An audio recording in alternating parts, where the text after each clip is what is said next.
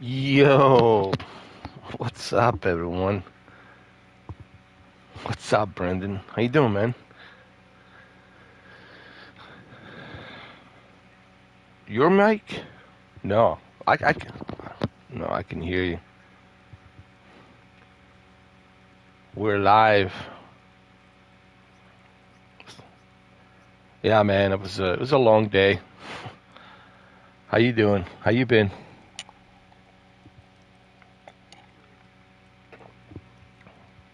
Yeah, I know, man. It's so hot, bro. It's already, April here. It's summer. People don't understand.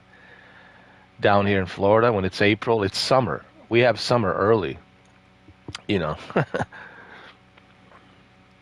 for them it might be a spring right up north, but for us it's already summer, like 89 degrees, right? So yeah, and it's even hotter over there. Holy shit! Um, so let me see how many degrees is it right now? 88, 85, but for you it's was 92. Holy shit! But they're saying that the temperatures will come down next week or something. That's strange. Maybe for a little bit.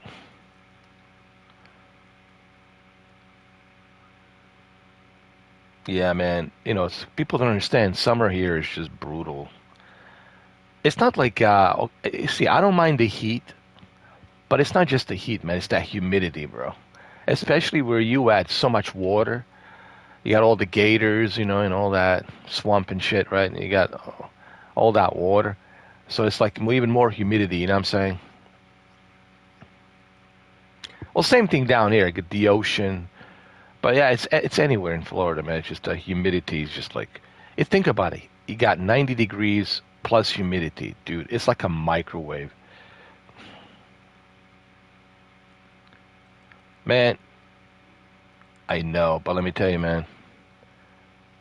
We have these hurricanes, man. And here's another thing. It's not just the hurricanes. It's like the lightning, dude. People don't understand the lightning. It's deadly here.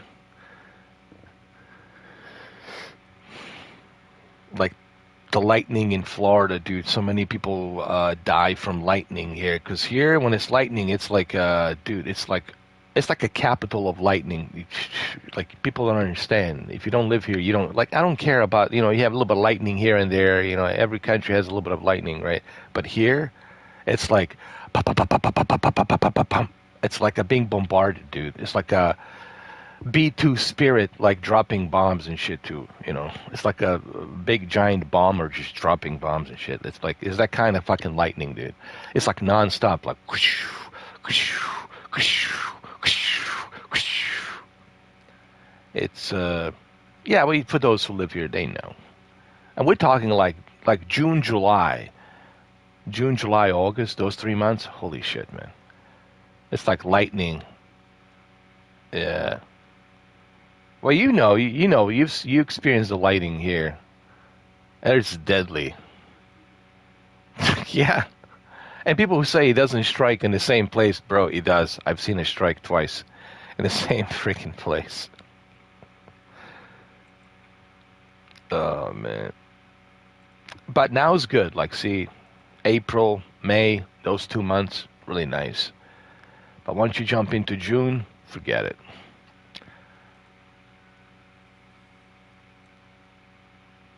Hey man, I'm about to level up to level 10 on the Assassin's. Yeah, and I have to assassinate this Wakasa. Vakasa. Yeah.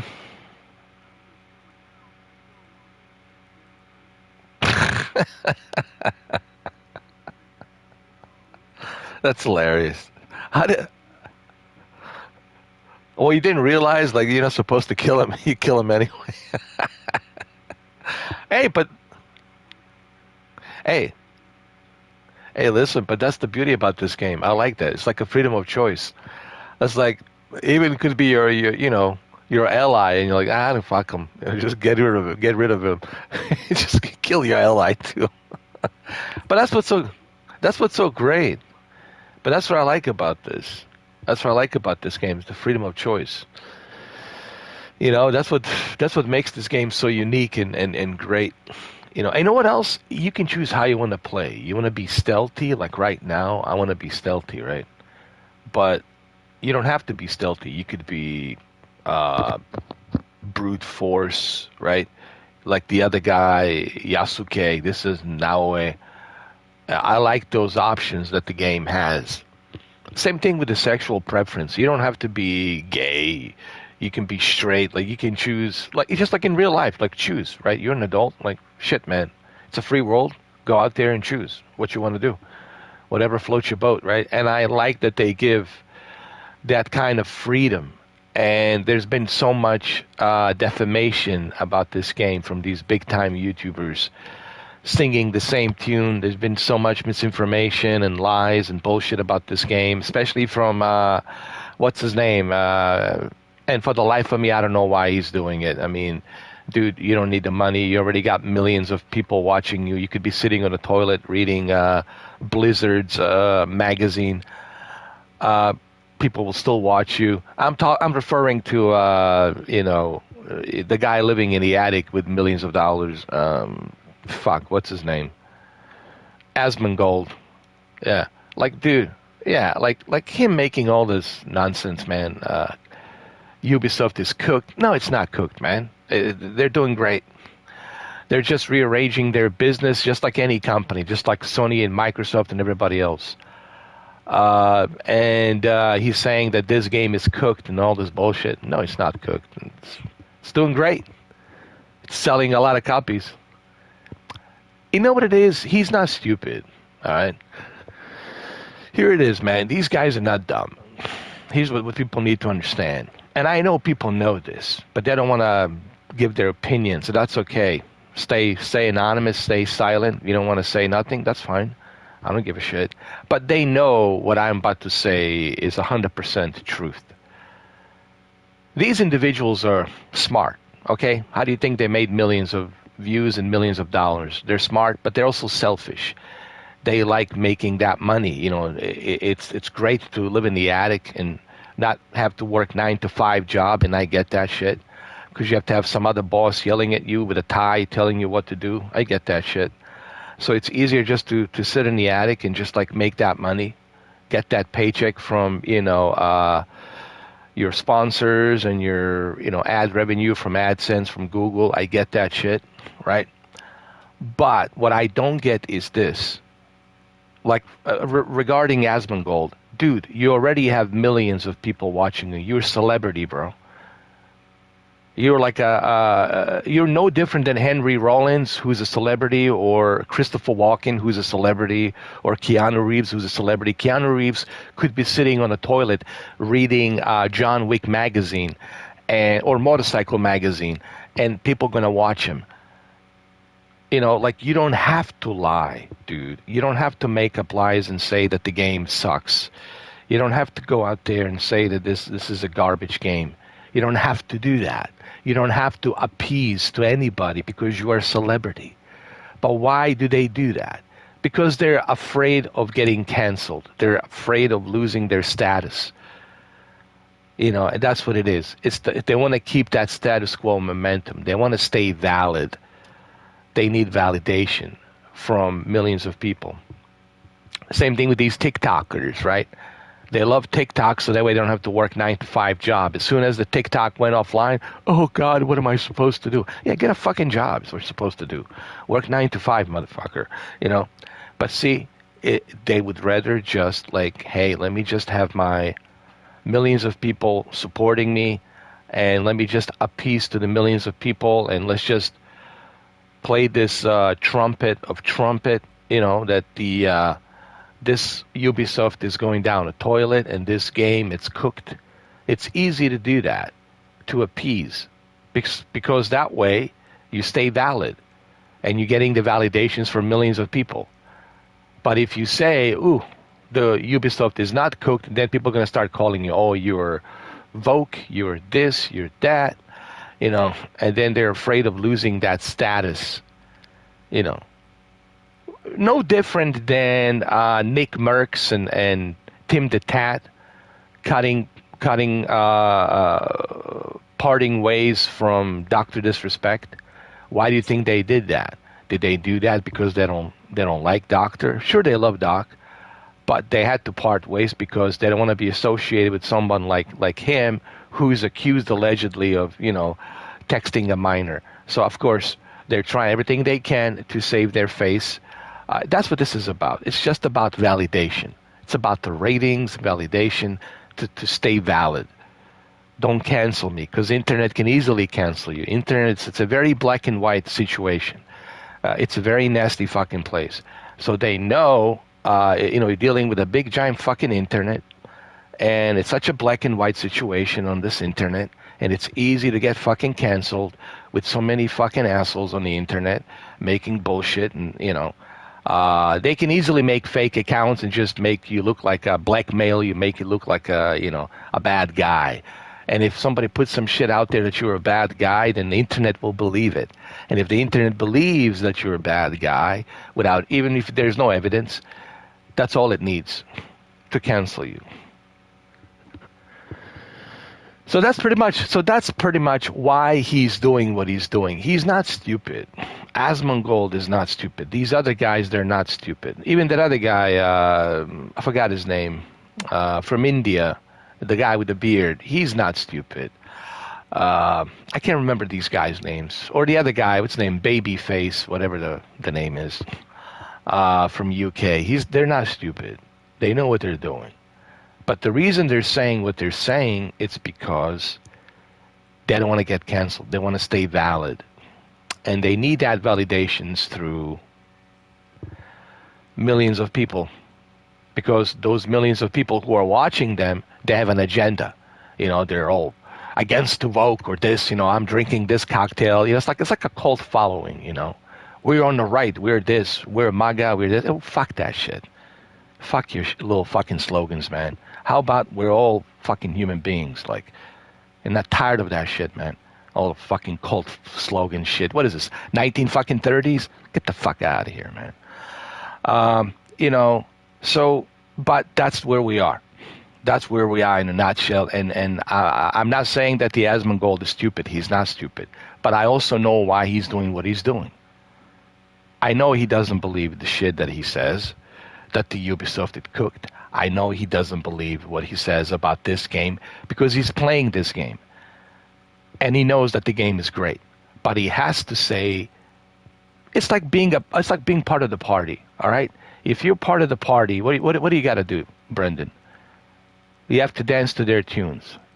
Yeah, that's right. You have to sing the song that they're singing. Like, you want to join their party? Well, guess what? Here's the qualifications. You have to sing the same tunes we're singing, and you have to sing it. If you want to be part of our party, you got to sing that song. All right. You want to go to this other party? Well, you got to sing their song. So you have to sing the song that they're giving you to sing. You can think for yourself, and that's what it is, man. So you just have to go with a slogan, propaganda that they're putting out there.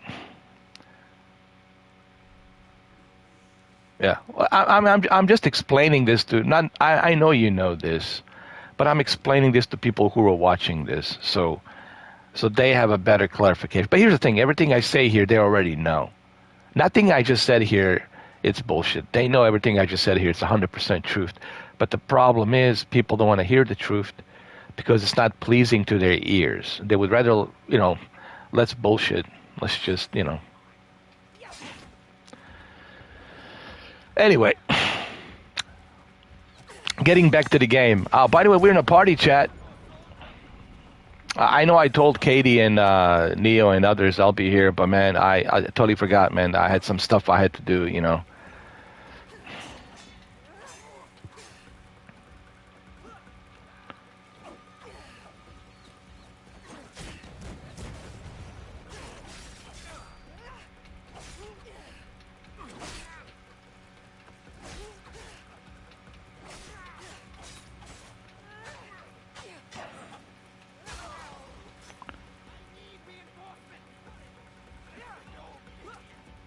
Me personally, I'm enjoying this game, dude. I give this game 10 out of 10.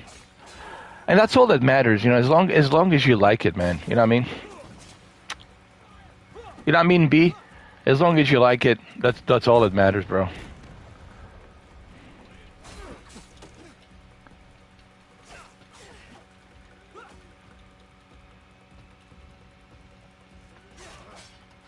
By the way, I love that suit you have, the dragon.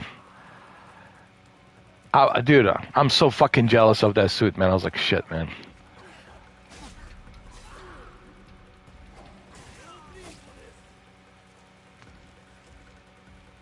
How many do they have? Oh, really?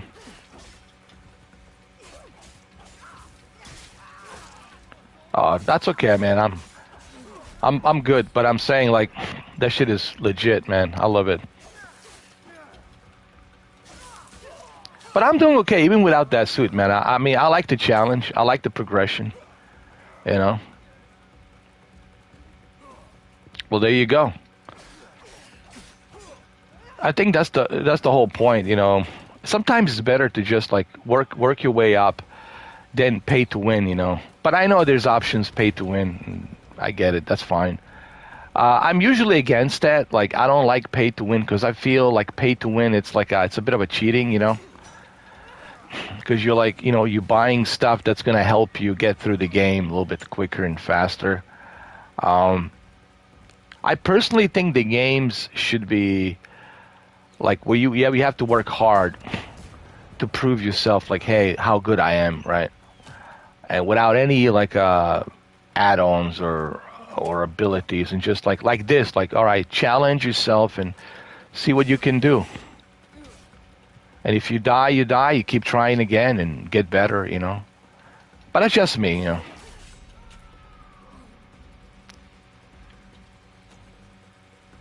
But hey, it is what it is, you know. I know it's out there. It's been there now, you know. The microtransactions and all that shit is there.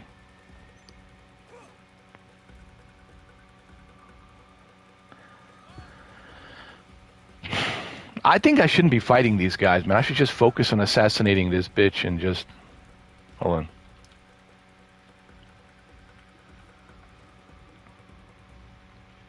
No, not yet. Oh, I have that. I have that. But I used all of them. I have like 3 left.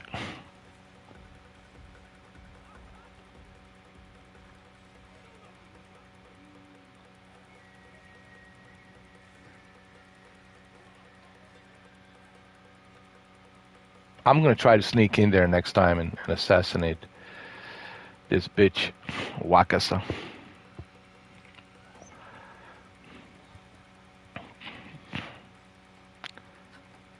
I'm gonna die here because there's too many of them.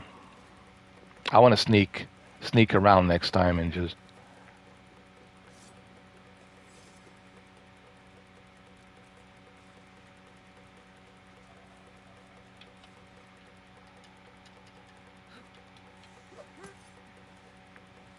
Hold on a second.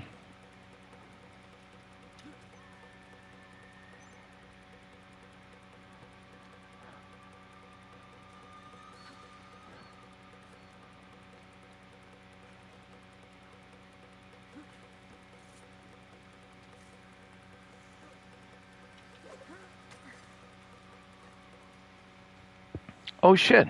Looks like I'm going to make it, huh? Fuck.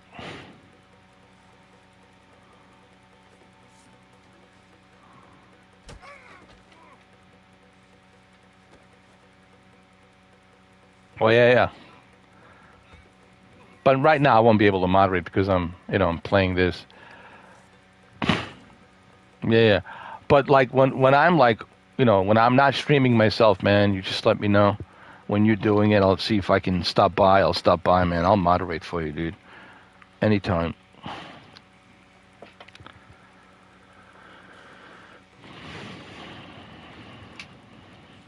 I'm gonna wait for the cooldown.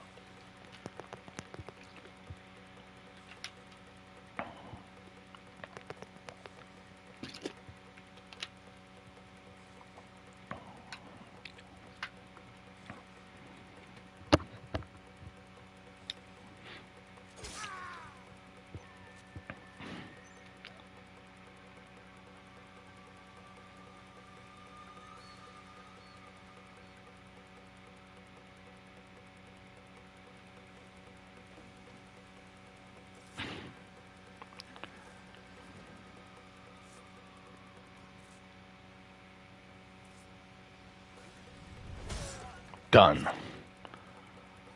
Got that bitch. Let's go. The guards will be on alert. Can't let them see me. Stay as a ghost, Shinobi.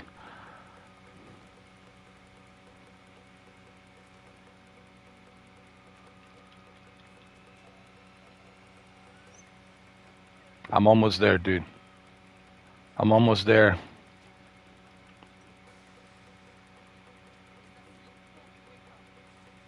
Oh, there she is. There she is.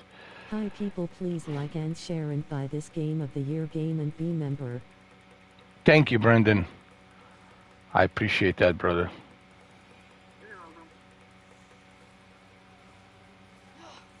Damn that girl. There, I assassinated her ass. John Wick style. Just like that. This is how it all began.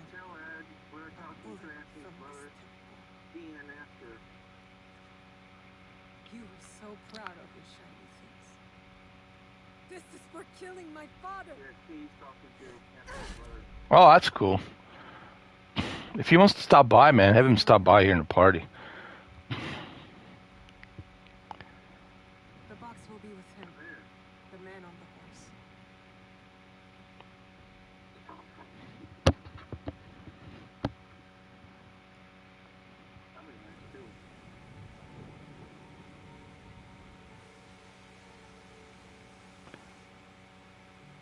Nice, man. I just assassinated this bitch. One by one, man. One by one, man. They're going down the list. The list is getting fulfilled. I have a list of enemies that I'm just taking out.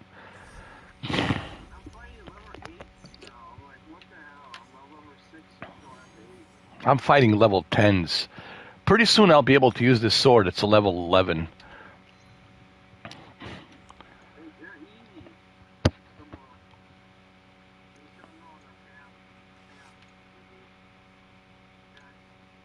I can't wait to unlock this, man. Oh, I got a level... Holy shit, what is this? Tanto, level 9. Oh shit. Hell yeah. What the fuck?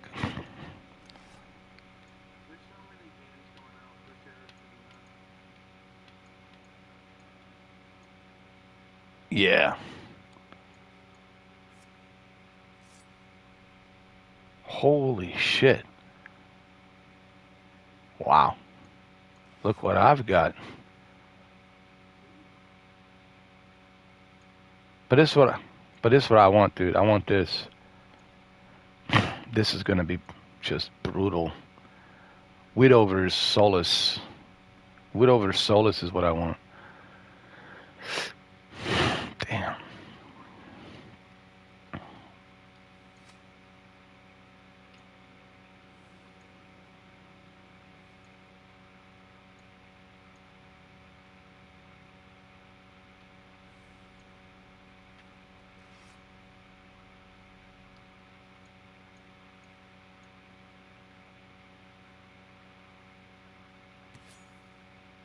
Ooh, I got 2 weapons now I can have. Nice.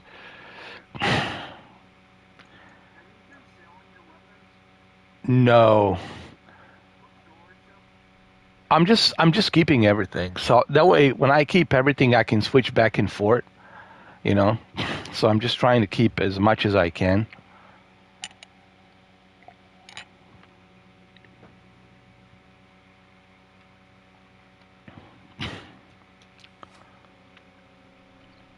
Hell yeah.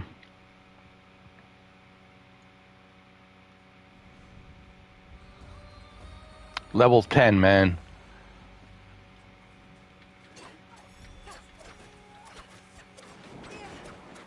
Mastery point 1. Yo, Naoe. Naoe is the best, dude. I don't even know if I want to play as the other guy. Oh, really? You don't have to play as what's his name? Yasuke. Yeah, but you're not forced to play as him, right? You don't have to if you don't want to.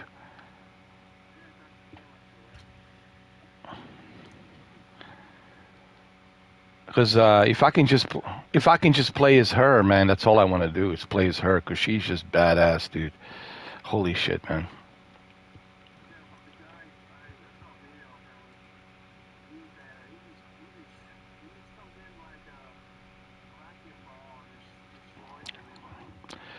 Yeah, but he's too slow. He's too slow. Well, we'll see when I play him. I haven't got to that level yet, but when I get there, I'll see. Yeah. But so far, mine favorite is Naue. Naue is like it's all I need, man. She has so many abilities. That's why I like her.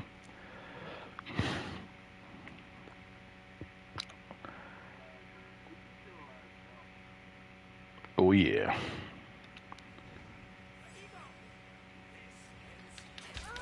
Yo. Look at her. Damn. Fighting level 11.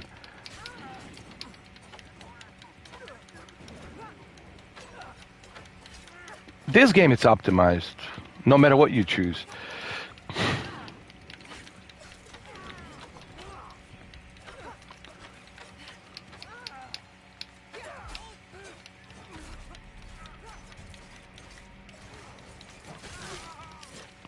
Holy mother of God, dude.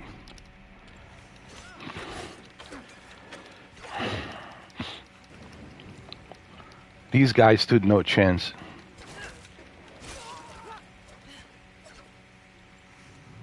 Holy shit.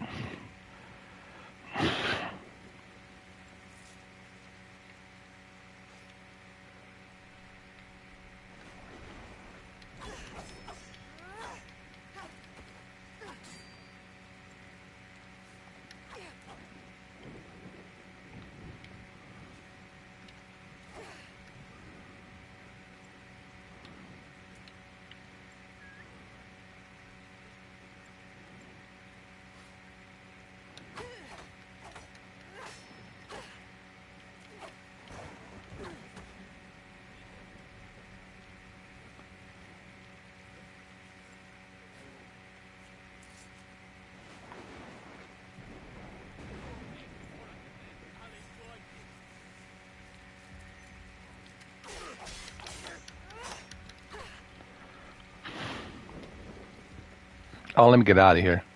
I don't need to fight these guys.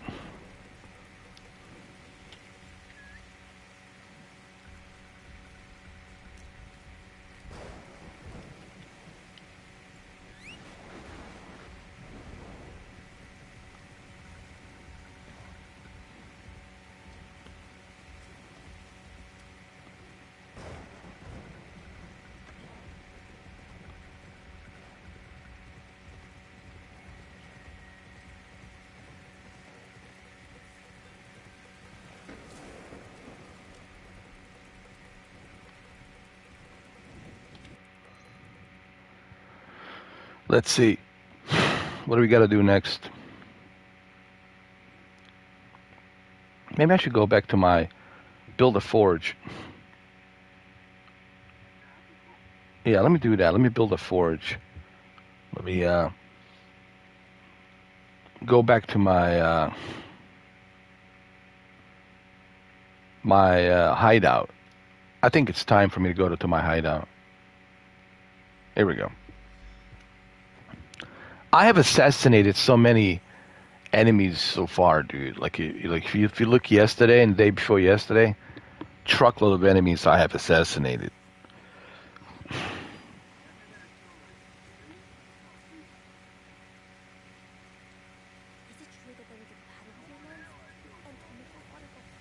Oh, well, you did it by mistake, right? Yeah. Hey, Tomiko. Tomiko. Did you find Kyoichi yet? We could use his skills. I don't just repair roofs, Miss Tomiko. All right, let's improve the hideout.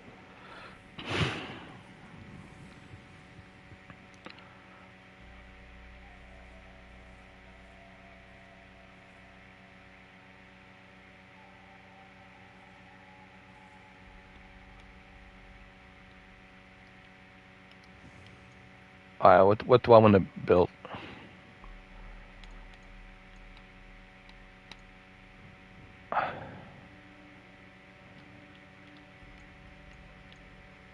Forge. Yeah, that's what I need. Build the forge, man, right here. Now I can build the weapons. I can build my own weapons. Hell yeah, dude, I'll build my own weapons.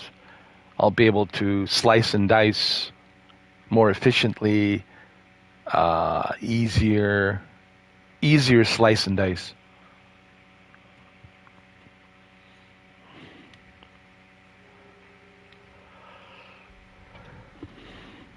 Okay.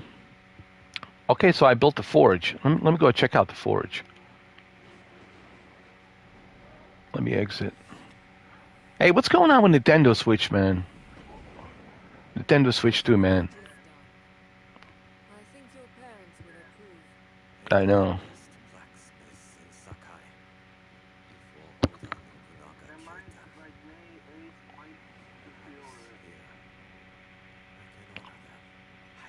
Even the digital games are like $80. Physical, it's like 90.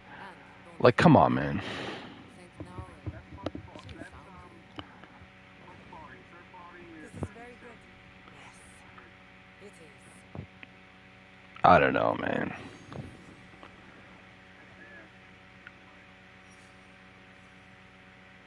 Yeah, I'm okay with my PS5 Pro when I get it. I mean, I don't have it yet, but when I buy it. Because I'm thinking, like, why waste money on Nintendo Switch 2 for some down-powered PS4 Pro type of a power? Which is great for Nintendo, sure, but, dude, like, if you're going to spend that kind of money, you might as well get PS5 Pro. It's like, fuck, dude, you know. Right?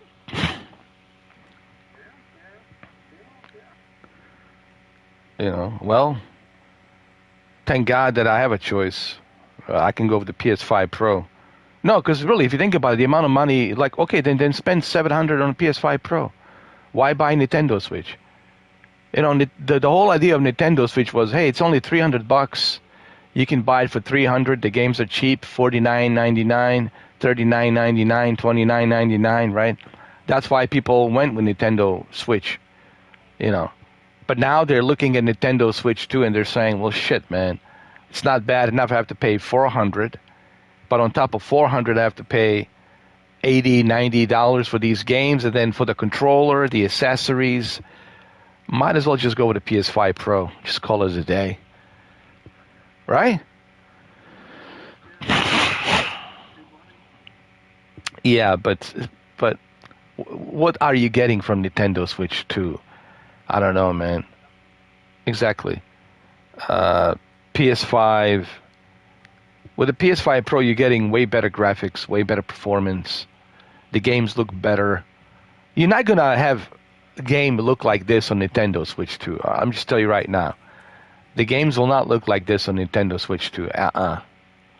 It ain't gonna happen, cousin. So, I guess you want to play Mario with a... Okay, if you want to play Super Mario or Mario Kart and better graphics, okay, fine, you know. But if all I'm saying is, if you're not like a huge fan of Nintendo, if you're just like a casual guy like me, and I'm not like a huge fan of Nintendo. I mean, I have played Nintendo. I'm familiar with Nintendo. But I wouldn't say I'm like a hardcore fan of Nintendo, because my ecosystem, it's not Nintendo. My ecosystem, it's Sony. So for me, it makes sense to be with Sony, you know. But if you're a hardcore Nintendo fan, then yeah, I get it. I understand. I'm not going to judge you. I mean, I'm not speaking per se you, Brendan, but like, you know, those who are Nintendo fans. I get it, you know. But I still think they should protest. I think they should say this is bullshit. Like, you shouldn't have to pay that much, man. You know, no company should fuck you over.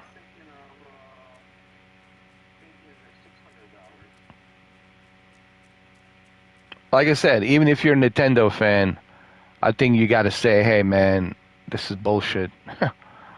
And I'm seeing even Nintendo fans like saying this bunch of bullshit, like, and that's good.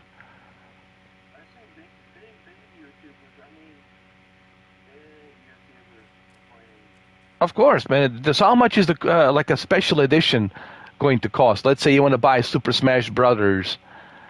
The original is what, 90? It's like with $200 for Super Smash Brothers. Like, come on, man. All I'm saying is, if you're a Nintendo fan, I get it, and I know Nintendo fans who are hardcore Nintendo fans. They're going to buy it regardless because that's what they are. That's their ecosystem. That's what they do.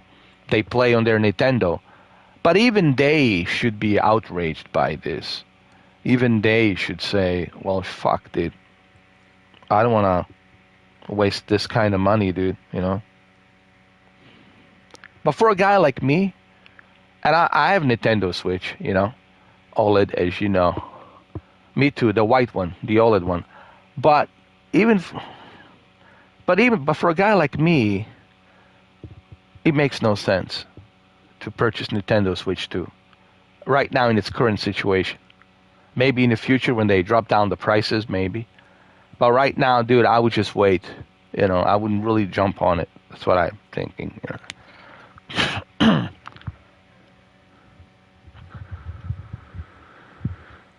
Right now, all I need is a PS5 Pro. I have 556 games, dude. It's more than enough. And each month, PlayStation Plus keeps adding more games for me to add to my library, dude. I'm.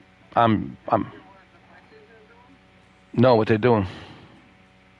Starting January 1st, 2026, your library from the PlayStation Plus games are going to be Sonic being removed. What? Fuck, man. You look like a Are you sure about that?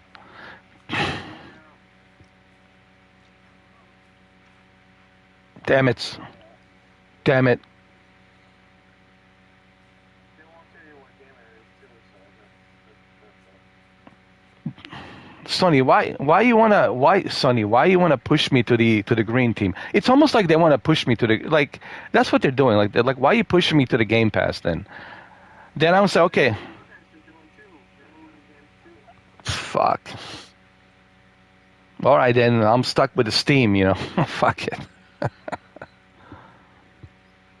I don't know, man. The gaming industry, it's just, the problem with the gaming industry is this. You will pay for everything and you will own nothing. That's Stadia again. Right? It's just like, I think that's what people are afraid of. Back in the days, the collection of the games that you own, it's yours. But now it's like the stuff that you buy, you could lose a license and they might revoke the license, right? And they might say, sorry, you don't have the license. We don't support it anymore. And then you cannot play the game, you know.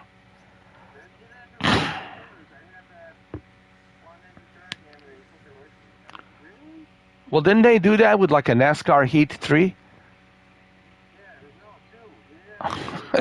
Yeah, and you paid for it, but you can't use it.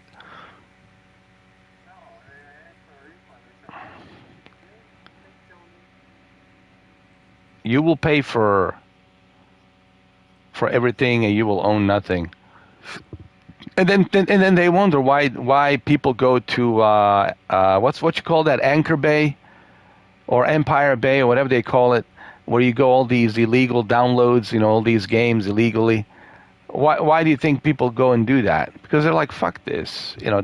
This is what these companies don't understand. When you're doing this kind of shit, then you are telling people, yeah, go and download the games illegally. Go and just fucking go to the Empire Bay or Anchor Bay, whatever the hell it is, and just get all these games illegally, right? That's what you're telling people to do. Same thing with Nintendo. When you jack up these prices, when you jack them up, you're essentially telling people, yeah, don't pay for our games, just go get them illegally. And that's what people will do. They don't give a shit. You know, these companies got to stop being greedy. Greed is not good, man. This is what they don't understand. They think that, no, fuck Wall Street movie. Michael Douglas was wrong. Fuck that movie. Fuck Gecko, all right? Money Never Sleeps and all that bullshit with Charlie Sheen. He was wrong. Gecko is wrong. Well, he ended up in jail, didn't he? Well, so he was wrong. Greed is, yeah. I was like, well, he got out in the second movie, Oliver Stone movie, Money Never Sleeps. He got out. He like served 20 years with a parole. He got out. But the point being is, the greed is not good. The greed is not good. Oh, you gotta watch the second one. It's called Money Never Sleeps. But greed is not good, man. Greed is bad. That's how you fail as a company, because of greed. You know, as soon as you introduce the greed, that's how you start falling down, man. And that's what these companies don't fucking seem to understand.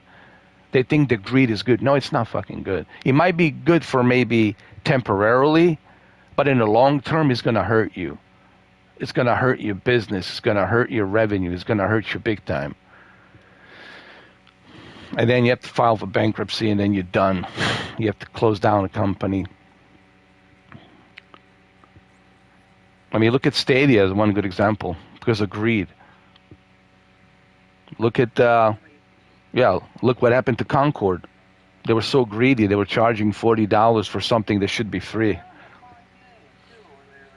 Yeah. Greed is not good, man.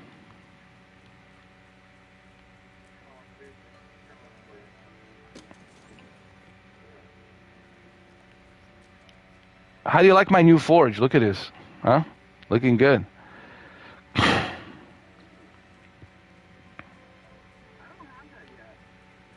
Well, first you have to level up to level 10, then you can do it. The Forge is where you make your weapons. So now I'll have better weapons and shit like that. Hello guys, how are Yeah. you all today? Hey Shinobi, how you doing, man? Oh, we're just, leveling up, level 10. Playing this masterpiece of a game. I'm building my forge over here, got my puppies.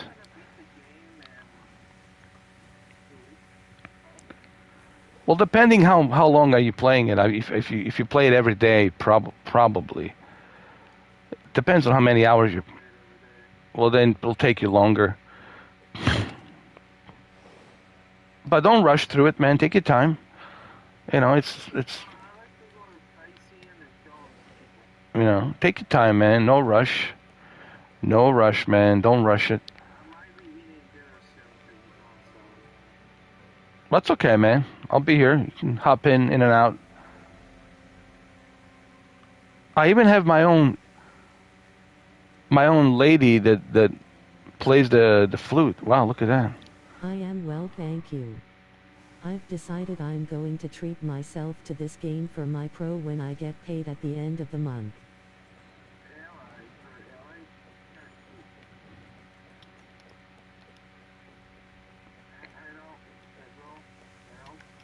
Yeah.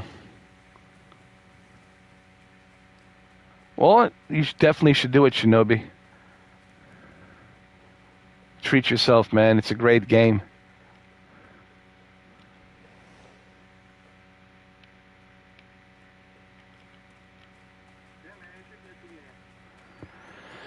It's a wonderful game.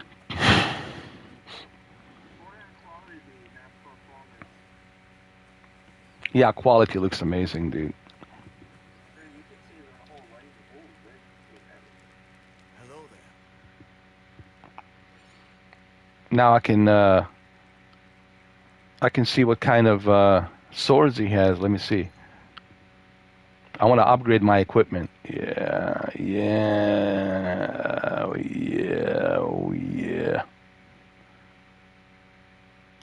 I can even upgrade my armor.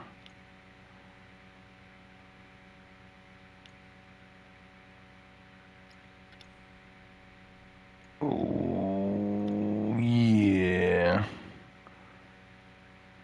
Use 1 gold to upgrade.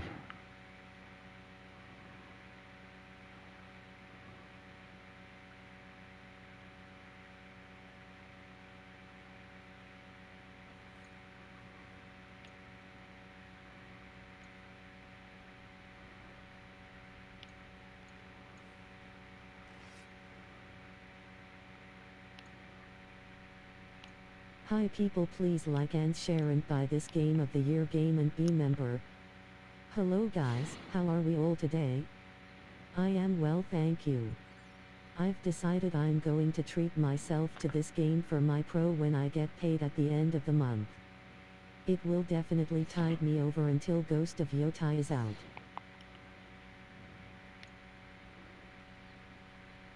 Look at this upgrade. Nice, man. Should I just stay in here and then come back? Or... No, it's it's fine, dude. You can come back later. It's all right. It's all good. Alright. All right, brother. See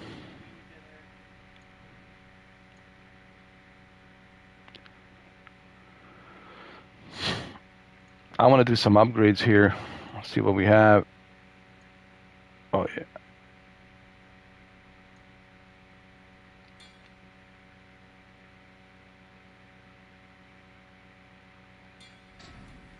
Level 7 upgraded. Nice.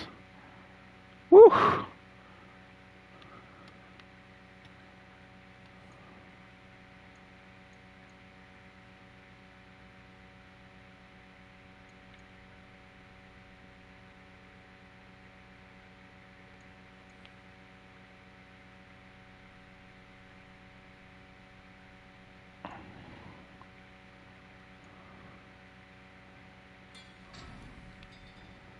Oh, hell yeah. Hell yeah.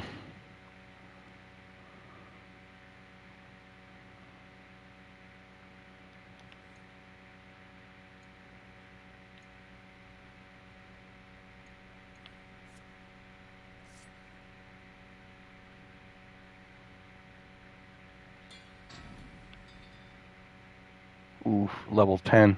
Shinobi's Fury. Fuck yeah.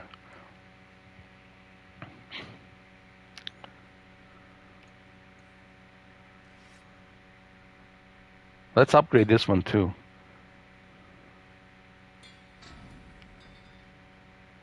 Level 9.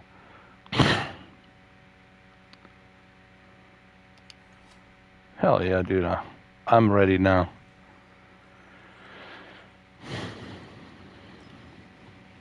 I'm ready to kick ass. You mentioned a debt you owe to Tomiko. What was it? When Lord Nobunaga came to Sakai, he commanded my parents to make weapons for his soldiers. They refused. Soldiers came and took them. Their heads were displayed as an example to others. I am very sorry. I escaped because Tomiko hid me with her family. She risked her life. That sounds like Tomiko. My parents would be happy that I am here. They would like this place.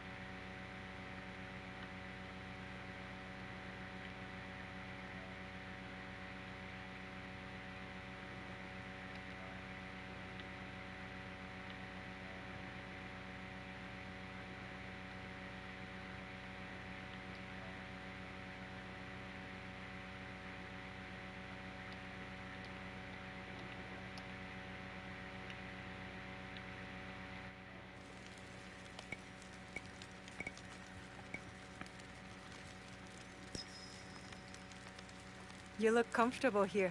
It is a good place with good people. And a purpose I believe in. A purpose we could not follow without the work that you do here. I do my part, that is all. If more join us, as we hope, I will do more.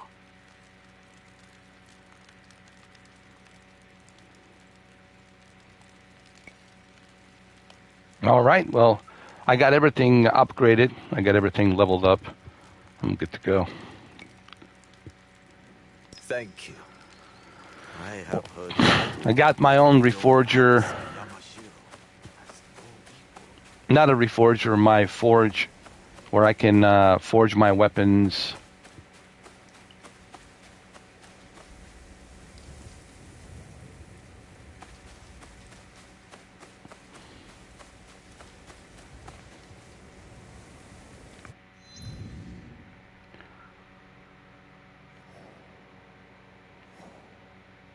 I love that. I love the fact that I have my own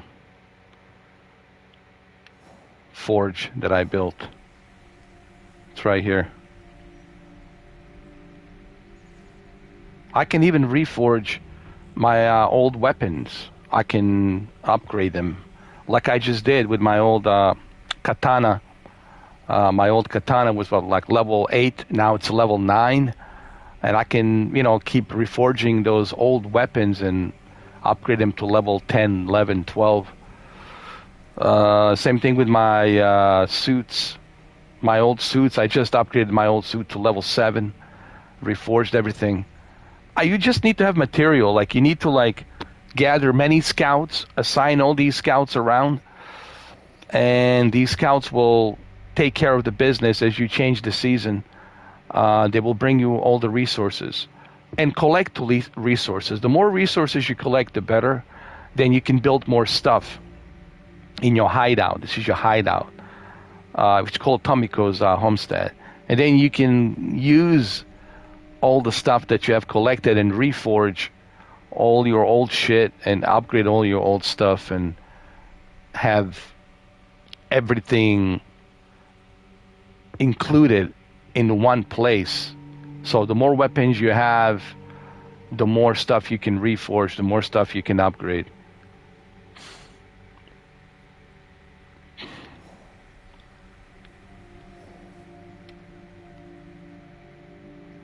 Hey, what's up, Katie? Oh, nothing. There was nobody there. It was just me and Brandon. Brandon had to go eat some dinner, so we all left. He told me you were talking to Anthony's brother, so, So we left. We were there for like an hour.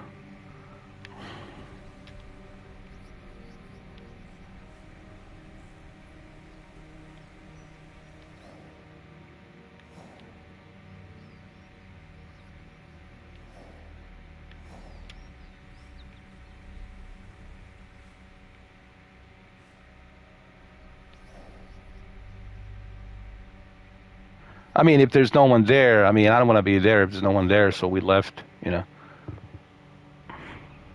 When more people come in, then we'll do it,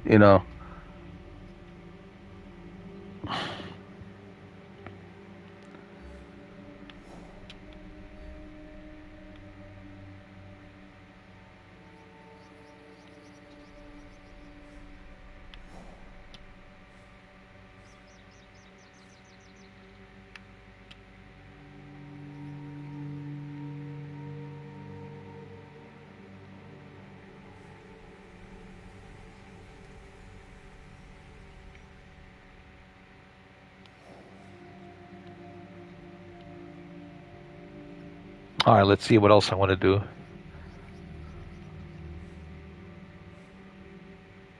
Find Mitsumune. All right, let's do that.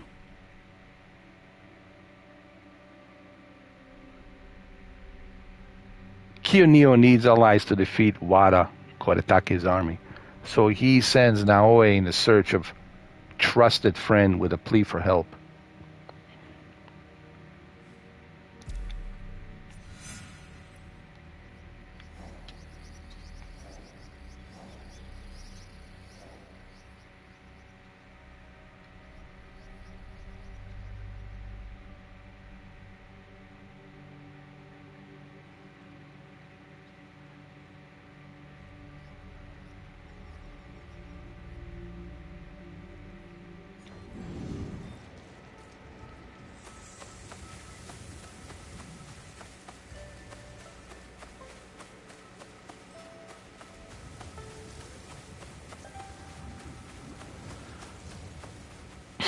Look at my hideout.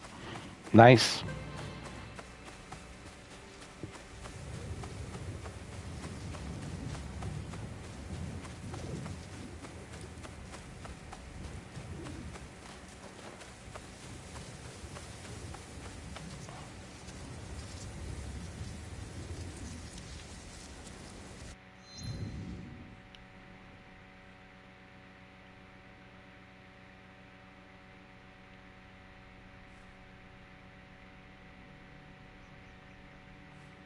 You see?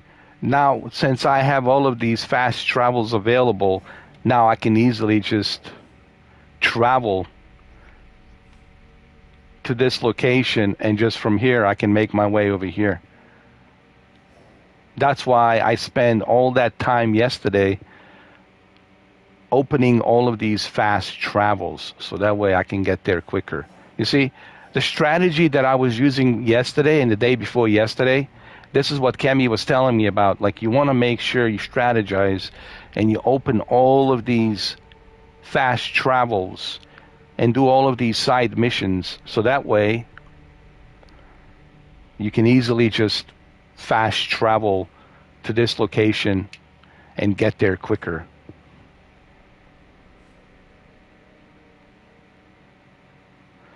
And remember, all these enemies that I killed, that I assassinated, now I can fast travel on these areas as well. And here's another cool fact that you can do. When you take a photo, like let's say the photos that I took yesterday of all the enemies that I killed, and I took the snapshot, guess what? They're all here. Look, the photos are there. That's a cool fact that you guys didn't know that you can do in this game. Same thing here. Remember at the castle? I took a photo. There it is, right there.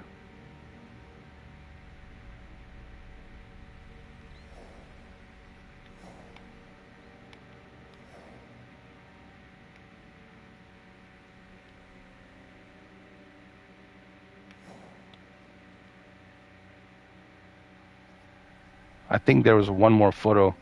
Trying to remember where I took it.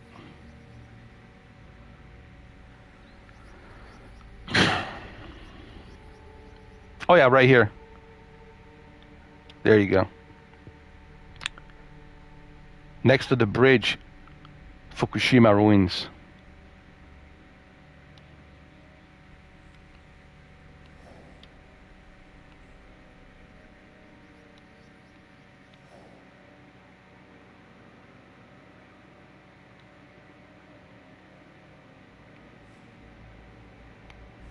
All right, let's fast travel so we can get there. What is this? Hold on. Contact the Kabuki Mimono.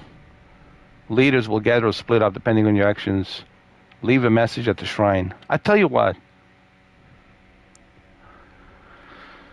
Why don't I first do this and leave a message at the shrine, and then from here I can make my way up here. It makes total sense. So let's do that.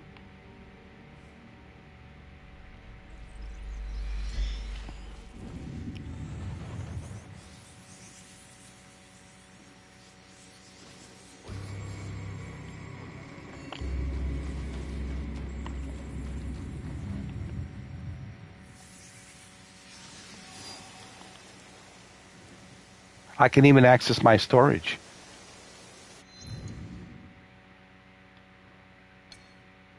When you get to your fast travel location, whatever that location is, you can also access your storage and change your weapons. And of course, this is what I want to unlock. I'm already level 10. Once I reach level 11, I'll be able to unlock this Widower's Solace. And this Widower's Solace, it's 40% critical damage with consecutive enemy kills. For those of you who are skeptical about this game, I'll tell you this right now. You're missing out. And I'll just say it. I'll leave it like that. I'm going to tell you this right now. If you don't play this game, if you don't invest time into this game, I'm telling you right now, you guys are missing out on a very great game. You guys are missing out on a masterpiece. This is a masterpiece. Once you understand it, yeah, there is a learning curve in the beginning. You have to, like anything in life, there's a training and learning curve. But once you really get into this game, once you understand the ins and outs and the mechanics of this game, you are going to appreciate this. I think this is what Kemi was talking about.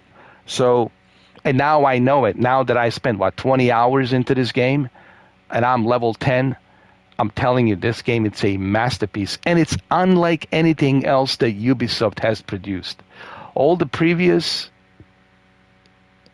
Assassin's Creeds, they're kind of the same. They kind of have the same formula, right? Same engine, same formula. This is different. This is a departure from previous Assassin's Creed formulas. This is done in a very good way, in a very realistic way, next generation way. And I'm just telling you, you guys are missing out.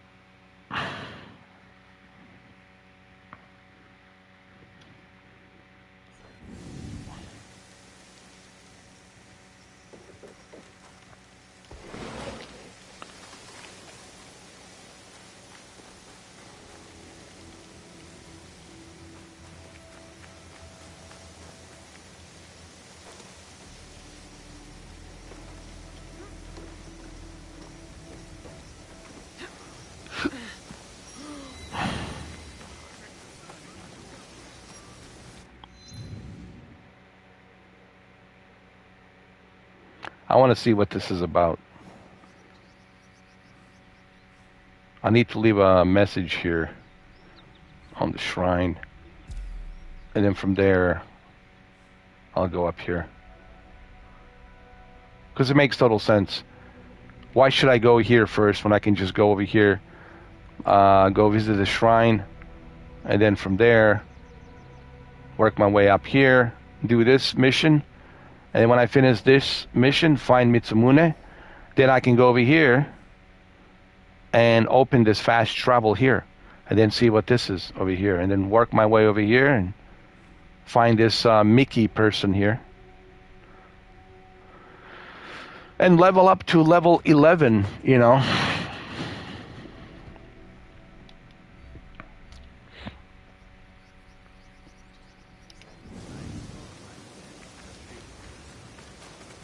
This filled me with dread for our next battle.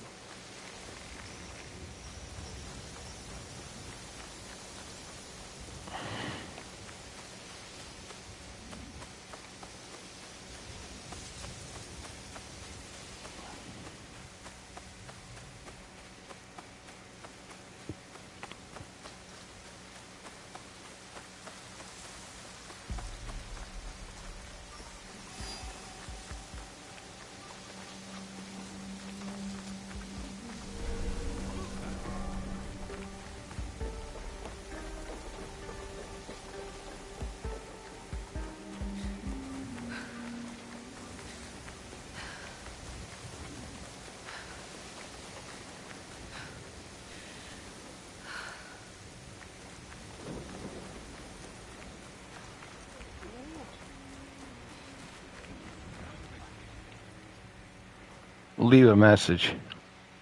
They are messages from Kabukimono leaders asking Ronin to join them in Setsu. That would be very bad for the people. They brag about their crimes and display their plans for all to see. Their arrogance could be my advantage. They've told me where to find them. In Harima. I can hunt them down, one by one. Or I could post a reply. Ask them to gather. Finish them all at once.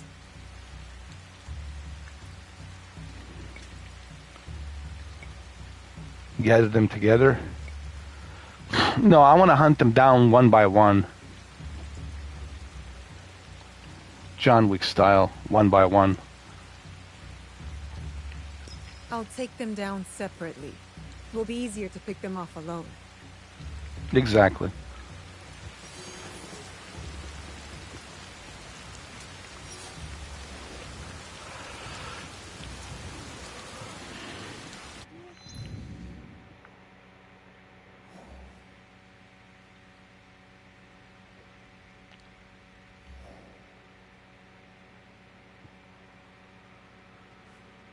Assassinate Laughing Man.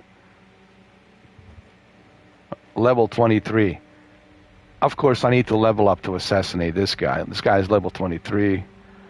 They're all level 23, so of course, we'll take our time we'll grind a little bit and level up. And once we get to level 23, then yeah, we'll go after Laughing Man. Then after Laughing Man, we've got Peacock.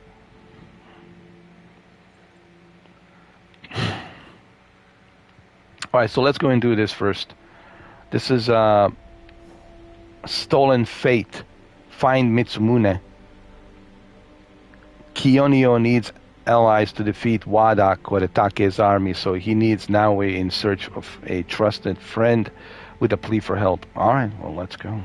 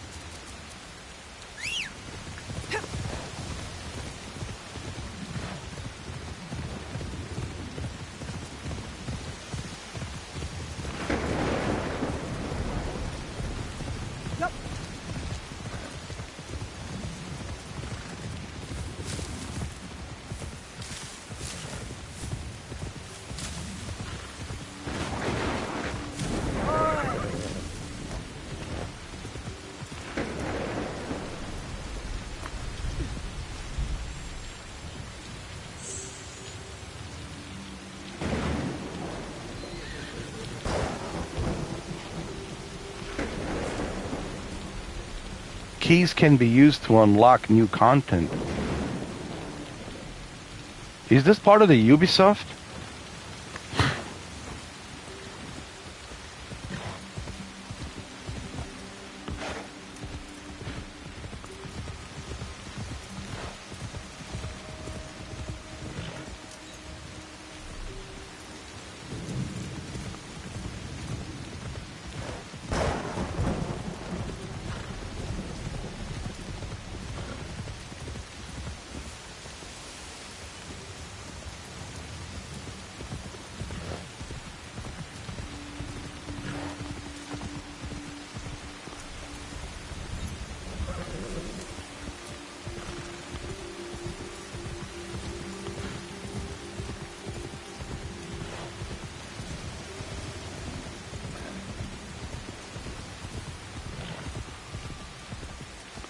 All right, let's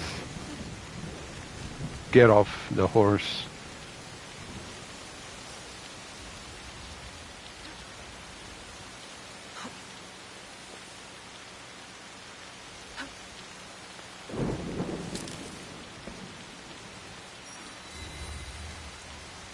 Nunobiki Falls.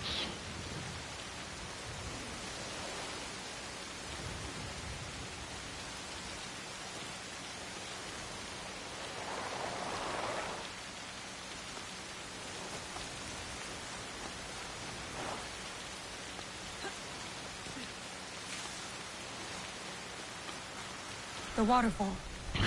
This must be the place.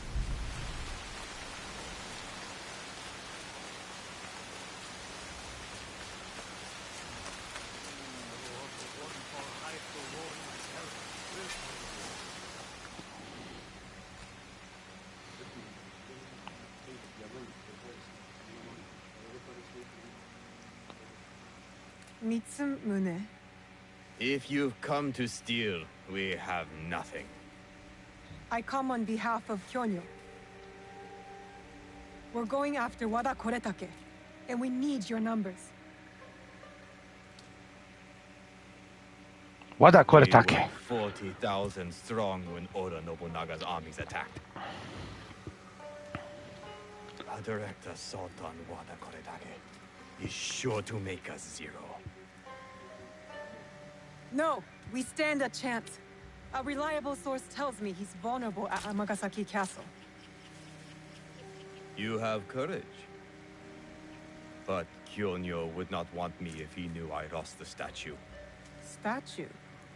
Kyonyor entrusted me with one of our oldest statues of Shinran. Shinran granted us access to the pure land in the afterlife, offered the way of Buddha to the common folk. I am common folk. I've never heard of him. Better for you. Even uttering Shinran's name these days can get you killed. But it was stolen. Taken by bandits in a bloody fight. We don't have the strength to take it back. We need you. If that means retrieving a statue, then that's what I'll do. We will see.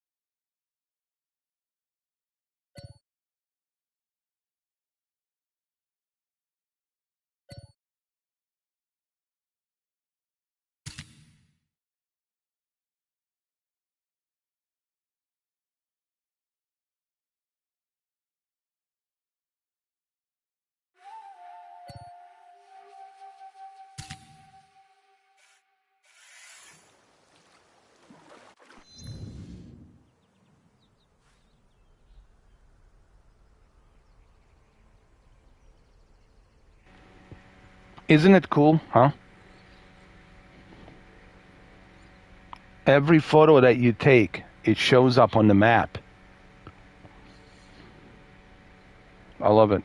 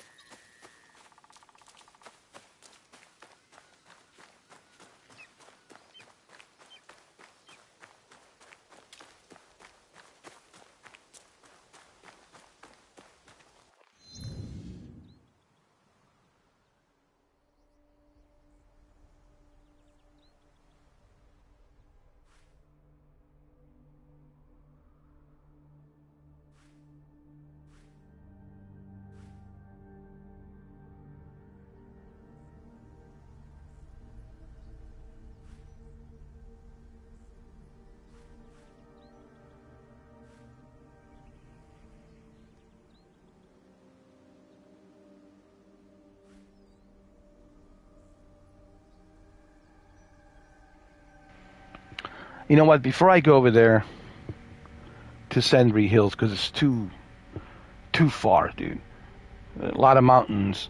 I want to go back over here and unlock this fast travel, because I will need this fast travel, you know, to get up here and then get up here. So I want to unlock this first, because there's a certain strategy about this game. It's like a general, like a 4-star, 5-star general. Like, you have to be very strategical with this game. You have to be patient and strategical.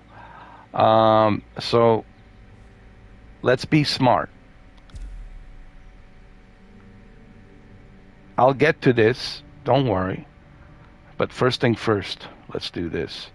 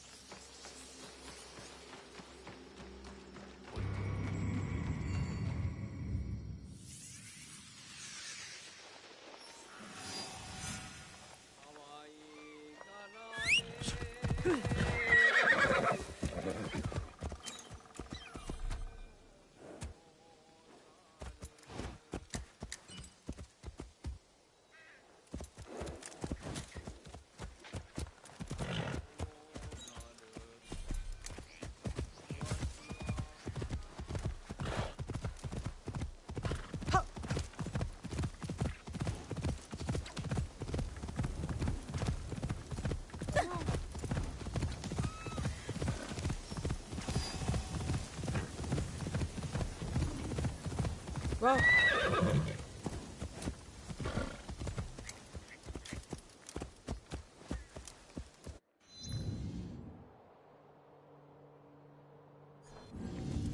Hey, answer me.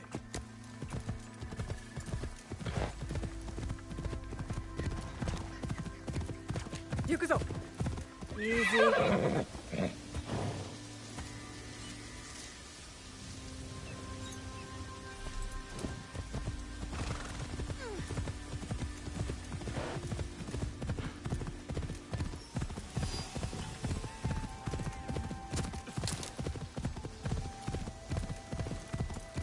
Easy.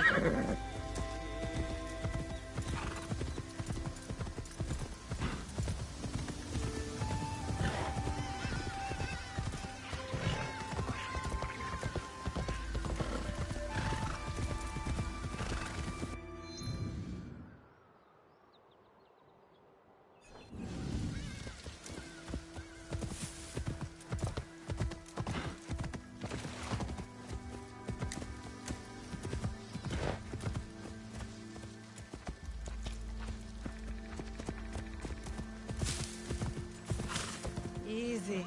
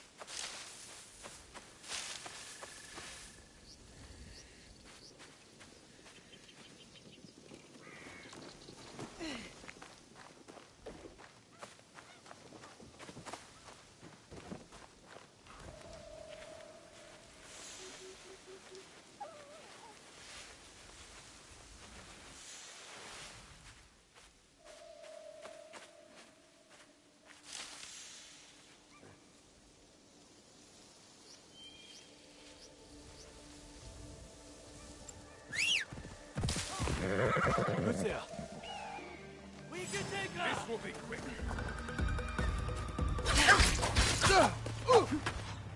I got it!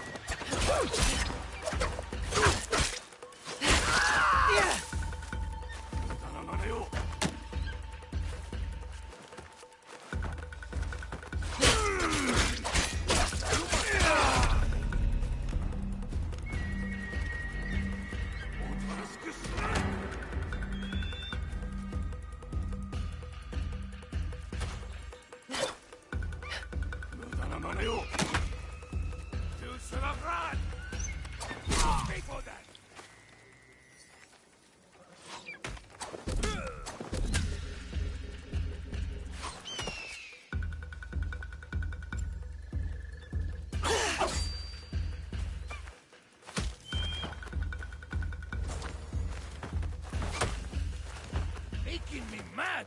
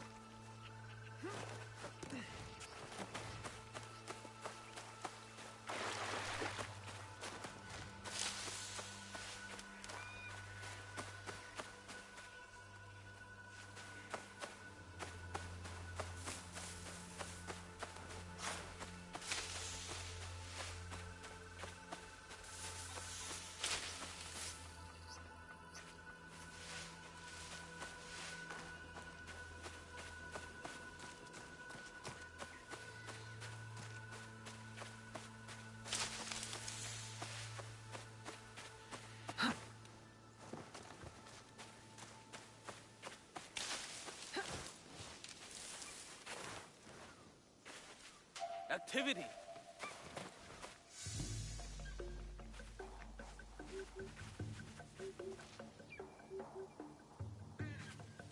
I should be. You won't get away.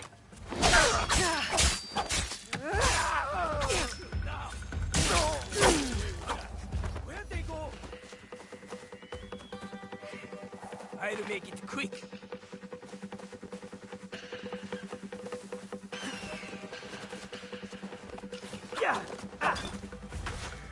No one can see.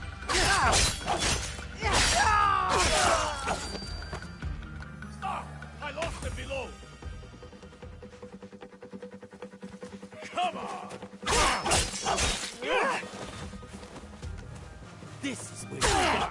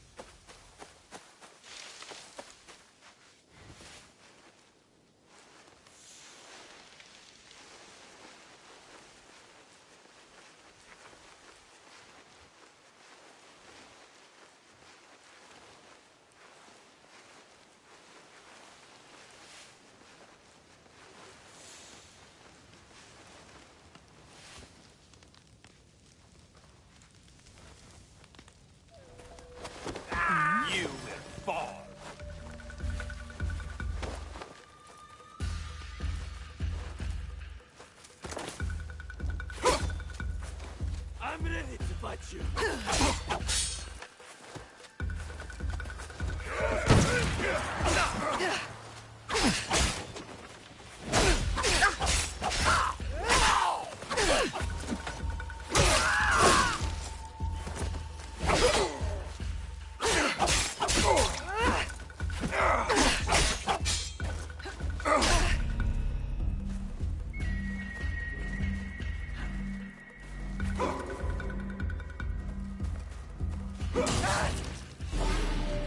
Another fallen.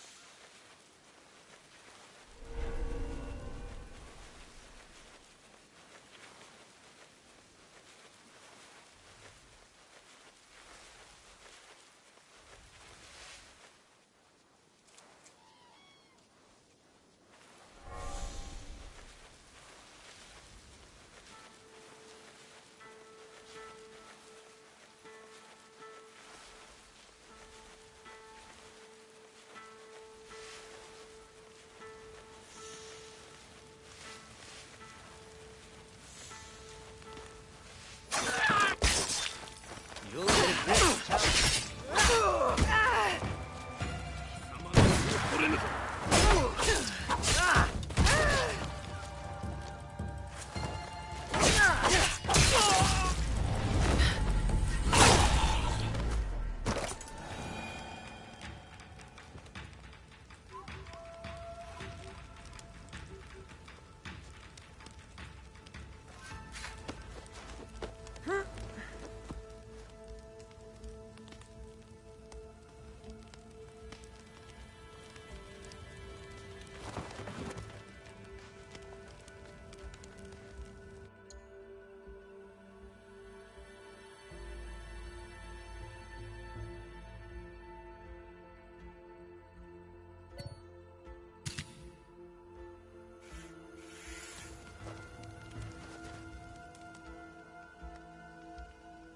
Don't be afraid.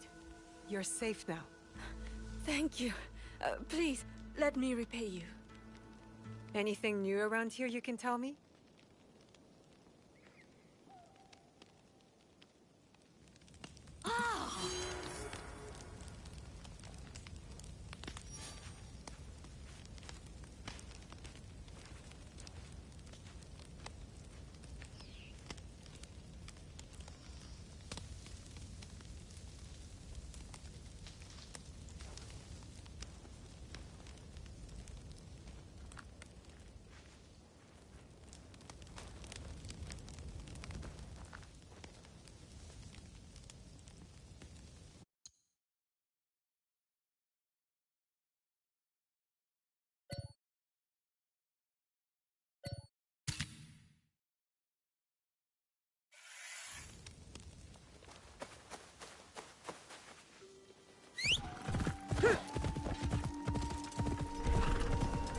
Overrun by bandits, like everywhere else.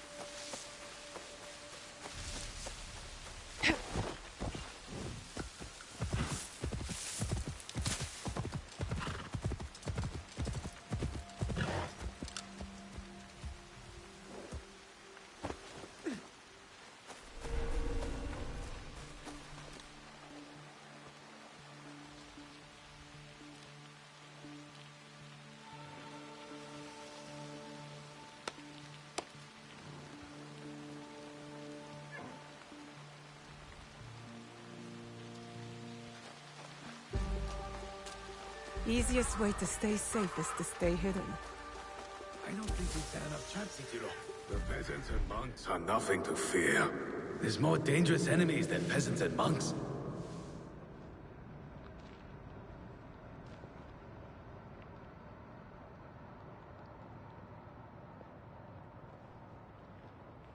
I saw that!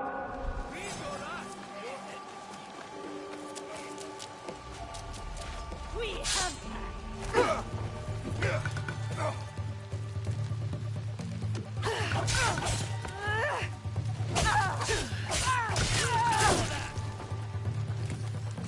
I'm onto your tricks.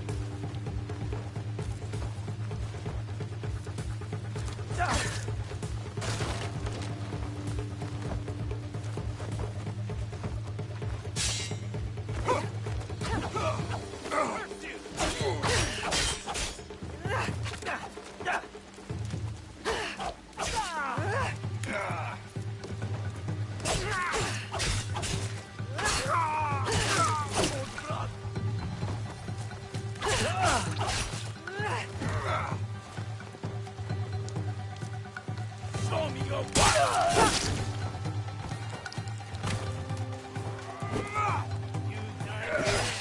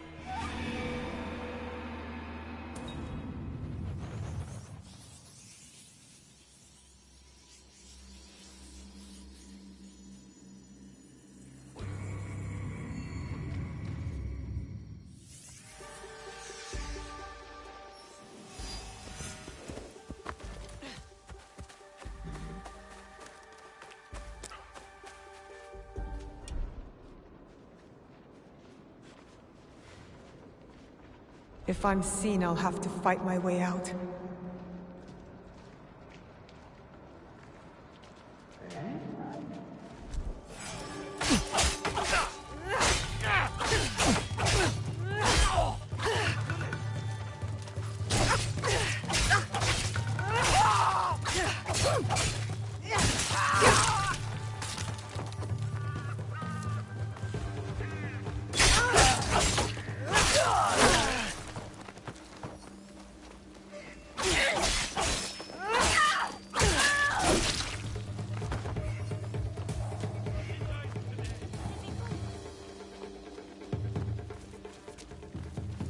Egan.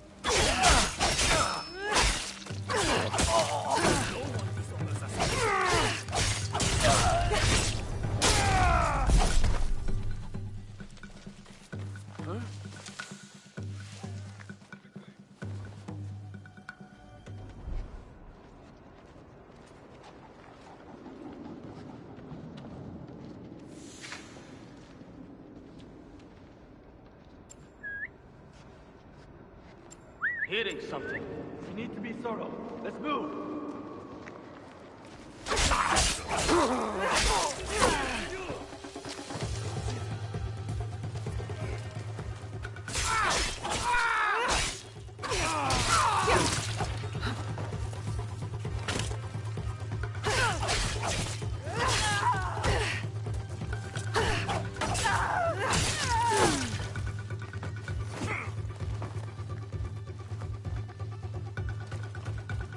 Where did we go? I'm taking you down.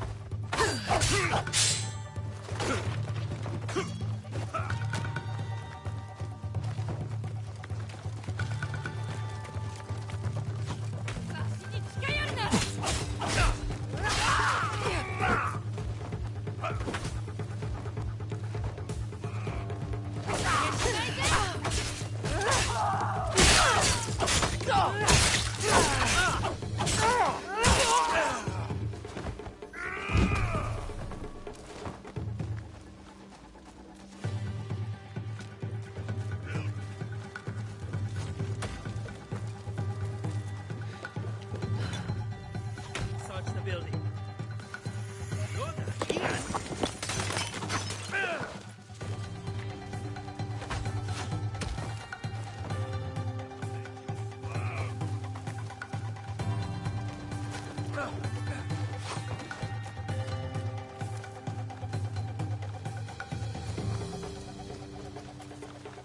Where'd they go?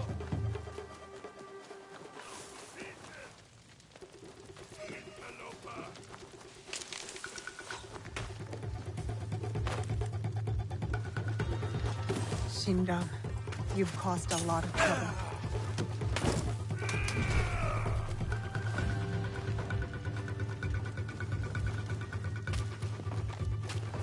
I don't see that. You won't kill me.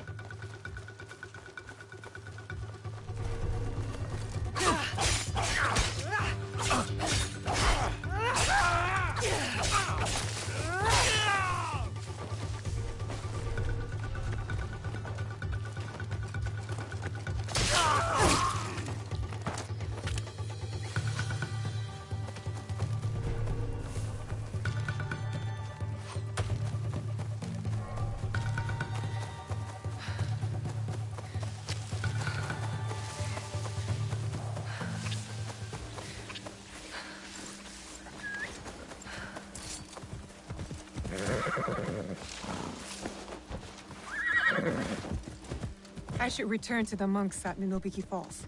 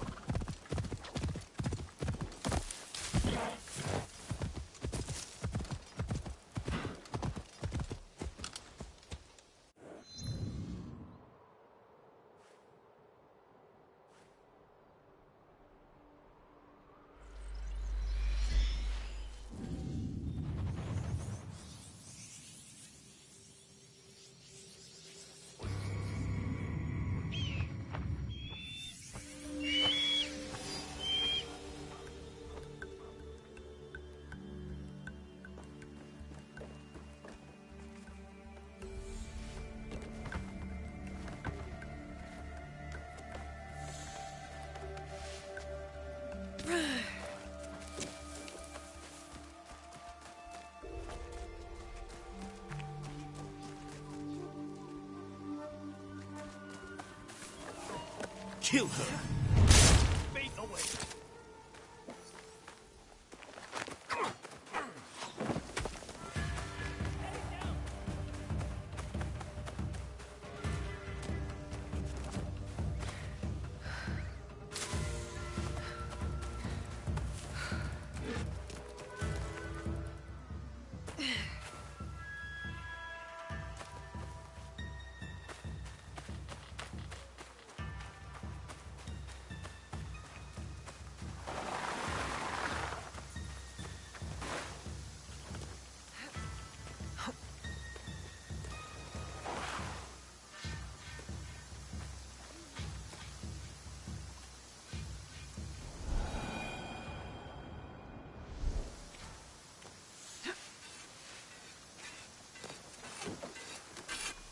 Your statue.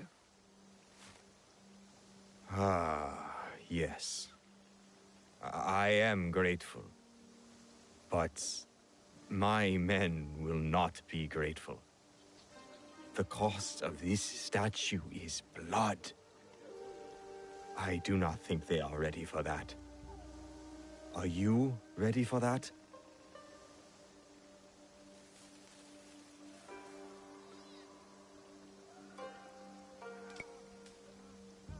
I am. The waterfall will run red, but the blood will not be ours. I see. Take the statue to Kyonyo. I am no longer a worthy protector. Tell him, when the time comes, we will fight.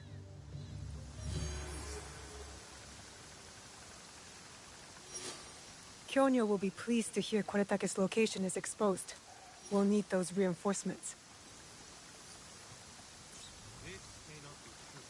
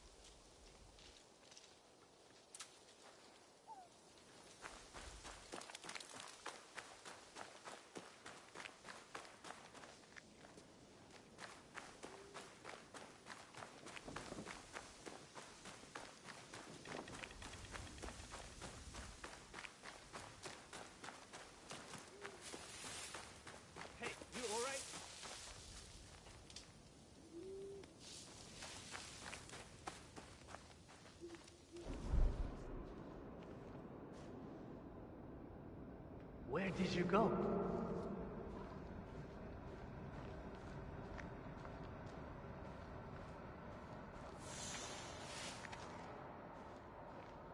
You hear me?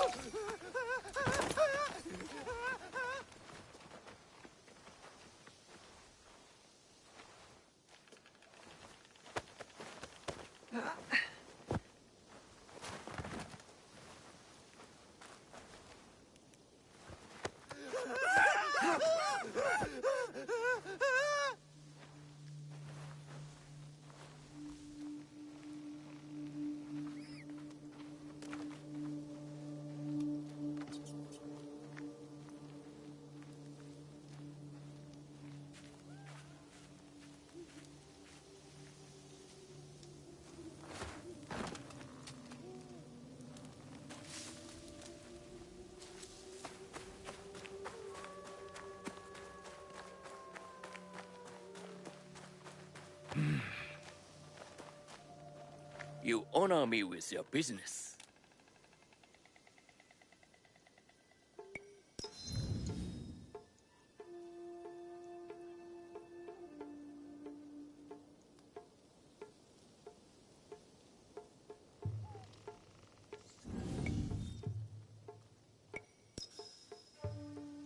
May the winds guide you back to my shop.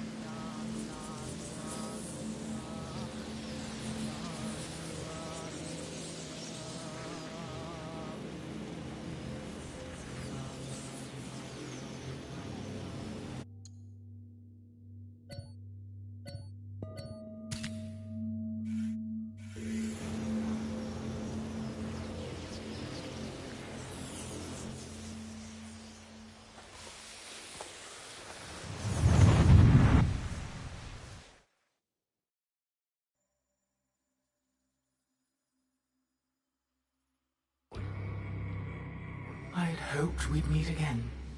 You've been through a lot. Your time in Animus Ego was meant to weaken you. A drip feed of memories to subdue you and to invade your senses. The others before you called it a bleeding effect. And when it has hollowed you out from within, she will claim you.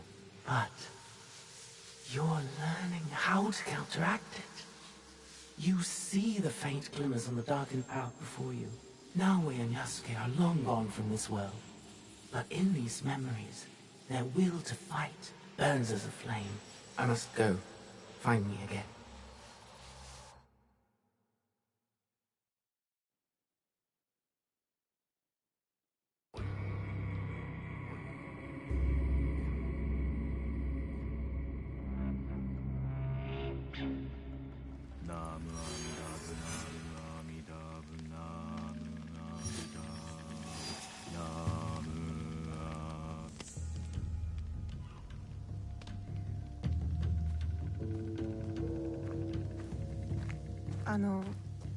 Kyonyo.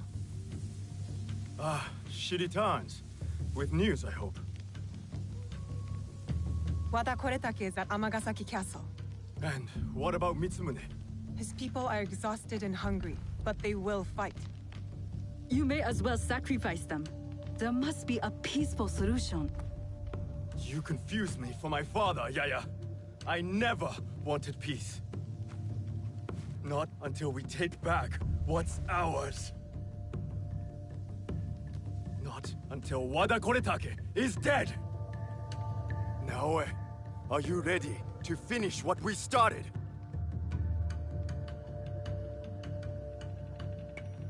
I am ready. Wada Koretake must die. I will not go to war for you. I will go to make sure you don't get Mitsumine killed. We attack at nightfall then. His stronghold will be less defended. Ready your blades. Send word to Nunobiki Falls. We march to Amagasaki Castle.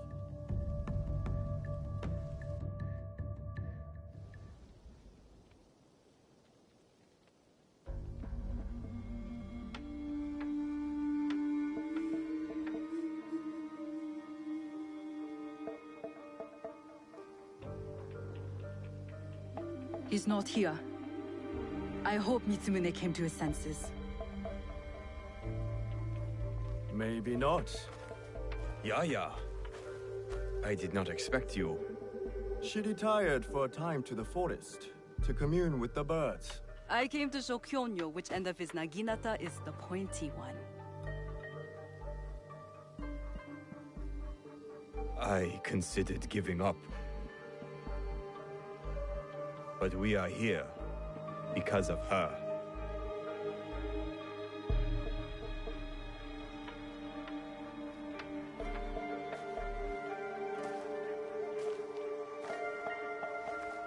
It is not too late to turn back.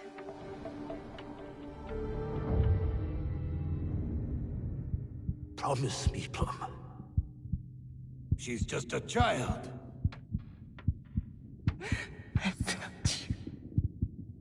No! Let them suffer. Let them die in pain. No, we fight. My brave Sohei! Oda Nobunaga has brought us to the edge of extinction. Wada Koretake threatens to push us over!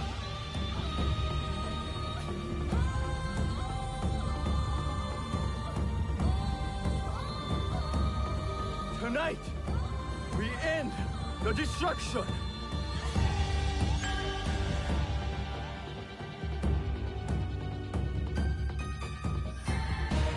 We succeed! Or we die! Fighting!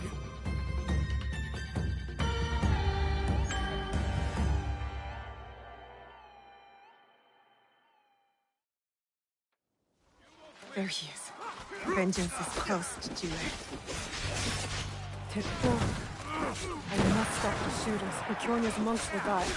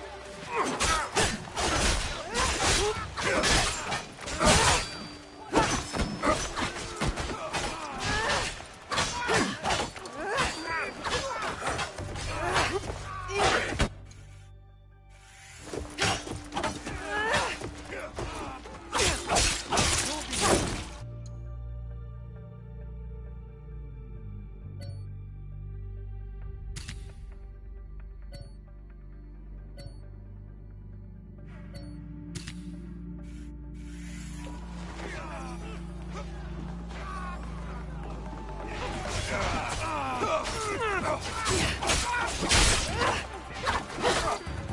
to stop the shooters on the other side.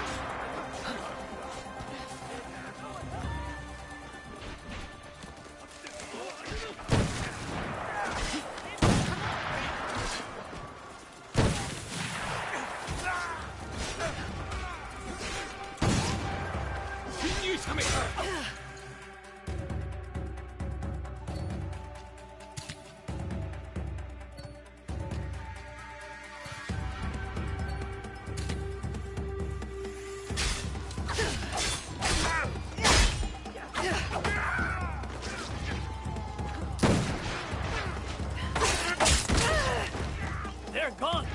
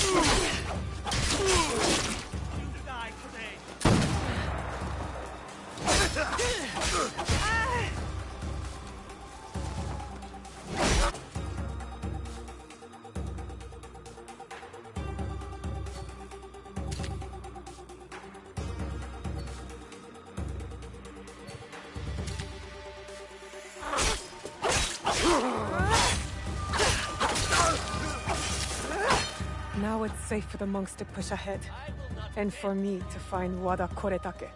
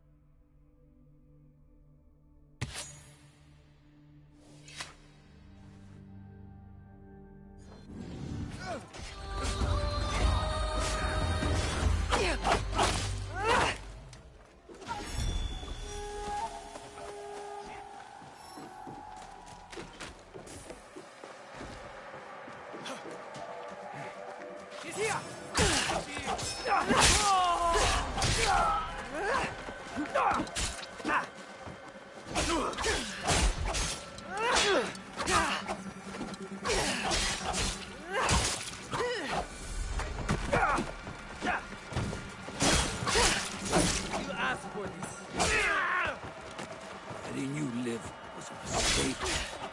A mistake I won't repeat. No, you'll be dead.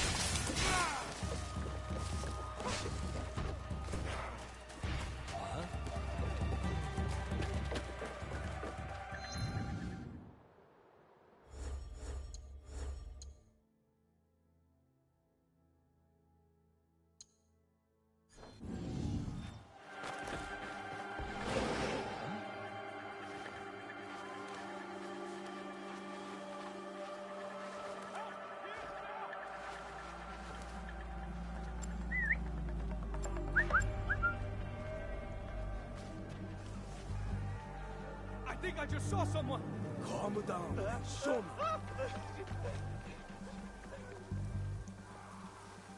Help! Help!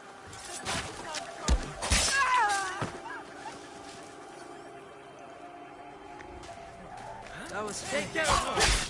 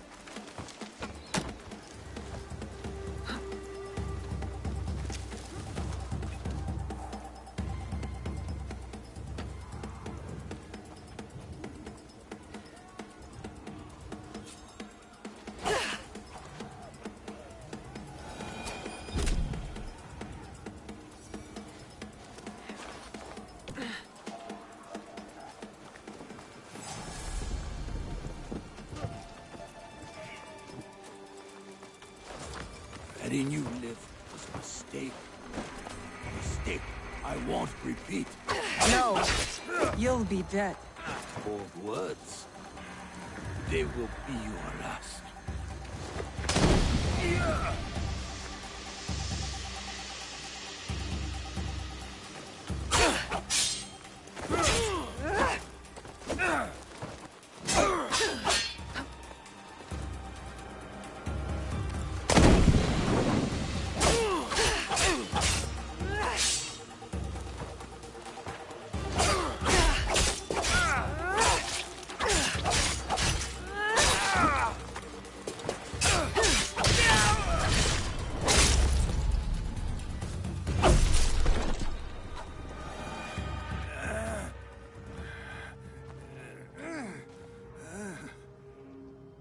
Where is the box?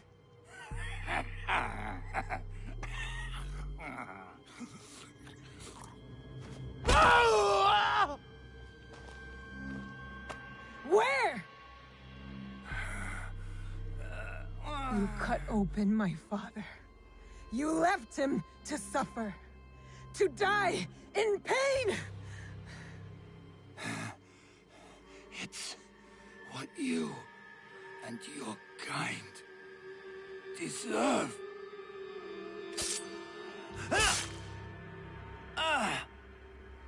My father taught me to survive. And every day since, I have thought of only one thing. Making you suffer.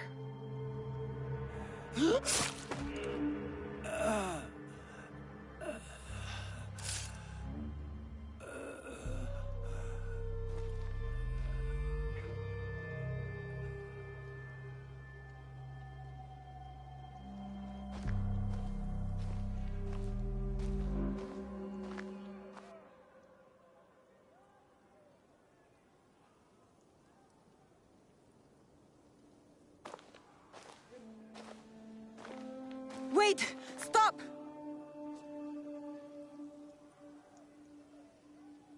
Mitsumune! This is for every soul Oda Nobunaga burned alive after they surrendered and were promised peace. No! This is Oda Nobunaga's way, not ours! You give us blades. You tell us to defend the temple with our lives. Then you sign peace treaties with demons. Abandon us to slaughter. And right when I am on the edge of despair, you send her. Tell them these men don't deserve to live.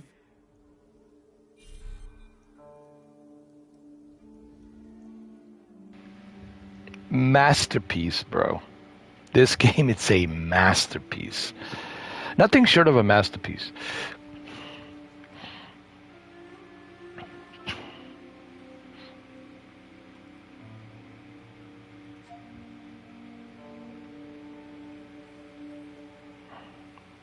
Hey, what's up, Kimmy?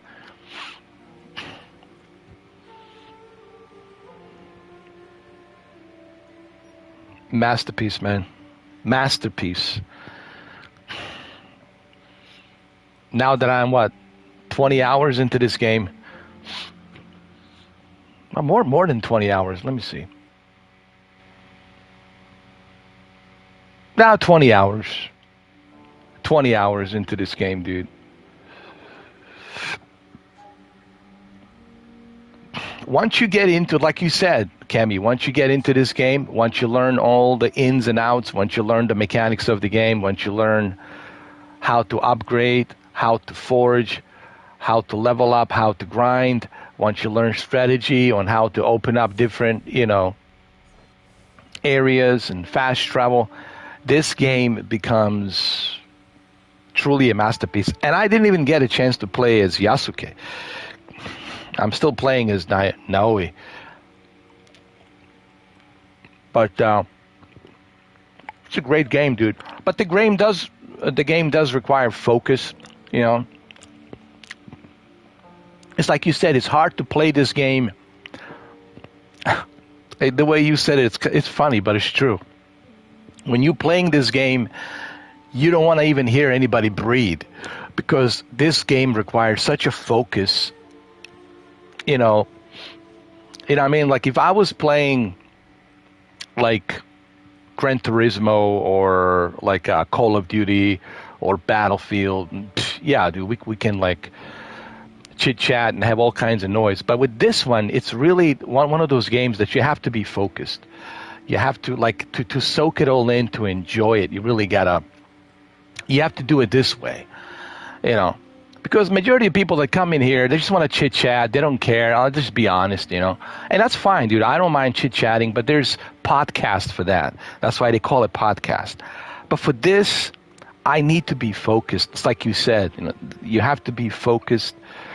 And it's true, because there's so much in the story. Like you got to follow the story to understand the past about Naoe and what she's been through. And now that I'm killing off every single one of them, one by one, and avenging her father, but she's also learning, right? But you don't have to tell me. She's also learning about a little bit about the secrets about her mother.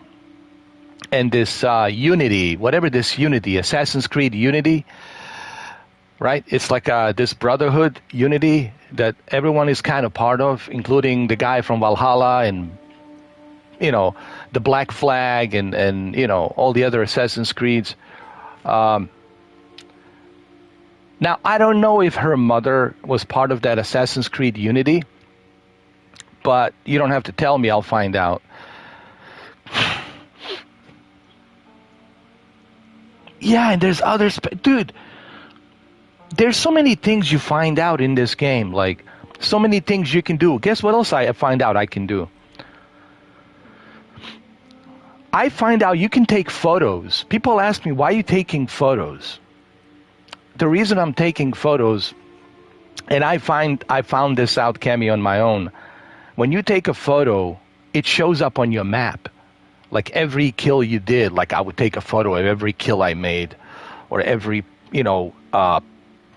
enemy that I took out, I take a photo, so I can have it there on the map.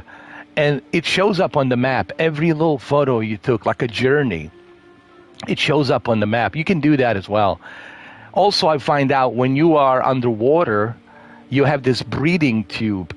And you can use this breathing tube to stay underwater as much as you want and wait for your enemy to come and approach you. And then just like a crocodile or alligator, you can just come out and just kill them. Dude. And then the forge, building your forge, upgrading your weapons, leveling up, building your hideouts. Yo, there's change of season, then using your, like you said, using your, what you call it,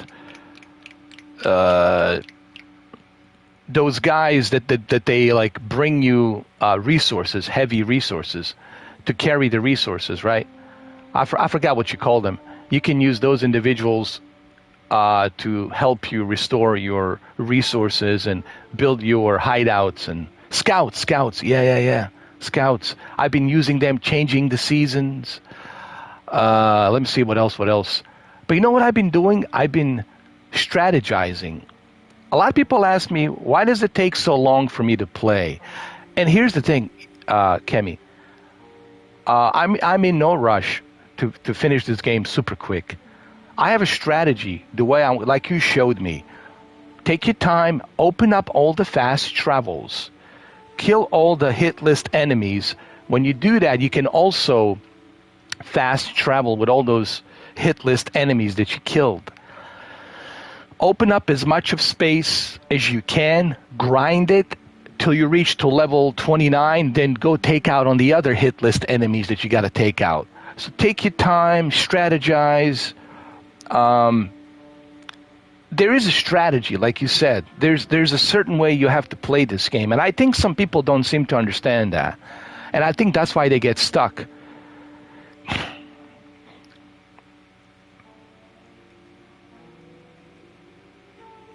Oh, I already did. I already got it. I already did that. I already upgraded. I forgot the name of the guy, but I went in there. You can also shop from him, or you can upgrade. I upgraded my katana from level 8 to level 9. I upgraded my second weapon with a dagger to level 9. I'm sorry, dagger to level 9, and I also upgraded her suit and a mask. So now the mask and the suit, it's also upgraded to a higher level. And now that I'm level 11, I can use that sword that I found. That sword that's level 11, so I can use that as well. But I still need to build some more stuff. I still have a lot of forges to build. I still have a lot of space to build stuff little by little on my hideout. But yeah, man, it's a masterpiece. Justice must be served. You made a new build with Naoe where she's now stronger than Yasuke in a close combat. It's critical hit build. She can kill anyone in 2 hits now. Cool. Heal, man. Let me open up a party chat so you can come in, dude. Here. Let me get the party chat so you can come in.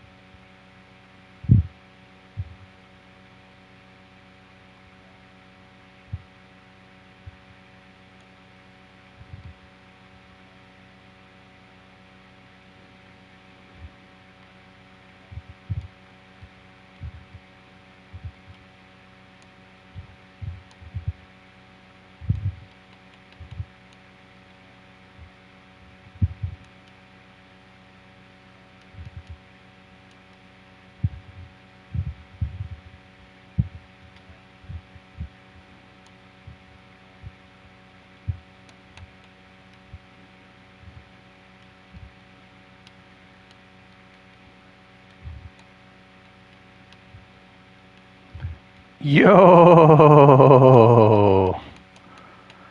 Yeah, I can hear you. Yeah, I made a new party called Assassin's Creed Party. Yeah, look, man, here's the thing. A lot of people, want me to, chit chat. Here's the thing, man, and see, they're gonna take this the wrong way, Kemi. No matter what I say. Look, man, I don't mind having like 10, 15, 20 people coming in and talking to me. The problem is with this game, Kemi, like it's like you have to be focused, and I have to listen to what you're telling me, so I can get some tips and whatnot. But when there's like too many people in the party, everybody's like talking over each other, it's like too much noise, you know what I mean? Then I can't focus, you know what I mean? It's just not humanly possible. Oh yeah, especially the first time you're playing it, you don't want to be turning your head and reading everything. Yeah, This man. game is pretty big. It's pretty long, right? It's not like a game where and it's not even like you've played the game and beaten it before, where you don't really care. Now you need to pay attention to the details. A lot of times in this game, they give you clues where to go, and if you don't pay attention, you're gonna lose those clues. And Exactly. I find you need to be focused. Like now that I've beaten the game, now I can actually like watch something and then do these random missions because there's no longer, I don't need to pay attention. But you, for the first time, you need to be watching the game and paying attention and just encompassing the story. You know what I mean? So I understand that people in the comments are writing about other games and they're talking about what they did in their day, and that's not important right now. You keep playing the game and you're focused on the game. That's how I am too. That's why I tell my buddies, don't come over. When I'm playing a new game for the first time, I don't want to come over and you're gonna ask, hey, what's up? What do you think I'm doing? I'm playing the fucking game. No, you know what it is, man. It's like if we're like doing a podcast, like, or just a regular hangout party, dude, we can chit chat, talk shit about anything. But it's like the same thing when I'm watching a movie or TV. I don't like to have people in the same room with me because I don't even want to hear them breathe. Because like I said, I'm a movie guy, and I take that shit seriously. So I want to hear every single word from the story, and I hate having people here who just talk. Like when the movie's playing. So so the game is the same thing. They're talking and and sometimes I'll have my buddy here, and he's a nice. We've known each other for over 30 years, but he'll be watching the game and maybe something he won't understand, and he's gonna be saying, so what does that mean? What are you supposed to do? I'm like, and that type of shit bothers me, because I'm like into the game, So. Hey, we're the same way. Look, see, some people just don't understand us. I'm the same way. It doesn't mean like we're assholes or we're being pricks. Yeah. It just means, man, like this is the game that requires. And you know me, I like making voices, joking with people. But there's time and place for that. But this game, it's such an emotional, like intriguing. It's like The Last of Us. It requires like extreme focus. Especially for a guy like me who is so intrigued to find out her journey, where she goes from here, learns about her mother, and then when they meet crossroads with Yasuke, how's that gonna work out, right? You know what I mean? So there's so much that I want to know, and it's like it's hard for me to focus on a game if I have to constantly like make jokes or do Jesse Ventura voice, come down to the Baja, it's like I can't focus. I want to entertain, brother. You know me. I want to entertain people, and I know they want to be entertained. But with this game, and I'm glad you're here to kind of explain to people, like, hey, Ed wants to entertain you, but it's just with this one, it requires so much focus and attention, man. It's a very like. I had the same experience with this one as I did with The Last of Us for some reason, man. Yeah, I'm the same thing. Like when I'm playing a game for the first time, I really want to pay attention to all the details. I want to hear the characters talk. I want to hear everything. I don't want to just run through it. That doesn't, like that's how I am when I play games. And same thing with, like I said, with the movies. I'm like that, right? Yeah. Other people, they're not. Like I see some people, they tell me when they play a game, they skip through all of the fucking story. They just Christ. So to me, why are you even playing the game? Like like I spent $100 to buy this game, right? Like $100 Canadian. So I'm gonna make sure I get my money's worth, right? I'm gonna fucking play as much as I can. I want to know everything about the story. I'm not skipping any cinematics.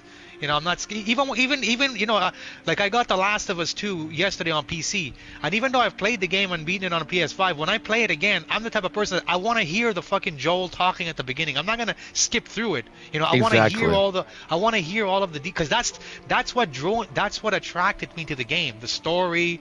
How they develop the characters. I don't want to just go in there and start shooting people like it's fucking Call of Duty. Now if we're playing like a football game like FIFA, or if you're playing hockey, or if you're playing like UFC, or if you're playing like a Call of Duty Battlefield, it's not important. Like, exactly. That's fine, dude.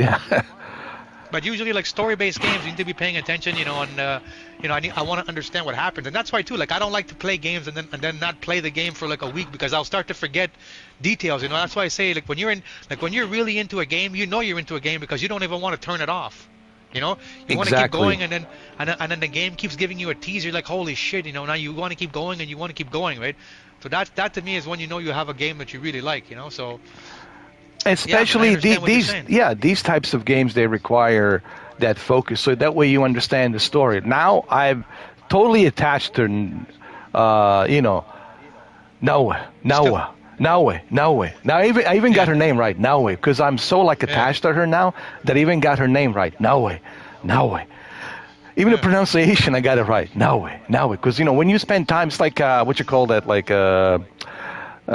when you spend time in some country, you start talking like them, right? You know all their ways. Yeah. Even like Yasuke. Like when I first started playing the game, I thought his name was Yasuke because it has a U.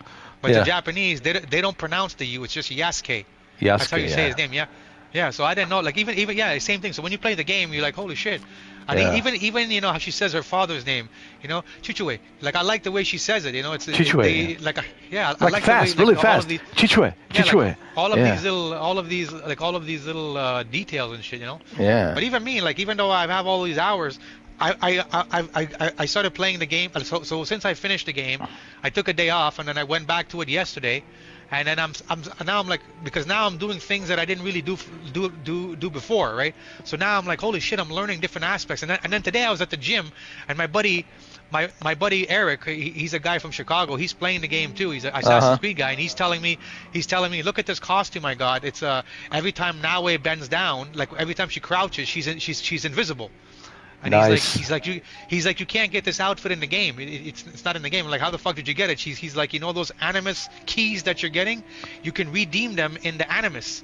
So that's in the in-game menu, and you can claim these things. And then the game also has like weekly rewards that if you like that you have like a week to do it, and if you do it, you get special stuff, equipment, gear, special cosmetics that are not part of the game, and it's only available for that week if you complete those challenges. I'm like, shit, I didn't even know that shit. I was so into the story and playing the game that I didn't check these other aspects. So that's the stuff that's the stuff I'm doing now in my game, right? That's what I realized, because I was wondering. I started getting these things called keys. You collected keys. Yeah. And so you gotta use that in. Yeah, I have to go to the Ubisoft, right? Ubisoft account, and from there, right? No. When you go into the menu, if you go into the menu, you'll be able to claim it. Like when you go into the menu where it says save load, on the right hand side. So on the right hand side, it'll say weekly challenges available. So when you go inside there, right, you can redeem them based on what you have, right? So like I can buy this. It looks like a. Let me see. I can buy this like sick looking, like it looks like a fucking dragon from Harry Potter, and he can be my new horse. Did you see that? Brendan got it because he got that collector's edition, and he already got it.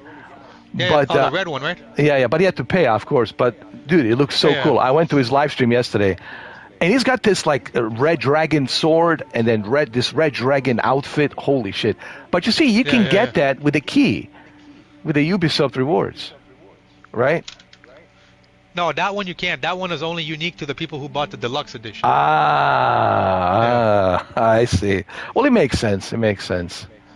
So let's try it on yours. Go into your settings. I'll show you what I mean. Hold on. Oh, hold on. I gotta finish this conversation. Hold on. Okay. Yeah. Justice must be served. Of course, justice must be served. I'm driven by vengeance. That's her thing. Now. Yeah. Pick whatever option you prefer. Anyone fighting for them. That's what I'm feeling. Vengeance is good. I don't know. It just feels good, bro. Ask Joel. He'll tell you the same thing, right? Felt good for him too. You all are. Each to its own, right? It feels good, doesn't it? Like I got you, motherfucker. I was talking to my other buddy who lives in Tennessee, Memphis, and I was like, and he's like, So like I said, he plays with the samurai. I'm playing with Naue, Uh-huh. and I'm like, I told him I got 10 scouts. He's like, how the fuck did you get 10 scouts? He's like, I only got 4. And I'm telling him, well, I spared a lot of the boss. He's like, motherfucker, I didn't spare nobody. Everybody. He's like, everybody died to my fucking blade, right? And then he's like, how many people fucked your Naue? I'm like, I didn't fuck anybody. You know, I kept her decent. You know.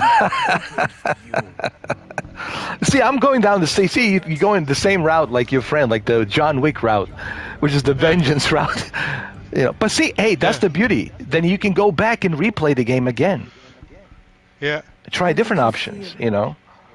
When your father They're going to be adding the new games plus. They said maybe in May. So then that way when you start the game back, you're going to have your build still. Oh, perfect. So that'll be good. And they're supposed to be releasing the DLC, which is about 10 to 15 hours too.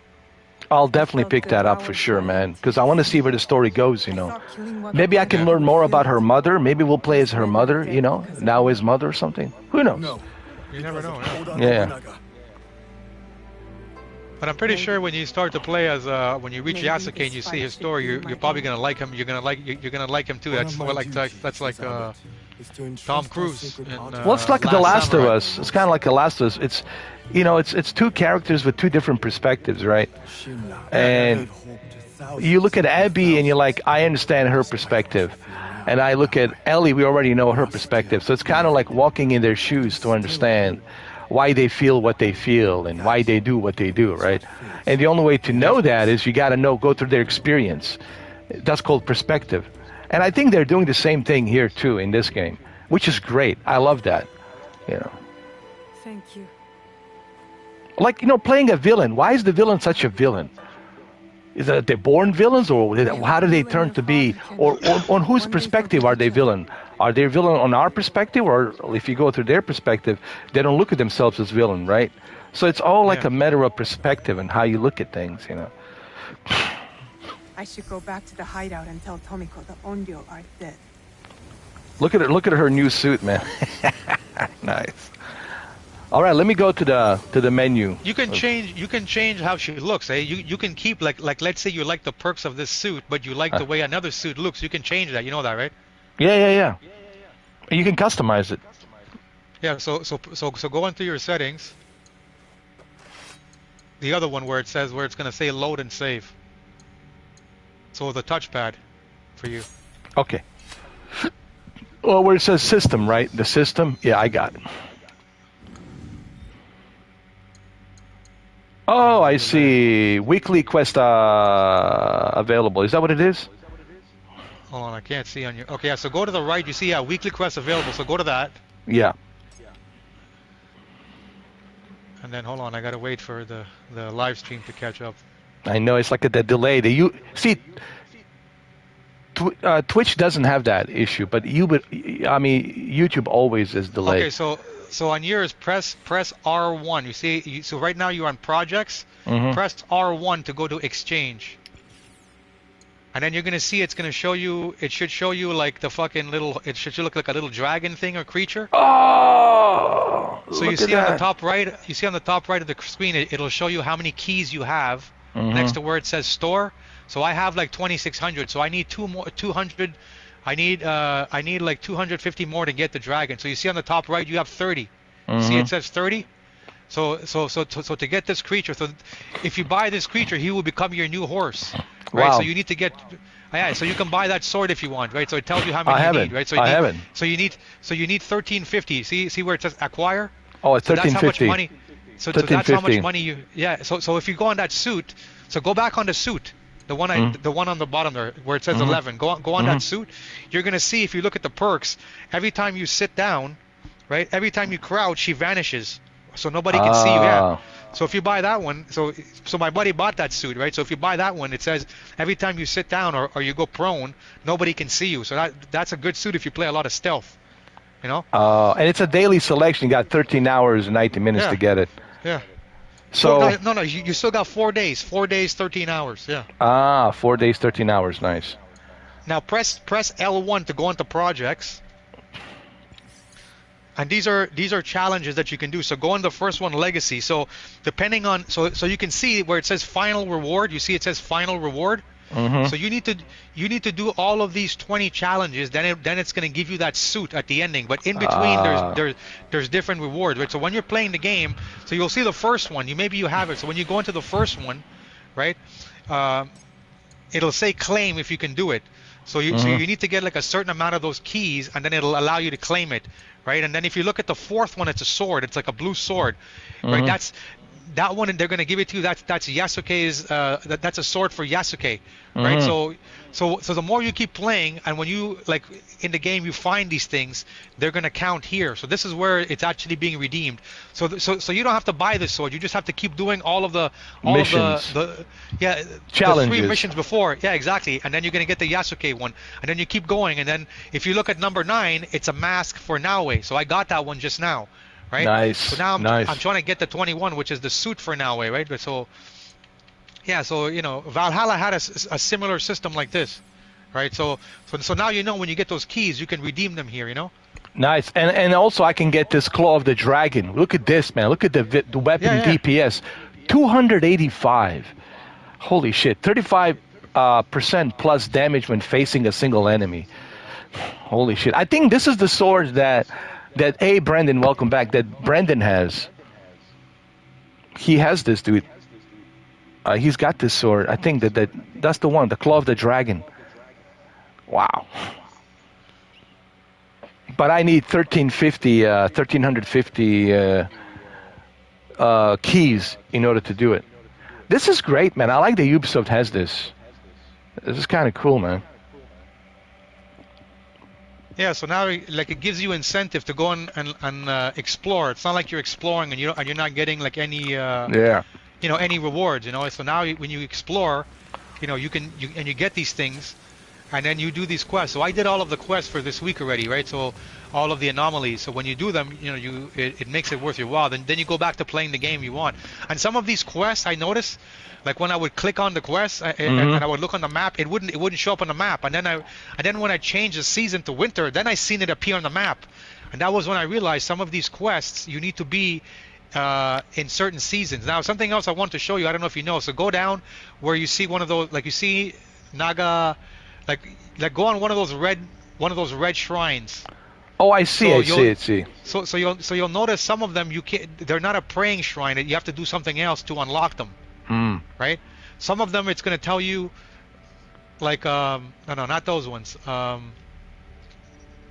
down a little bit. All the way down. This one? No, go down more. Okay, you see on the bottom. You see below the one that says Osako, you have like a red building there. Yeah. No, go down to the bottom left a little bit, to the bottom right. Yeah, that one right there, the one you were just on. Shimoishi Shrine. I got you. No, that one. Yeah, that one. Okay. So this one here, this is also one you need. But you see, if you look at so you see it tells you what you need to do. You need to pay respects to three of the buildings in there. You've only done 2 of them, so you need 1 more. If you get the 3rd one, it's going to give you the reward, right? It's going to give you a point. So now, what I want to show you is scroll over to mastery on the top right. So press R1 till it goes to mastery. Oh, I see. Rank in 2.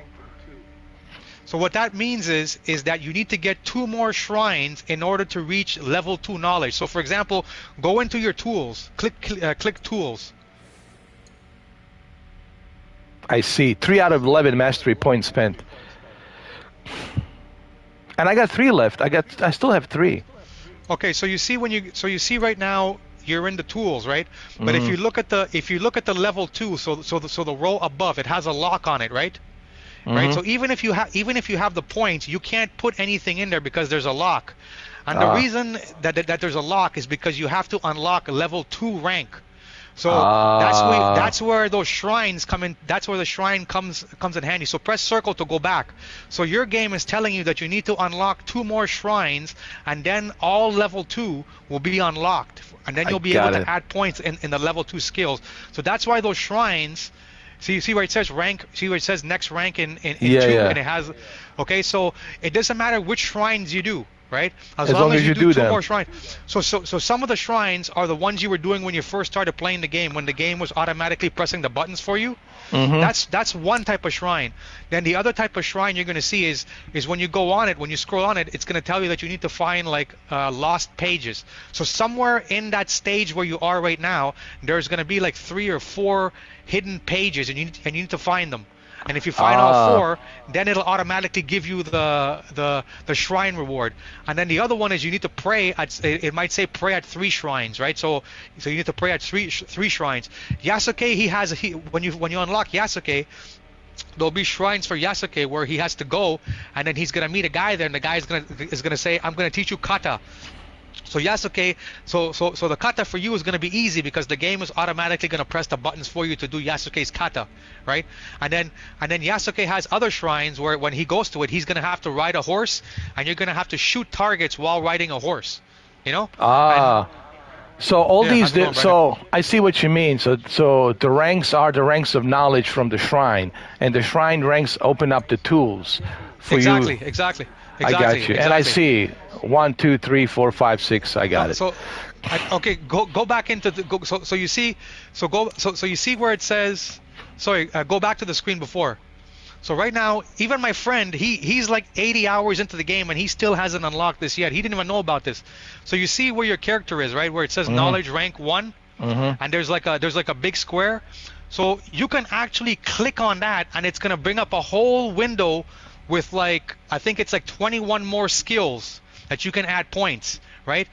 You can only unlock that until you've reached knowledge rank 6, right? My buddy's like because what's going to happen is right now you need to get to knowledge rank. So right now you're trying to get to knowledge rank 2. So you need to get 10 shrines to get to knowledge rank 2. Knowledge rank 3, so knowledge rank 3. You're going to need to get another 10 shrines on top of what you got. Now to get the knowledge rank 4, I think it's going to tell you that you need to get 30 shrines, right? And then knowledge rank 5, you need to get another 35, and then it's like so forth. So and it even tells you on the right side here, like how many more you need. And what kind of, you get shuriken, you get smoke bomb, you get shinobi bell, you get kunai, you get all the tools, increase maximum capacity. Go back, because I think I noticed that you got the Tanto now. I think when I was watching, you're playing with the Tanto. So now you should be able to you should be able to add skill points in the Tanto if you have the Tanto, right? So if you have the Tanto, you can add skill points in the Tanto now too. Yeah. I have it. There we go. Yeah. So you see the first one here. If you go up, like these are the so that first section. Go up. Just push up. So that's a super for her, right? Every weapon has a super that you can use. So that one there. Right, but you need 5 points to do that one. I only have 3. I need 2 more. So that's a great super, because that one, even if the enemy's far, she's gonna throw the dagger in their heart, and she's gonna sprint forward and grab it and pull it out. Nice. And then later on you can upgrade it. Like if you go up, it's gonna upgrade it to like different levels. Now when you get to like the high levels, like the top ones, they're not all points. It's gonna tell you that in order to unlock that skill, you need to do a specific quest. So you're gonna have to find that quest and beat the quest. And once you beat the quest, the skill will be unlocked for you to do. You know? Yeah. And eventually she's gonna get. Yeah, go on. So this is like, it's all like I was saying earlier. It's about the strategy. You know, you have to strategize. Yeah. Everything about this game, it's a strategy. Like, and you strategize the way you're going about your missions, the way you take on your targets, and then conserving your points, and not just using those points left and right, using them for what's really important.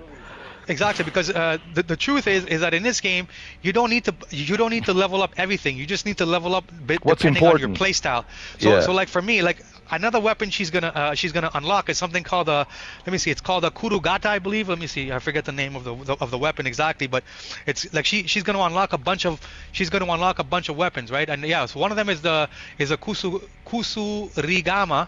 Right, that's essentially like a giant. It's essentially like a giant hook, and it has like a long chain. I saw that. She can spin it, right? So if you don't play with that weapon, you don't have to really allocate points into that weapon. Save your points for what you actually need, right? But the good thing about that weapon is that even if the enemy is like 15 feet away from you, it's gonna give you it's gonna give you the proc to do the assassination, right? Like once you reach level 5 in her shinobi skills or assassin skills, one of them is right here. One of them is called rush assassination, right? Where she can jump. So go into assassin. Hold on. Your assassin skill. Oh, it's right here, right here. My inventory, my bad.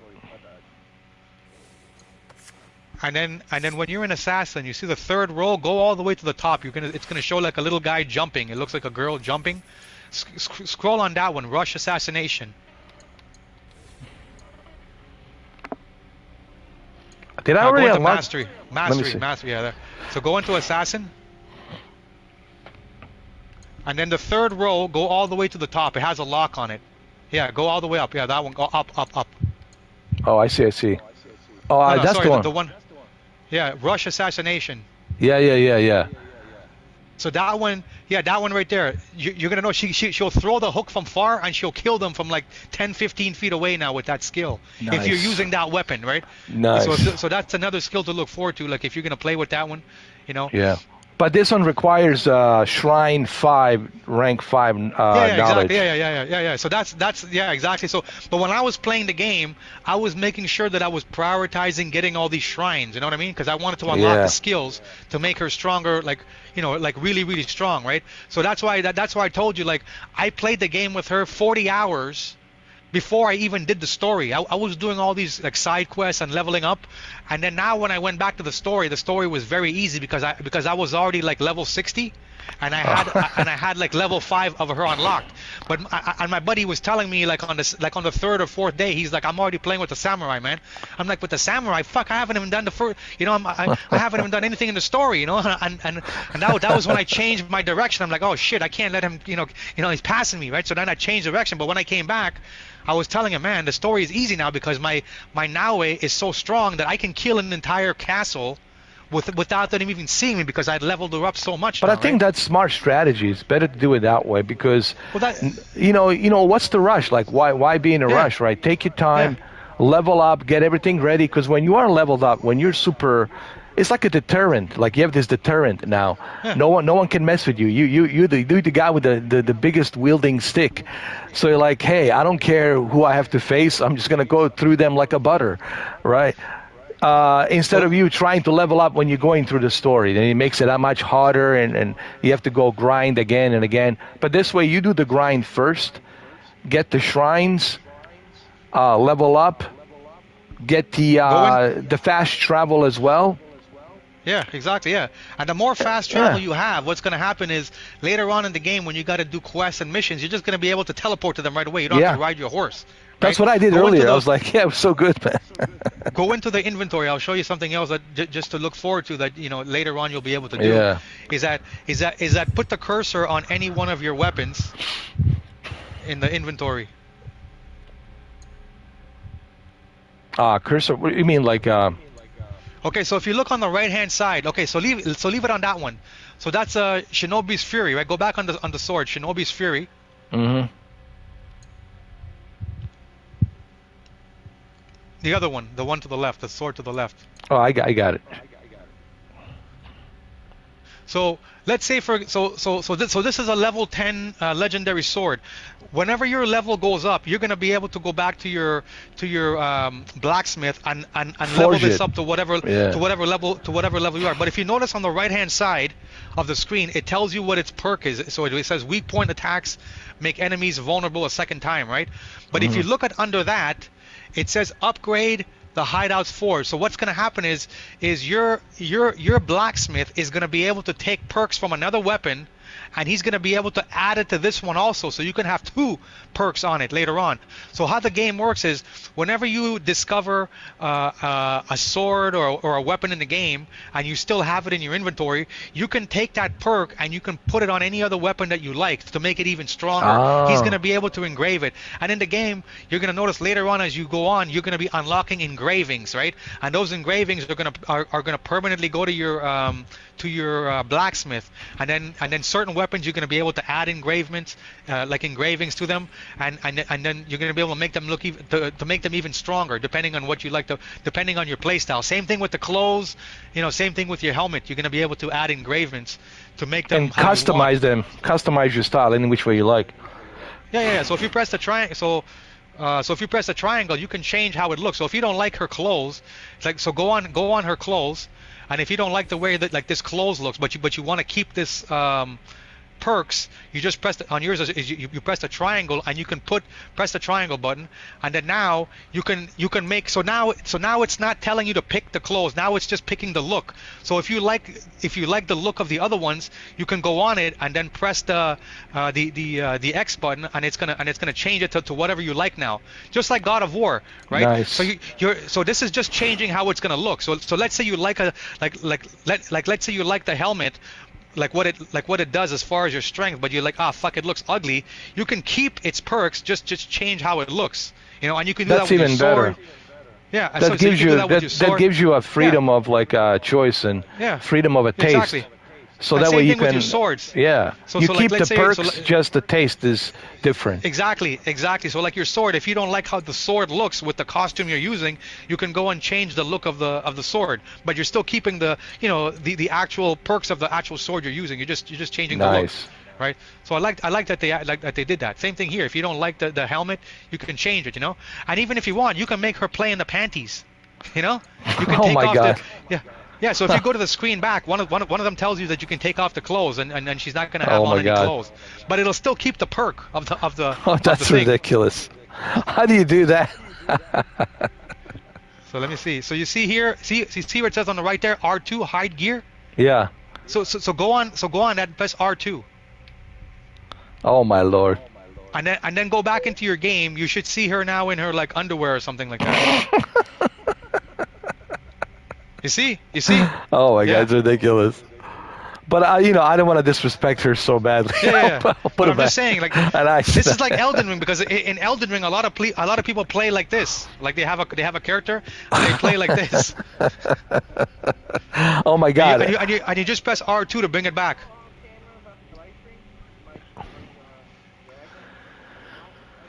Yeah. Ed was telling me you got the deluxe edition, right? He's got that beast, the dragon beast, and he's got that dragon suit and the dragon sword. Yeah, it's pretty badass, man. Press R2 and she'll put it back on. Yeah. Yeah, I don't want to disrespect her because I know I like her so much.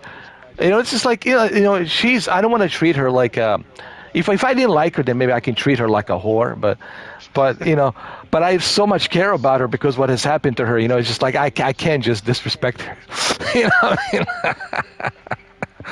Maybe Yasuke won't care. It's like, come here, bitch, you're mine. Come.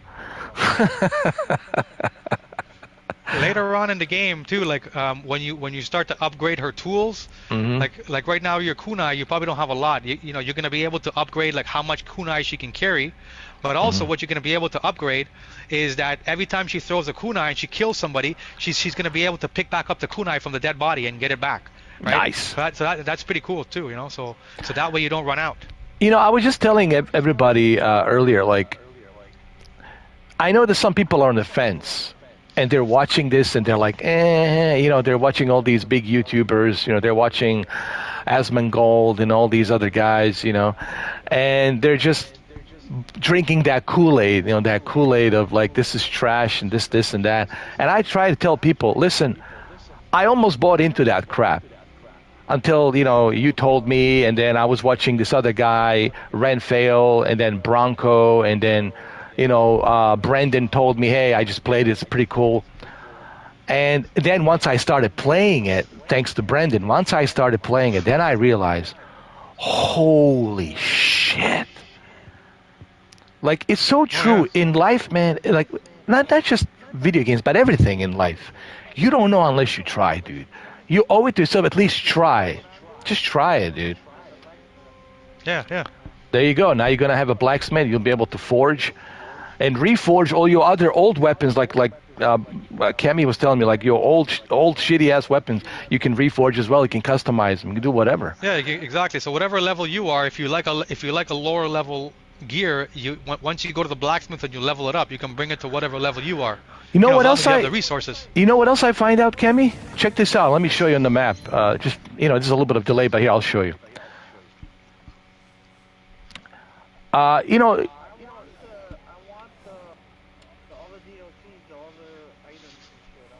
Oh, they're coming.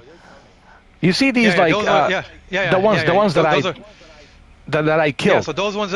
So you can teleport there, and what happens is when you go inside, there's actually a trophy for this. When you go inside these houses, there's actually a little box on the ground that has their own little contracts. Yeah. But there's actually a box in there that'll give you additional contracts, right? Like special missions that you can do. And you get special rewards, right? There it is, like right here.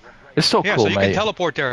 And what's good about this is that certain areas, they don't necessarily have a bird for you to teleport at, right? I call them the bird, but in Assassin's Creed, they call them the synchronization spots, right? The synchronization buildings. But those things allow you to get there quickly. Right now, your season is changing.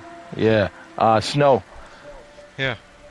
And that's another thing I like. I like the fact that you can do that and do these other missions and store your weapons there. You can always go there. See, like this box over here. There it is. Access storage. There it is, right there. Exactly. I love that stuff, man. And then what else is cool? Check this out.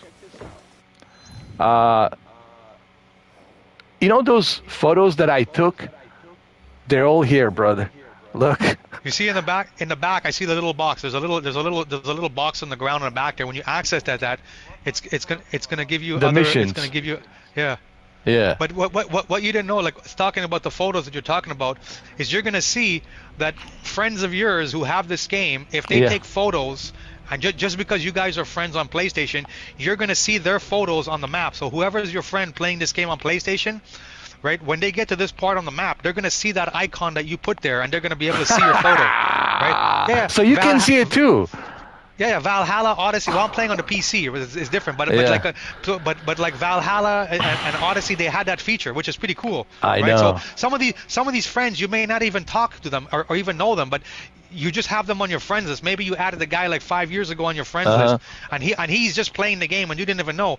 And then you're gonna see these little pictures, because when I was first playing the game, when I was first playing like Assassin's Creed, the older ones, I was like, who the fuck is all these pictures? I don't know this. But then when I would look at the name, I would be like, wait a minute, I know this guy. I've played with this guy in Ghost of Tsushima. I didn't know he's playing Assassin's Creed. Then I realized, when I did research, I realized it said that all of your friends who take pictures in the game, the map will store where the picture is, and it's gonna be there. So when you can turn that feature off if you don't want to, where you can see their pictures. Kemi. And then the people have the audacity to criticize Ubisoft. Thanks to Ubisoft, we got all these games like Far Cry, Splinter Cell, the what you call it, Tom Clancy's Rainbow Six, Tom Clancy's The Wildlands, Division 1, Division 2. Are you kidding me? Even the Avatar? I mean, people know what it is. I mean, I don't know, man. It's just, I think Ubisoft is very underrated, dude, and underappreciated, man. And who like Bethesda? I'm so tired of Bethesda. Bethesda this, Bethesda that. This game to me added a lot of cool little features, like how you could follow the NPC now instead of having to like hold it. You just press, you just hold the A button, and now the character will follow the NPC. Like this, Ubisoft did a lot of smart, things in an action RPG game that's gonna progress. And you're gonna see a lot of other games take from this game and continue and take like aspects of this game and put it in theirs.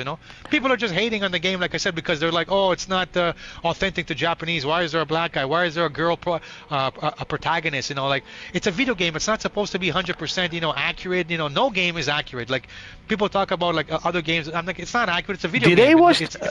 Kemi, did they watch documentary?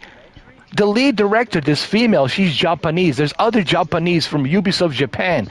There's a lot of Japanese involved in these shrines and everything to get it right, to get it correct, dude. Like, all their culture, the tea, that tea celebration. Then you have to go dress in that suit, and then you have to go and. Oh, you did that, right? Yeah. To assassinate? What's her name? I forgot her name. Watanabe or something. Telling you, and the guy's teaching you like the proper way to bend over. He's like halfway. I'll tell you right now. Here, I think I know I take screenshots. Dude, I'm like a guy in a Memento, like Guy Pearce. I take photos of everything here. I'll show you. I'll tell you her name. I'm gonna remember it. Just give me a second. Oh my God. Let me go to the media gallery really quick.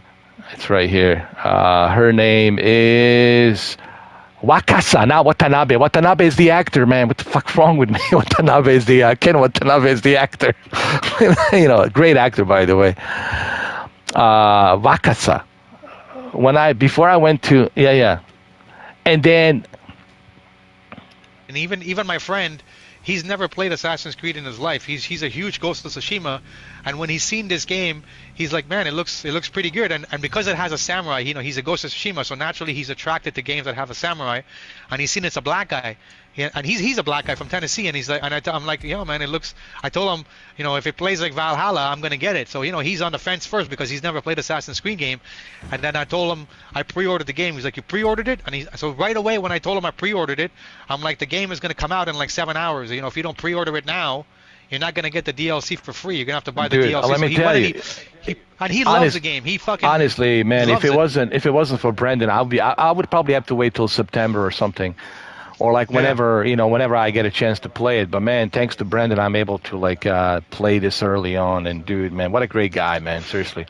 And because he says, man, because he says, Ed, I don't want you to miss out on this. I was like, well, thanks, man. I really appreciate that. And I feel kind of bad, like, man, because this is expensive, you know. It's like $70, man. You know what I mean? Jesus, you know. And man, I'm like, I can't thank you enough. And that's why I'm so like, and I knew that I was gonna like this because. In the beginning, I like an idiot. I bought into this propaganda Kool-Aid, right? And I was just like, you know, the guy with an eyebrows almost got me convinced, you know, the bullshit Kool-Aid, you know. But then you know what's funny about him? So like I watch him sometimes too, and like sometimes he makes sense. And sometimes it's like so on. Like I said, 50-50. He's but a lot of times he's like what do you call it? He's like a hypocrite when it comes to certain games. And like I guess like naturally he will always hate him because it's by one company, whatever. So I've seen all the time he's making videos where he's talking about whatever games like this game has shit graphics, it looks shit, right? And now I know he's a fan of like Nintendo, certain like Nintendo games. So the Nintendo game comes out. He's watching the trailer for the Nintendo Switch 2. And then now I'm reading the chat. Everybody's like, yo, bro, this shit looks like PS3 graphics, right? And you know what he says? He's like, well, we don't need good graphics, you know, like, video games shouldn't be about having the best graphics. Meanwhile, when he talks about Assassin's Creed and he talks about other games, he's like, oh, what kind of graphics are these? These graphics are shit. Right, so he's always like, you know, he's like Two-Face in that way, right? When something contradicts what he's saying, you know, he goes and changes his tune. You know what I mean? So it's, you know, so pick what the fuck you're gonna, you know what I mean? Be on one side. If you're gonna be on one side of the fence, stand on one side of the fence. Don't jump ship when it doesn't suit you. You know what I mean? We'll call it flip-flop. It's a flip-flopping. But then again, why is he flip-flopping? Because he's trying to appease to his, you know, to his peers or. Is hey, look, man, he doesn't have to appease to anybody, dude. Like I said, he could sit on the toilet and read magazine on what was the game that he plays all the time, what you call it, Diablo. You said Diablo? Yeah, or like the Blizzard. Like he could be sitting on a toilet taking a shit, reading a Blizzard magazine. People will watch him because of who he is, right? Yeah. Like Henry Rollins, you know who Henry Rollins is? I'm sure you know. Henry Rollins could be sitting on a toilet reading a magazine about punk rock, and people will watch him. Like he could be sitting there taking a shit and, you know, having a camera turned on. People will watch him because of who he is. Dr. Disrespect could do the same thing. So you don't have to appease, right? So I don't know why is he appeasing. And Ubisoft was kind enough, dude, to even give him a copy of a game, dude. Free. Yeah. Early. It's early. Way early, dude. And he talk all that shit trash about them, and they were kind enough, like, hey, they gave him a copy early, dude, and he's playing it now. The thing is that if you make a video, you know, like if you make a video and you say the game is amazing, yeah, people will watch it one time, but then you can't make follow-up videos. But if you make a game, if you keep trashing the game, that allows you to make endless amounts of videos. Right?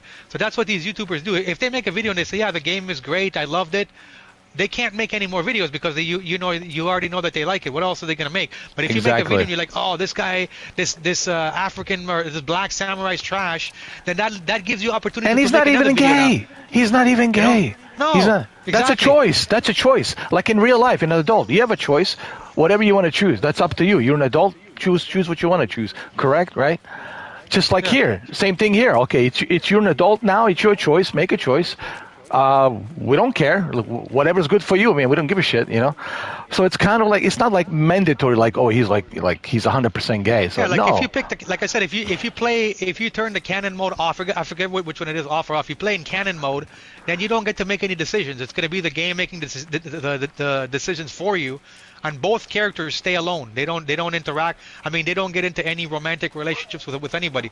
But if you turn it off, but you can if you want to. yeah, exactly. So Ubisoft, at least they gave you that option, right? Oh, Which where's is that good in option? games. I think I want the romance. I left it on. How do I make sure that mine is the romance No, turned you on? can't. I think it tells you once you pick it from the beginning, you can't change it back, off or on, Oh, until you fuck. start a new game. So, but like Is I there said, any? you're Is there gonna any see way? it, like, Is there any way I can know no, like- now? Yeah, no, you'll know because when you get to the conversation, it's Yeah. gonna have a heart. It's gonna like one of the options is gonna have a heart. So you're gonna know if you pick that heart, they're going into a romantic relationship. But I'll tell you, I am 110 hours in.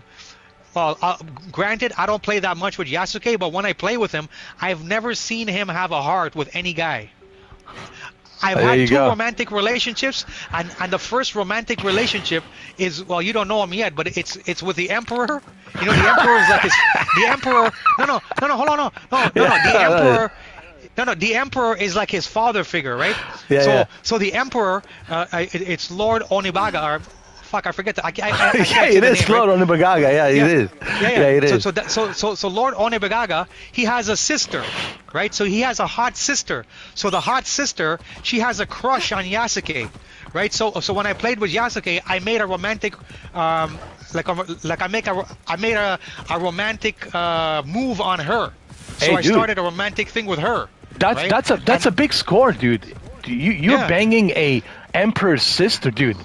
That's Yeah, something I'm to in. brag about, dude. I'm That's in. something to I'm brag in the about. family. I'm in the family. Bro. Right? I'm in the family. Yo, no, You know? look at this. You went from a Portuguese slave to a bodyguard, Yeah. and now to the samurai, and now you're banging the emperor's sister. Holy Yeah. shit, bro! If that's not like, that's a big bonus, man. Score right there, man.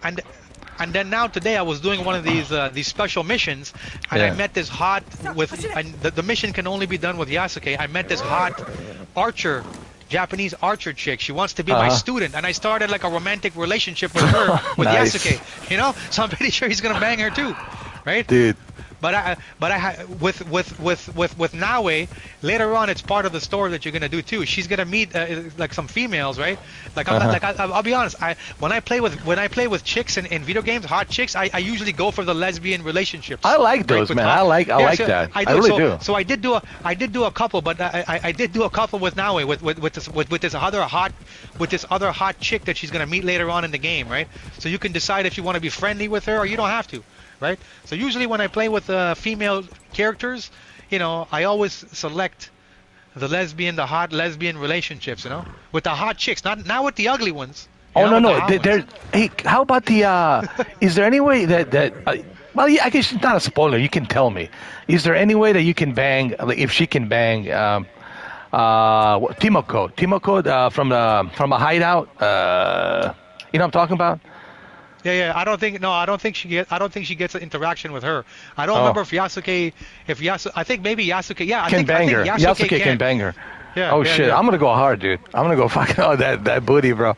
You see when you see how your character's standing here, when you press, I don't know if you have to come off your horse, but when you hold the L2 button, it's gonna Yeah. actually pinpoint where the enemy is for you. Like it's Yeah. showing 71 meters.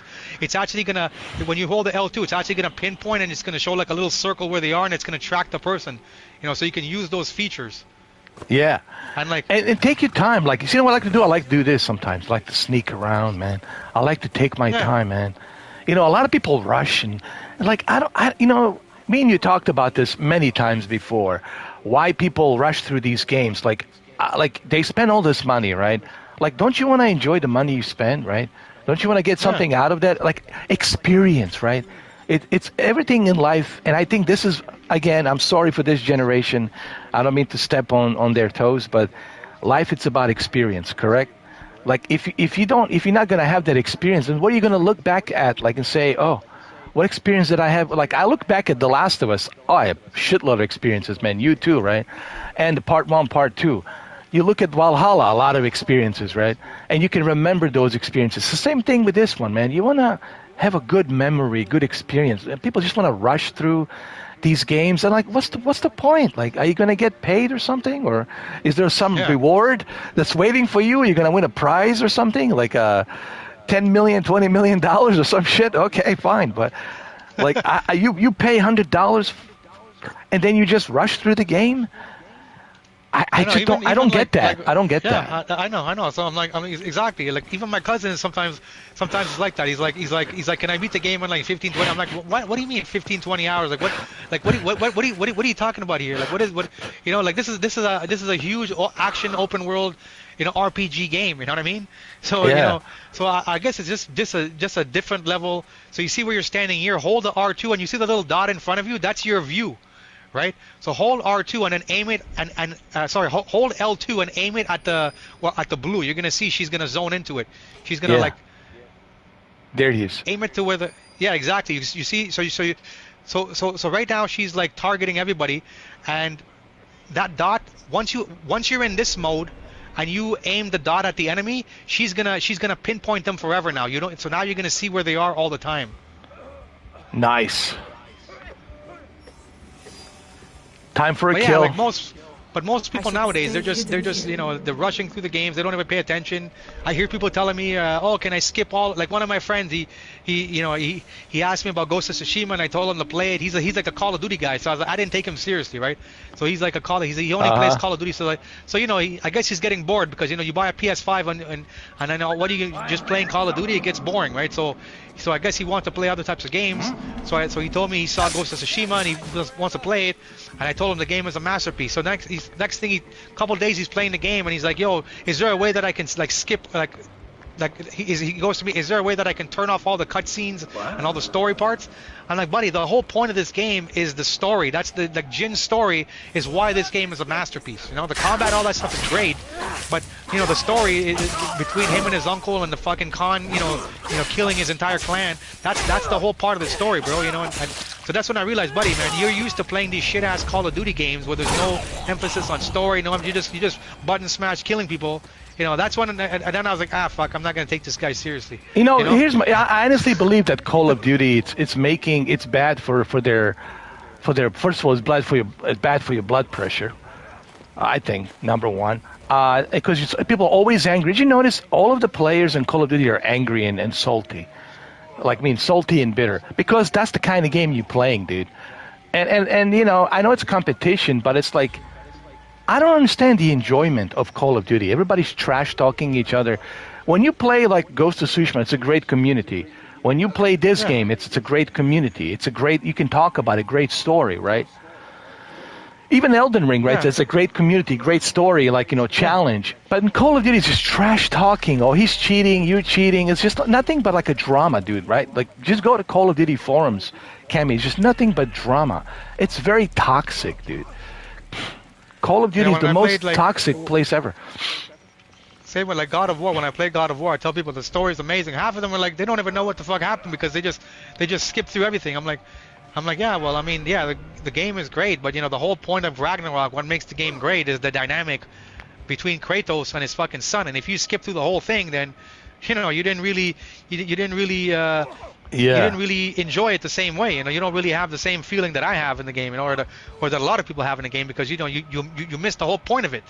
I'm at? I'm saving it until I finish this game, because I need to finish Ragnarok. I'm at the point where he found his son. His son was all pissed off and everything. Where have you been? Blah blah blah. And then now the witch has come back, and he has to go with her.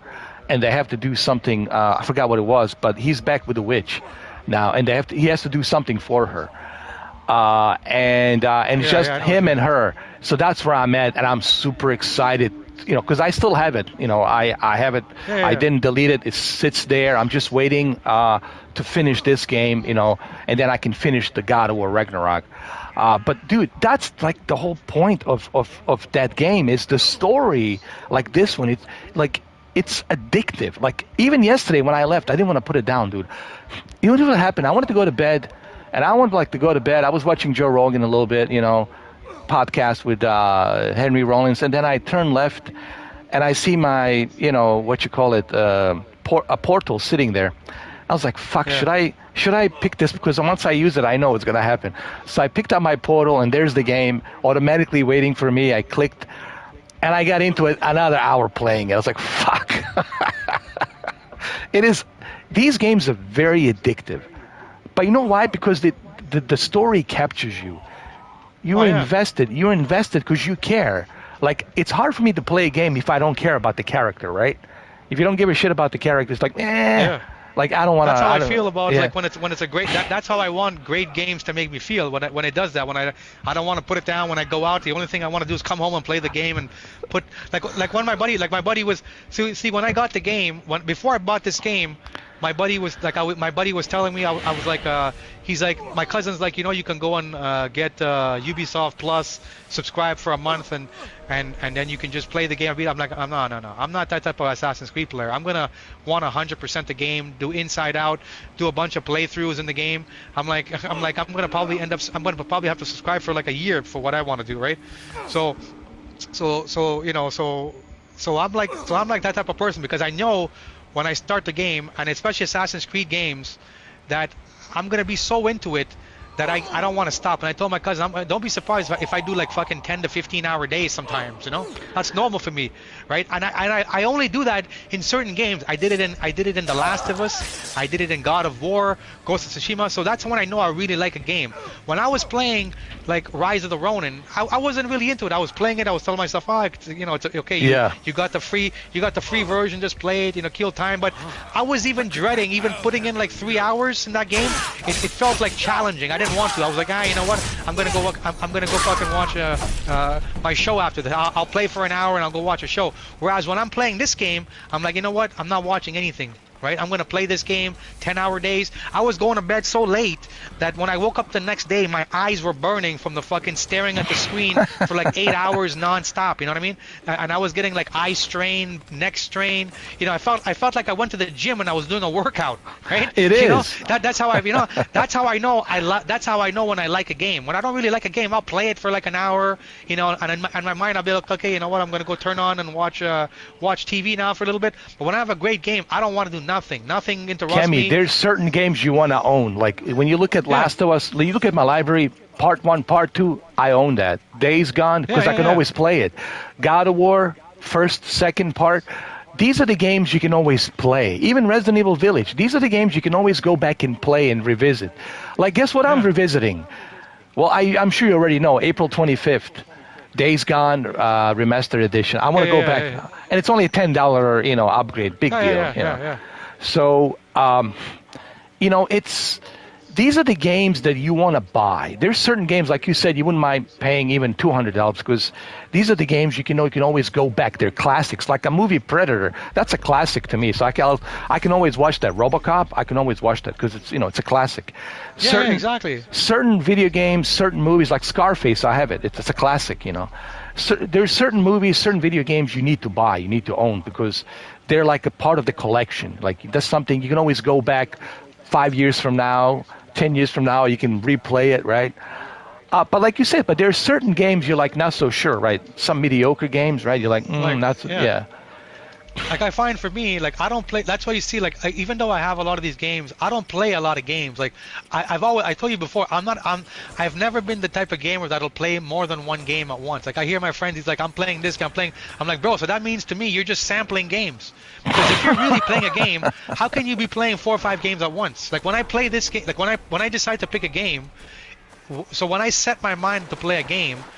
In my mind now, I'm not playing anything else until I beat this game, 100% it, whatever. That's my mindset, and because I need to take the game serious, and usually when I play a game, I play the game with the mindset that I'm going to become a god at the game. So I cannot let my skills fluctuate from this game, from that game, because you can't be good at that game. It's like the guy who's a jack of all trades.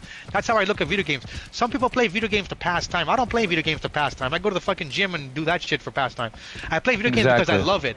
Like it's like when you go to it's like when your favorite movie's coming out in the cinema, right? Like let's say they made a fucking fourth Lord of the Rings, right? You're not gonna go to fucking Lord of the Rings to fucking go into the cinema and play with your phone. You're gonna go in there with no. That's it. I'm gonna be fucking in tune. Let's see. Frodo and not only that, back. but it's like logically makes sense to play a one game at a time.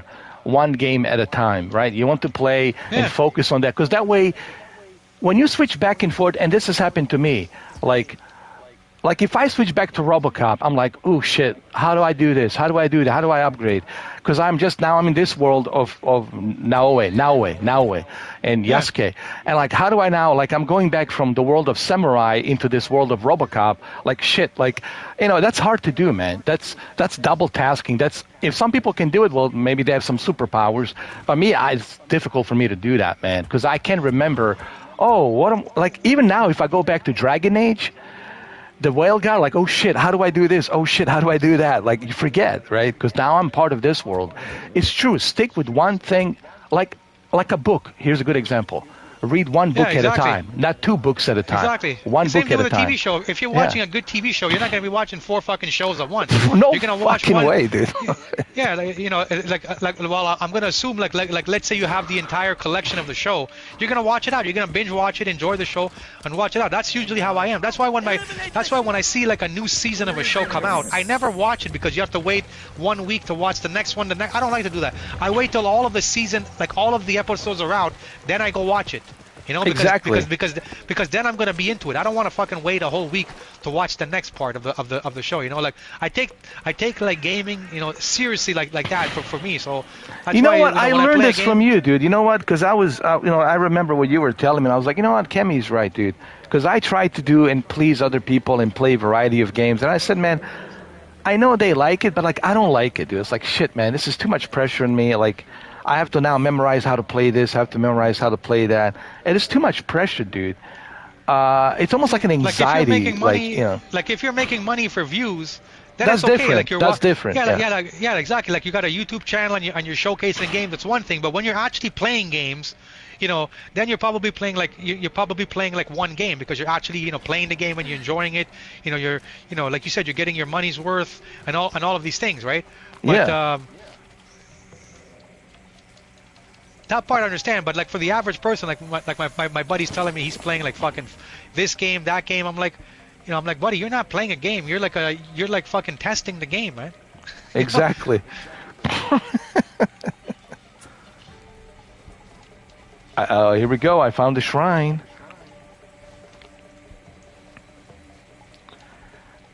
The game's supposed to be enjoyable, like anything in life. Like when you eat your food, I like to take my time and enjoy it. No matter what I'm doing, even when you're working out, you want to make it fun. You want to listen to your favorite track and enjoy it. Even when you're swimming in a pool, you want to make it fun. Because if you're not having fun, dude, then like, fuck, dude, what kind of life do you live, right? Really, I mean, if you're not having a fun, then what the fuck, dude? Are you in some kind of prison, right? Like what are you doing, right? Like yeah, we all have problems. We have stuff we have to deal with. Who doesn't? Shit, man. There's always going to be some shit you have to deal with. That's just the way life is, But it doesn't mean, that you shouldn't be enjoying it. Like, you should enjoy what you do. Like, take enjoyment in what you do. I mean, I think that's the message here. That's what I was saying. Like, there's different. I guess nowadays different type of gamers. Like. Oh God. I don't even know what they are. Are they even gamers? And I don't mean people can say, oh, he was being an asshole now. No, I'm not. Like, and I know they're going to think that. Because I look at their YouTube videos, and they're just making these short videos bitching and moaning. Every video is drama, bitching and moaning, this and that, Like, where's the actual gameplay? Where's the, where's the gameplay? I want to see video. Like, when you look at my live streams, you can see I'm playing games. You look at and even yours, you can see you're playing games, and Brendan. But you look at some of these others, they're just like moaning and bitching. Nintendo this, PlayStation that, Xbox this, PC that, and Nvidia this, AMD that. Life sucks, everything sucks, you know. Oh yeah, exactly, yeah. What the fuck is this? Like some kind of depressing? Was that like AA meeting? Like some depressing shit? What the fuck? This is depressing, dude. It's like it depresses me, like watching these stupid videos.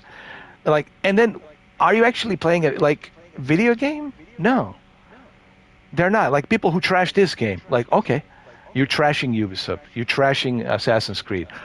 Let me see a video. You click on their video, nothing there. Just quick little TikTok videos of complaining about Ubisoft. Here's the 5 reasons why Ubisoft sucks. Here's 10 reasons why Assassin's Creed sucks. And all these like super edited videos. Like, really? That's it? Yeah. That's it? Yeah. And I'm supposed to listen to you? I'm supposed to read you as a Bible, like a testament? Like, come on. And look, this generation, I'm sorry, and again, in advance, I apologize to everybody who is in this generation. And I don't mean to step on anyone's toes. I don't mean to piss on anyone's leg. But for the life of me, Cammy, I do not understand what this generation is all about. If you do, please let me know. I don't. I really don't. And I mean this like, I'm not meaning this like in a shitty way, because every generation stood for something. Even Henry Rollins says, you know, like you knew what the 50s, 60s, 70s, 80s, 90s, like you knew what these guys stood for, right? But you look at this generation, like what they call themselves, Gen Z, is that what it is? Yeah, I think so, Gen Z, yeah. Like, what are they all about? Like you see these videos, they're like crying and moaning, I don't have my TikTok. I have to work 9 to 5 job. Like, what? Get a job, motherfucker. It's not that difficult. And it's like, it's like you know what it is? Maybe it's a spoiled generation. Is it safe to say? Yeah, it could be, yeah. It could be. Spoiled. They never, because, you know, they were... This is the easiest generation. They have everything the easiest. Everything was handed out to them. They don't know what it's like to sleep in the car. They don't know what it's like to you know, sleep in the car and the air conditioning's not working and you're looking for a job. They don't know what the fuck is that. They never experience any of the fucking hardship and shit like that, right? They don't know what it's like to have your stomach turn and you don't have any food, right? And the only thing you can eat, it's a little bit of oatmeal that you have left over. It's like the expiration date. Like cockroaches are walking around and you're like, fuck it, cockroach protein, it's all good. And you got this outdated milk, but it tastes like shit, but you got to put it in there anyway. And you warm it up and you're pretending that it's a good milk. Like, they don't know. They never tasted desperation. And they never been desperate, right? And it's everything. That's what it is, man. It's the having spoiled. It's not healthy, man. Even George Carlin talked about this. Too many choices, not healthy, he says. No, I was just going to say that. They got people today have too many options. That's what it is. You know, they need to have no options. They need to have no options and see what it's like then. Exactly. And they're like now bitching and moaning about Nintendo. I say, hey, look, you don't need to buy a Nintendo Switch right now. Exactly. You know, like, the worst thing is, to me, is like you're a fucking grown man or grown, and you're complaining about the price of something when you have the option to not buy it. Exactly. Right? Like that doesn't make, like, what the fuck? What are you complaining for? If you don't like it, don't fucking buy it, right? And what's wrong with the original Nintendo? It's cheap. What's wrong? Nothing wrong with it. You know, it still plays, you know. You can still play Mario, or you can just get an emulator and just play the fucking emulator for free. You know? Or, hey, how about, you know, like me, I have a PlayStation, and I love my Make the most of what you have. And people honestly, always think that there's better. People think that they always think that there's better, and then when they can't afford better, they're going to complain about it. You know what I mean? It's always like that with people nowadays. And people always ask me, why do I always prefer PlayStation? And it's really simple answer, and I know you know this. It's the ecosystem. I got 556 games on there, not to mention all the other physical media that I have stacked up here, right? I'm looking at it right now. So I have a lot of investment into PlayStation. I have PlayStation VR 1 and 2. Yeah. I got PS4 Pro, and even those old games that you can only play on the PS4 Pro, because some games you cannot. There's certain games. I have a PlayStation Portal. I have a PlayStation VR 2. I have a lot of games on PlayStation, dude. It's my ecosystem. I got a lot of friends on PlayStation. So it makes sense for me to stick to PlayStation and buy a PS5 Pro in the future. because that's my ecosystem, you know. Now, it might be different from some other people, and that's okay. But for me, that's my ecosystem. Why should I change my ecosystem, right? That's where I'm at, you know. People That's today, where, yeah. they feel that they have to be accepted by the crowd that tells them, hey, your shit is the best. Yeah, like You know, validation, like to validate. yeah. Wow. Wow. It's like a slave, being a slave, right? You need to be validated by your master, right? Like, oh, am I being validated tomorrow? Can I go to sleep? Did my master like me, right? So I have to like get to validation. Am I still valid? I mean, I'm not trying to make joke about it, but it is laughable. It actually is sad and laughable at the same time. Guys, the chat is open. Join us. I mean, it's an open chat. I mean, party chat. Please come on in. But just remember, you know, I sometimes have to be focused on this game. You know, see now the old thing. Oh, he's an asshole. Ed's being an asshole again. Look, Cammy, there's nothing I can do about it. If people want to think I'm an asshole, there's nothing I can do about it. You know, it is what it is, man.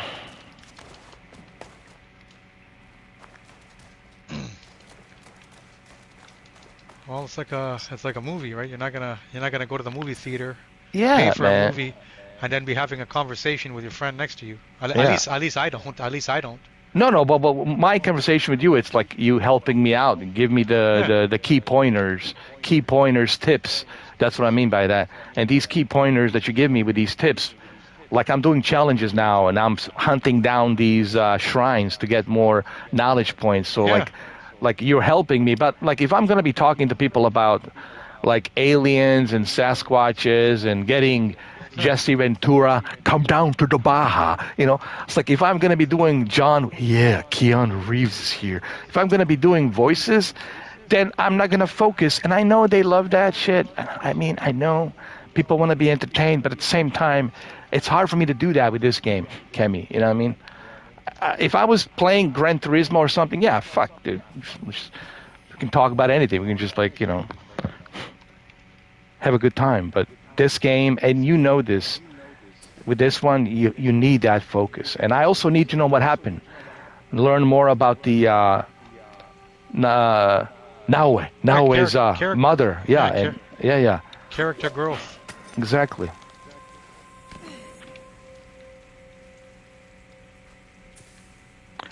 And I think this is also good for people when they watch these live streams. I said it yesterday. I think these live streams are, first of all, they're free. And they're going to give you a pretty good explanation on what's possible with this game, what's inside this game. So that way you can make your own judgment instead of just listening to some guy hypnotizing you with his eyebrows, you know. Like, you know, and I'm unbiased because I almost fell into that same trap of thinking that, Ubisoft is done, it's cooked. Actually, they're making a lot of money off of this game. They're doing great. And now they're releasing Rainbow Six, the new Rainbow Six, and I heard potentially there's a new Far Cry and Splinter Cell down the road, so they're working on a lot of stuff. Now people say about why they're closing down some studios. Dude, every company does that. It's called rearranging your strategy, budget, and all that. So they have to lay off some people. Meta, Facebook has done that. How many people they laid off? Microsoft's done the same shit, right? So this is normal. Doesn't mean that the company trademark is closing, you know, or they're closing their stock. You can buy their stock no more. It just means that they're rearranging their portfolio business. This is normal. This is, you know, nothing new. Doesn't mean that the Ubisoft is going bankrupt, you know. But see, that's the narrative that he's preaching, that they're preaching, that, oh, they're cooked, they're going out of business, whatever.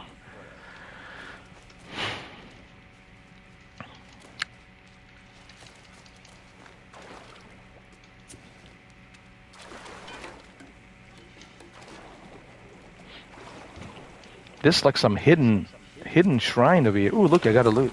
Nice.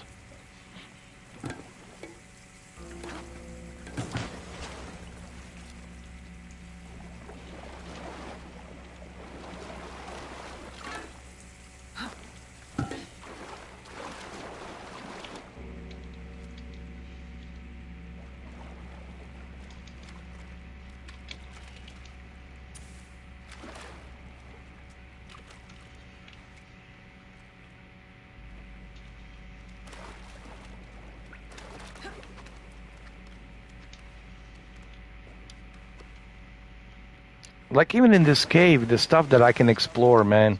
There's so much. This game is so huge, man. Exactly. That's why when people tell me they're just, running through the game, I'm like, buddy, the best parts about the game is the exploration. That's the whole reason, action adventure games exist. Yeah, and now I just explored this cave and jump in this lake, a little like a lake or something. And now there's a new opening that I found a new opening. Yeah, at the end of it, there's going to be a treasure. That's how you know you've conquered it. It'll tell you. Nice. It has a little bit of everything. It has a little bit of Uncharted, a little bit of... It's just a combination of all these things, man. But no, it's a trash. It's a trash game.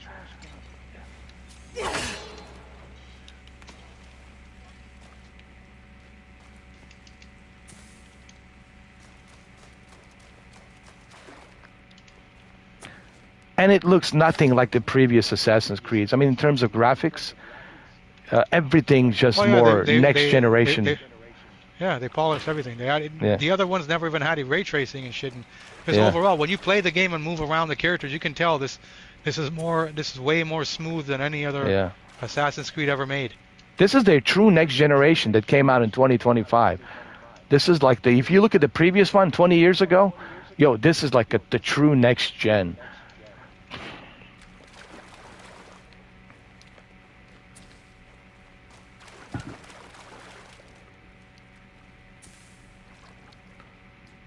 Wow, everybody's quiet, huh? Now they're like, no, we're not going to talk, Mr. 4K. You told us to shut up. Ah, well, then don't talk. It's just going to be me and Cammy here. It's all good. It doesn't bother my ass,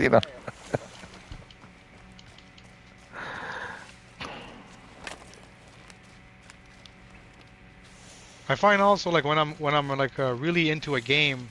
Yeah. I always tell myself, okay, should I like do maybe do a live stream, or like or make a video? But then I say like, if I'm really into a game, like, you have guys like like Rad Brad, he makes videos and so essentially, when you like if I'm a person who's watching a video, like I'm not playing it, I want to just see the action. I just want to see the guy do the story what away, right? But when you're actually playing the game and you're making these live streams, to me, you can't really enjoy the game because you want to explore, you want to go and do all these little side quests. Exactly. And to everybody else watching, that stuff is boring, right? And like sometimes I might be sitting there for half an hour in one fucking building trying to figure out which is the right way to go. So if you're doing a live stream, that stuff is not going to be good for the live stream. People are going to be like, what the fuck are you doing? Do something else, right? Yeah. And to me, doing something else, it's interrupting my fun in the game, right? It's interrupting what I'm trying to figure out here, right? So that's why I don't really like to do videos or live streams when I'm actually playing the game. Once I'm done the game and I know the game inside out, then I can do the live stream, make it, make videos, because now it's more fun, entertaining to the people who are watching. But the first time I'm playing the game, I like to experience the game at my pace. I don't want to explore nothing. It's like the other day I was telling my buddy there was one of the final trophies I needed. I spent 3 hours just looking on the fucking map trying to find this one little question mark. Just 3 hours. But if I was making a video, that would look fucking stupid. Just scrolling on the map, looking on the map. To somebody watching, they'd be like, "What the fuck is this dumbass doing?" So exactly. It's true because these types of games, because the first time you playing them, there's so much you want to discover. There's so much you want to know. Yeah. And it's hard to do that when you're just talking to people, It's because you're hearing different noises, and they're like over talking each other. You're like, what? That's a noise, and you're like, you can't focus. You're like, this is just being real, Humanly, that's not possible to focus. If they think they can focus, well, I can go to their live stream, just blah blah blah blah blah blah, but they'll probably mute me.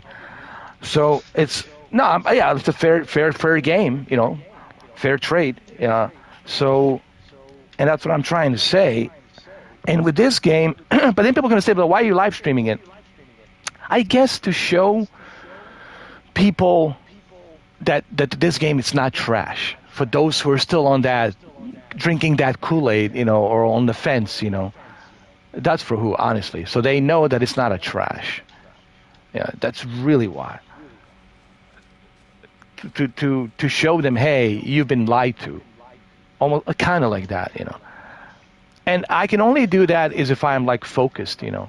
But if we're like, you know, if we're all like just jaw jacking and talking, then people are gonna say, oh, well, I don't know what's so special about this game. These guys are talking about aliens and Sasquatches and this and that, and the Jesse Ventura comes in, come down to the Baja. You know, it's like, what the fuck is gonna say? So, and I know that's funny. People love that. I know it's entertaining, but there's a time and place for that, right? You know, it's like shit, you know. And we'll do that, trust me, with other games. Like RoboCop, it's fine. I already finished RoboCop, so I know exactly what to do, where to go. Yeah, exactly. Yeah, you're not taking it serious now. You're just playing it for fun now. Yeah, for fun. You know? And so we can bring, you know, whichever character voice, and we can joke around about anything. Doesn't matter. But with this one, it's different, because with this one, it's a new territory, and I really want to know. I'm like heavily invested in Noah. I even got her name right. Noah. And yes, because I'm heavily invested now. You know, it's like, you know, well, you know, when you graduate the academy, you're like, oh, you already know now. Oh, you're welcome to the family. You know, welcome to the club. You know, you graduated the academy. La Cosa Nostra. Yeah, La Cosa Nostra. and you know, same feeling with this one I have. And it really sucked me in the beginning, like the story. I still remember I have memories of how her father died, and then the emotion that you get when her father plays the flute, and how much that flute means to her. And that was her mother's, something that her mother loved, right, when he plays that flute. Yeah. And, you know, but these are the things that I can only understand if I'm focused, you know. If I'm not focused, like right now, I just open up a new knowledge rank. I need some more. I want to get 5 more, but I'm hunting these shrines, going through these different shrines to get all these knowledge points so I can level up. And I'm also doing these little challenges missions as well. So that's what I'm doing. And so for some people, this might be boring. Well, where's the story? And to your point, and I know exactly from their perspective, Cami, and I know 10 people are watching, I want people to know that I understand their perspective. They're frustrated. Oh, this is boring.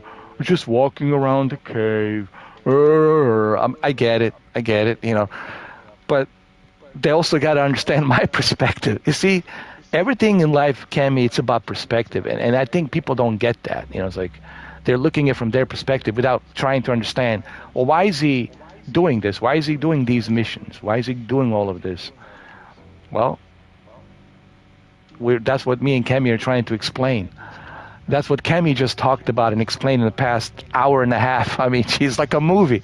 It's an hour and a half of a movie, man. Like it could be like a short movie, like a Steven Seagal movie, 1 hour and a half. He just explained that. And he also explained it for 9 hours and a half the other day. And I hope the people would watch that live stream. That live stream can help them. If they watch, they have to read through the chat, obviously, but the chat that's saved, they can read it. 9 hours and a half, everything's explained. And I think this can help you learn more about this game. Or you can watch Cami's 46-minute video. He's going to go and explain to you some of these things, you know. But at the same time, I understand their perspective, like, oh, it's boring. And to your point, and it's so true, it's not fun to live. Even you told me, Ed, you shouldn't be live streaming this. I think you're right. Kemi, I think you're right. I think I understand your point, you know. Yeah, like people just want to see the action. They don't want to see the actual, like, leveling up, grinding, getting It's boring, and I get it. Yeah.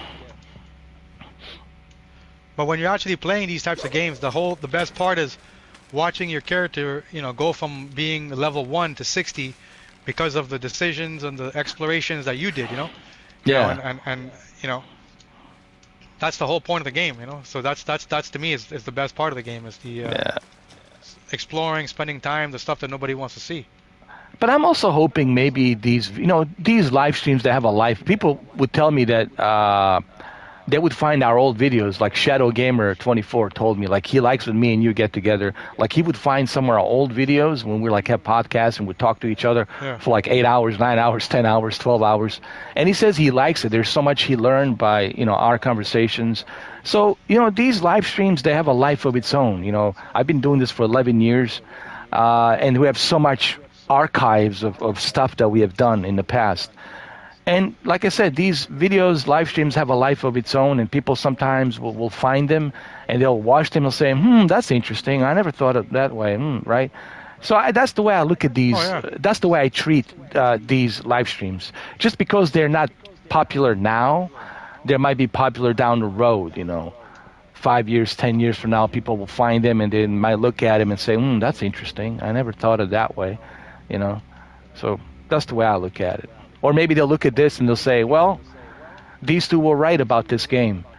We shouldn't listen to, the big influencers telling us that this is trash, telling us this is woke, all this misinformation, and all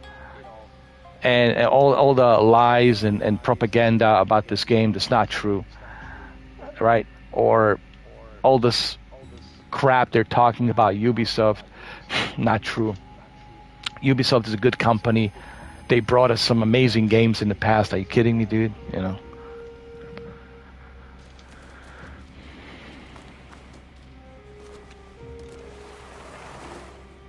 know. I think nowadays people are looking for everything. They call everything woke or, Yeah, isn't it? What? Don't get me wrong. There's some woke shit here and there, but not everything's woke. Goddammit, right? Not everything's woke. Not everyone's woke. But according to these individuals, everybody's woke. Everybody's this. Everybody's labeled the same. Like, come on, man. And then you asked him, "Did you play the game?" No, but I heard it's woke. Oh yeah, you heard. Yeah, you heard, didn't you? Did you also heard that this game already got a bunch of money made in revenue, and Ubisoft is doing great? Ubisoft is not going bankrupt. Oh, I didn't hear that. Yeah, well, maybe, I don't know, maybe you should stop watching the defamation and misinformation type videos out there. Maybe you should stop being a sheep and start growing your own brain and start, thinking for yourself and do your own research, right? You have internet for crying out loud.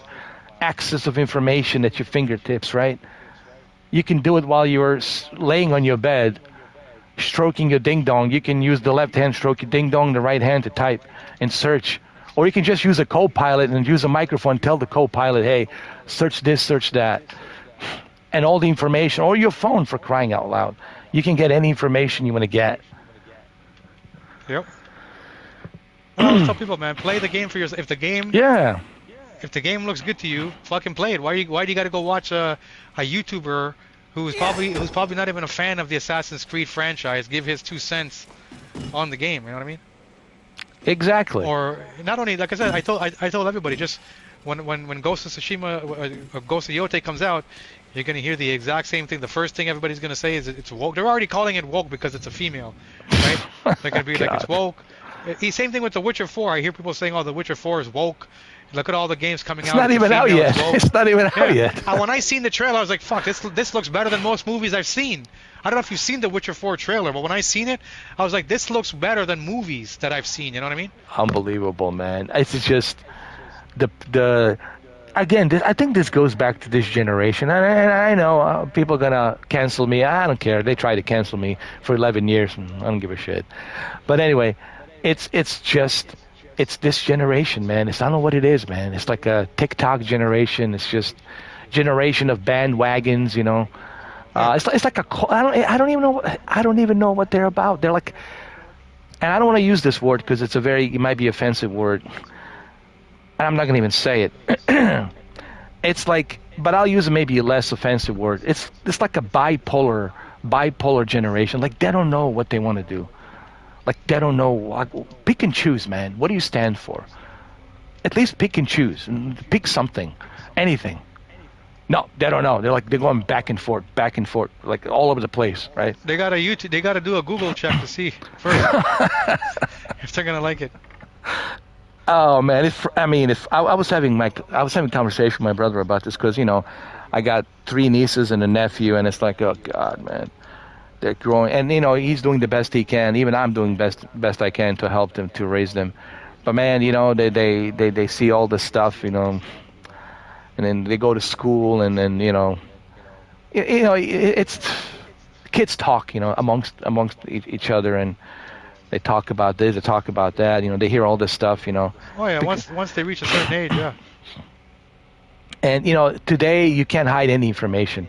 Everywhere it's like the news about this, news about that, and so it's kind of like they're hearing all of this, and then like I'm thinking like, my God, what kind of future are they gonna be?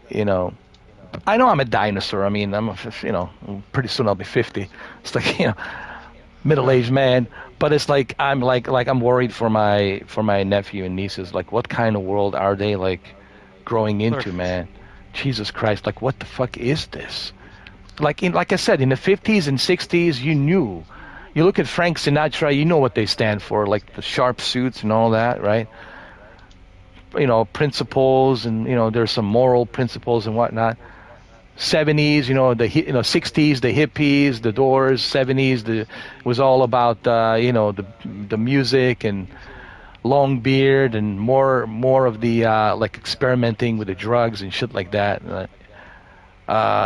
Long hair, nobody was shaving. It was just like everybody's growing beards everywhere, middle of their legs, right? Especially the chicks back then. They were like big bush and whatnot. In between their legs. So, like, these generations, you knew what they stood for. There was a certain style that they had. Like, there was a certain persona that they had. And you knew what they, like, stood for. Like the flower people, Woodstock, right? All that shit. Yeah. The 80s, there was a certain style in the 80s, and you knew what they stood for. 90s, you knew what they stood for. But now, with it's like, this, I don't know what this is, man. It's kind of scary when you really like think about it. Like, you're like, shit, man, fuck. I'll be right back. I just gotta go take a leak, and I have to go grab my oatmeal. Yes, that's. Look, man, I try not to digest too much stuff. Like, I'm like really like I'm cutting down my diet, man. I only like stuff that I need, like a little bit of rice, chicken, a little bit of oatmeal, some salad, because. Look, you know what they say, like your colon and everything, your body, it has a lot of mileage, and you gotta be careful what you put in there, Yeah. So that's why I'm trying, stay healthy, man. It's important to stay healthy, and people don't realize, man. Life, you are like your car. If you don't maintenance your car, man, you're gonna. Of course, yeah. It's gonna fall off. It's gonna go. Yeah, it's gonna turn to shit. Exactly. All right, I'll be right back, Kim. Yeah.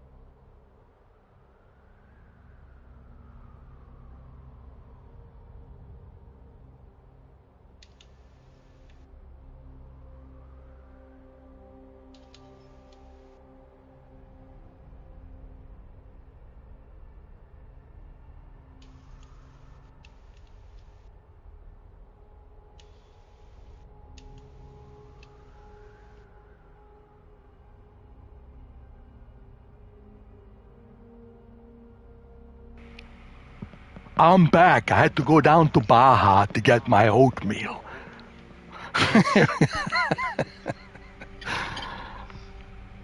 Guess what? I got the, let me see. So now I can go fast travel to my hideout and gotta talk to Tomiko. I don't know what it is, man. There's something about Tomiko. I have a crush on her, dude. I want to bang her. I don't know what it, I think she was cleaning something and she bent over and I was like, holy shit, look at that ass. Cause you know, I'm a booty man. A lot of the Japanese women are hot. I know, and there's something about Tomiko. I don't know what the fuck it is, man. Just something about her. I can't, you can't explain. Like you know, you get those like hormone levels and dopamines. Like you fucking feel attracted to her. I don't know what it is, man. It's like it's different for everybody. Even though she's not Japanese, I think she was Vietnamese or Cambodian. I don't remember. But even better. I love the mix. Yeah, you remember fucking what is it? Rambo 2. When he goes and he's with the Asian girl and she's like, why do they call you like why are you? And he tells her because he's expendable, right? Like that chick. When that was like in the 80s, when I seen her, I was like, Jesus Christ. It's one of the hottest chicks ever. Right? How about her eyes? Her eyes. Oh yeah. Oh my God, dude. Oh my God. Like, can we like? That's the one chick. I would marry. Like honestly, I was like, yeah, let's get married. That's it. Yeah. This is once in a lifetime opportunity. Let's get married. And if it doesn't work out, fuck it. You know, at least I tried. You know.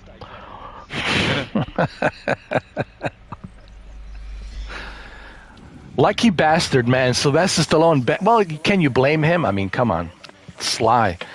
You know.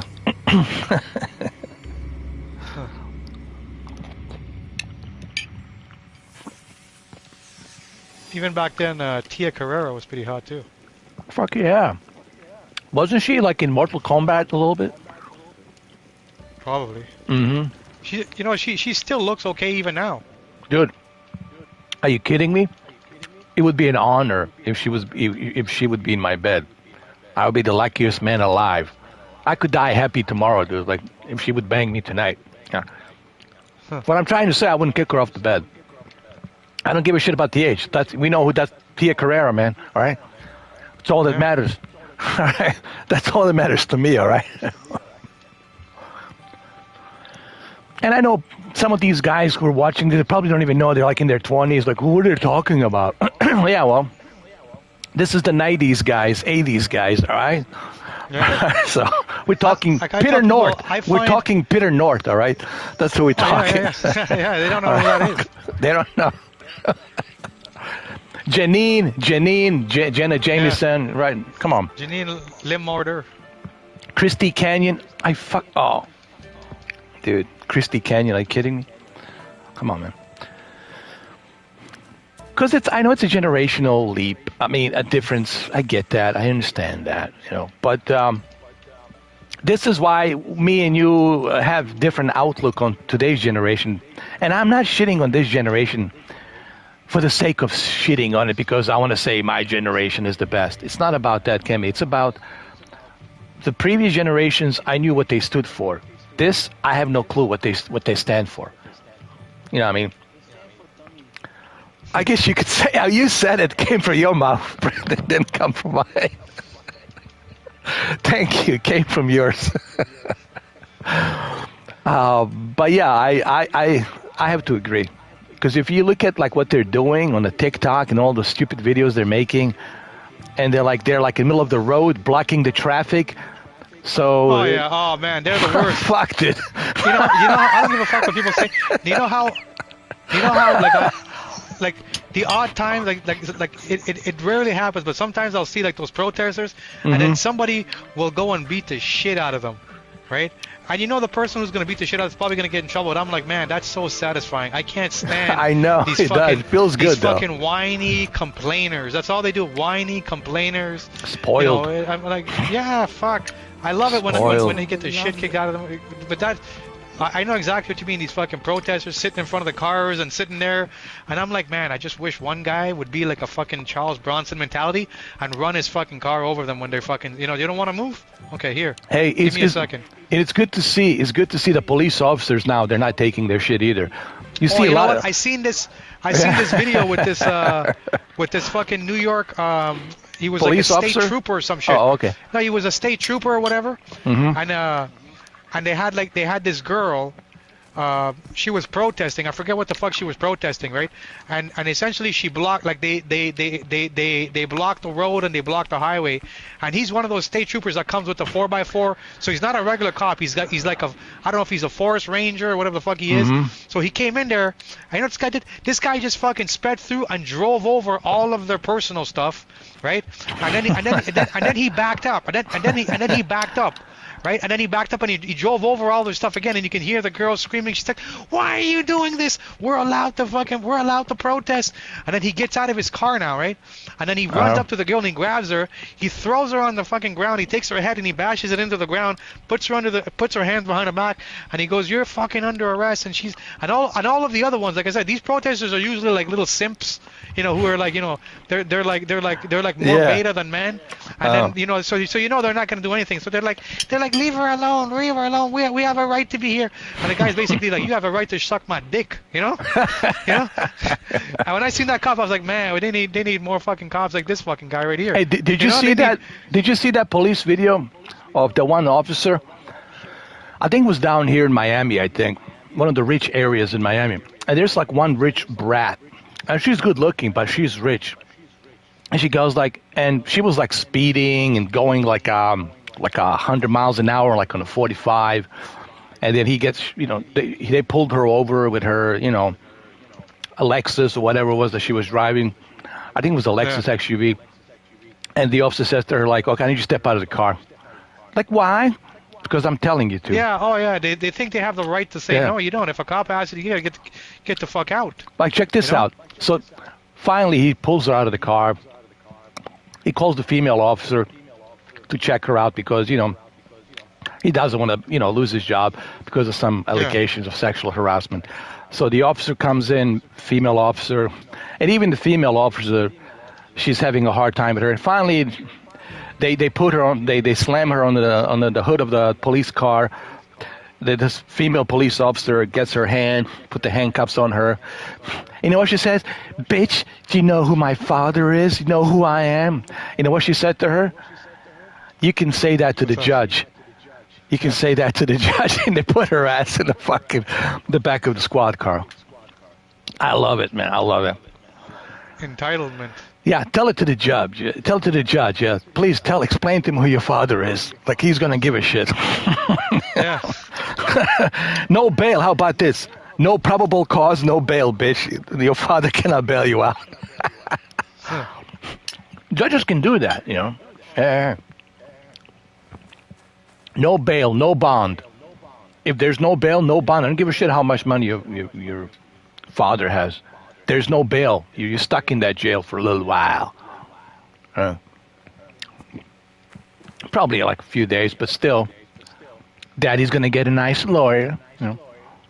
But they need to be taught a lesson. And I'm glad that police officers are doing that, man. I'm so glad. Oh, yeah, exactly. Like that state trooper you're telling me, or that park ranger in New York, right? I love it. Love it. Love it.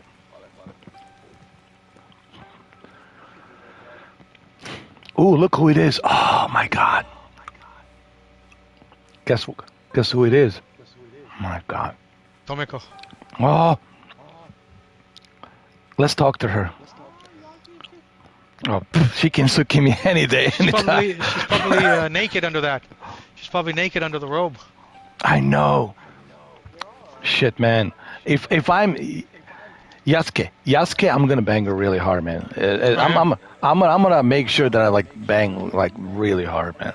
I'm gonna go all the way, man. I'm gonna go deep. I'm gonna go Peter North style. You're gonna hear this. That's what you're gonna hear. Hold on. Wait. Look, I've almost finished. Later, Junjiro. Junjiro, why are you here, man? This is a private matter, man. Get out, get out. Themselves beyond justice. It is a good beginning. Our next step is less certain. Our allies got wind. Oh, it says neutral. Tomiko neutral. Interested? Anxious. Oh, that's cool. Speak to you. Lord Mitsuhide. Yeah, usually if it's gonna have a romantic relationship, it'll have a heart next to the conversation. Yeah. More like his dog. seen how he resents his master. It could make him a powerful ally. But how did he contact us? Does he know about this place? No.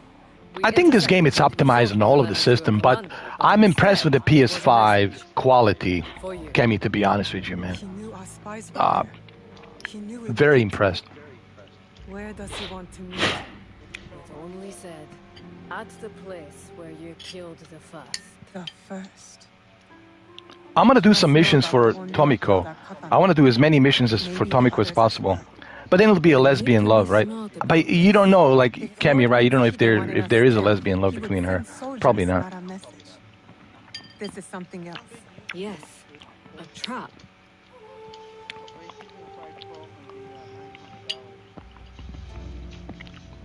Well, everything's going up. They're saying that the Switch 2 is going to be $649 US, something like that now. Well, so Nintendo is canceling all the pre-orders. Well, guess what? I'll tell you what, man. You were right. If I can find a used PS5 Pro, go for it, dude. Yeah. You have 2 PS5s, don't you? Yeah. I can trade them in, man. And the PS4 Pros. I can trade them in. Yeah.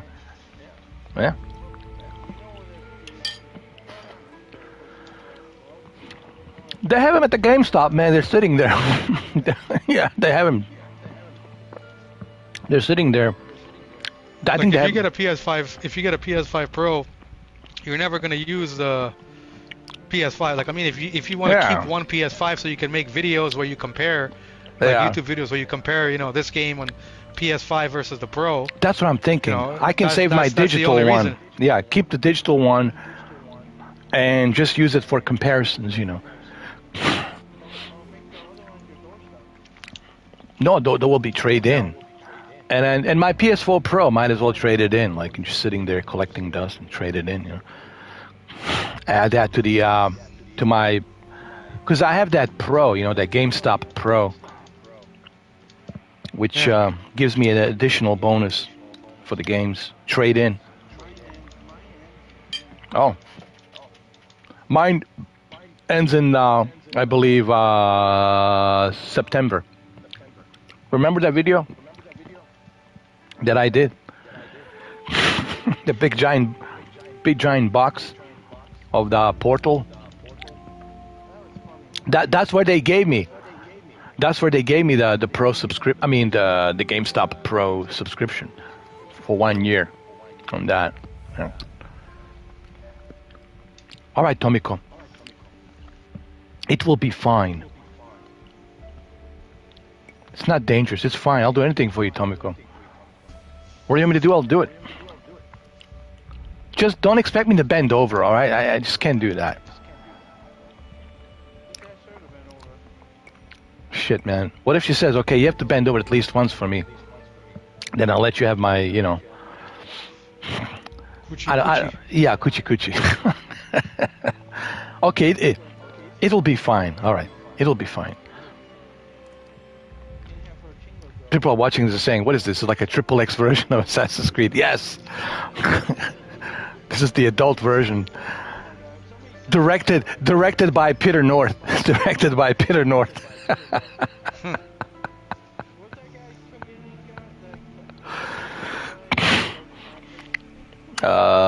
Who?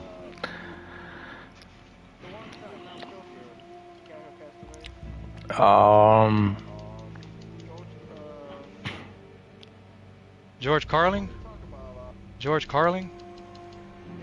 Oh, he died a long time ago, like 2005. No, 2007, I think. Oh, he says, yeah. Oh, yeah, dude. With him, he even had a special called "There's a list of 7 words you're not supposed to say," but I say them anyway. But I can't. But I can't say it on here. Yeah. But they're really nasty words.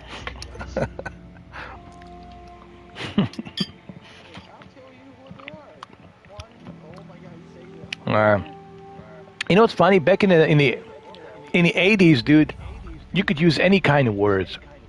In the 90s, you could Yeah. use any kind of words, but now it's like you can't use this. Nowadays, people get offended by anything. Yeah. Yeah. I'm like, I tell people, who the fuck are you? Who the people are gonna? I tell people, who the fuck's gonna tell me what my vocabulary is? No. Yeah. I want to find What are they gonna do? out They're gonna what put you. They're gonna put you in jail. They're gonna waste the taxpayers' money. Oh, you said the word. Get the fuck out of here. unless I want them to. No! You can't go to Katano. Why? What's wrong? It's too dangerous. Promise me you won't go. Don't Jujiro, don't worry about me, Jujiro. I had training with John Wick. What was that all about? I don't Tomiko, know. It's not like him. Tomiko, listen. I'll talk to him when I get back. Tomiko, please. Let's have sex tonight before I go. What if something happens to me? Where'd you go, Tomiko? Oh, there she is. Long time. Tomiko, me and you, long time. No, we gotta do. I wonder how old Keanu Reeves is gonna be when he makes that new John Wick movie. 60, 65, 65. Yeah, I was gonna say mid 60s. Yeah.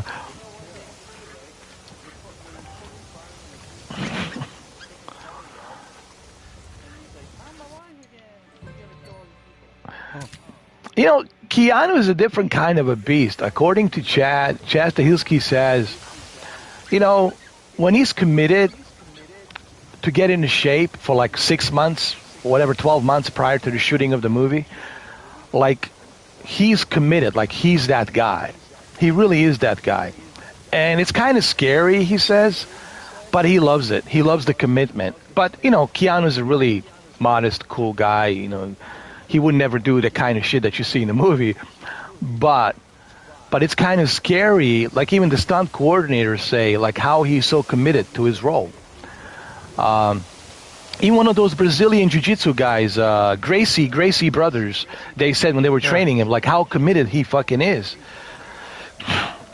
And how committed he is, dude. Like all the jiu-jitsu training, taekwondo, you know, judo, karate, all of that stuff that he soaks it all in. And then the 3-gun game, which is, you know, the shotgun, assault rifle, and the firearm, right? And you got to go and shoot these targets in a certain amount of time. And then the CQC, close quarter combat with a knife, how to disarm the person with a knife, how to bring him down, and all that stuff. And he's very committed, like. And then certain punches in the body where they're most sensitive, right? Or they're very lethal punches in the body, which there are certain key areas in the body where you can stop the blood flow from your heart. There's all these techniques that he's learning. And he's committed for that role, John Wick, for like, was it 6 months to 12 months?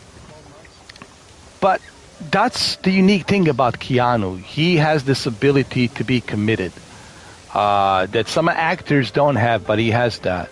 So I think he'll do just fine, Kemi. I wouldn't worry about Keanu. I think you'll be surprised.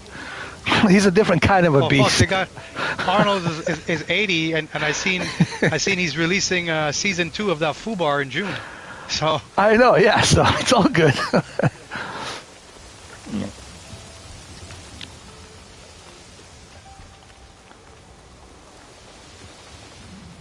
I mean, he loves what he's doing, and he said, I think he said in an interview, he says, you know, I love doing this stuff. It's fun, you know. And he enjoys it. I mean, if he didn't enjoy it, he wouldn't be doing it. I think, you know, he wouldn't bother with it. And clearly, he doesn't need the money. He's got the money, man. He could retire right now. He's good. He could collect the Social Security. He's good to go. But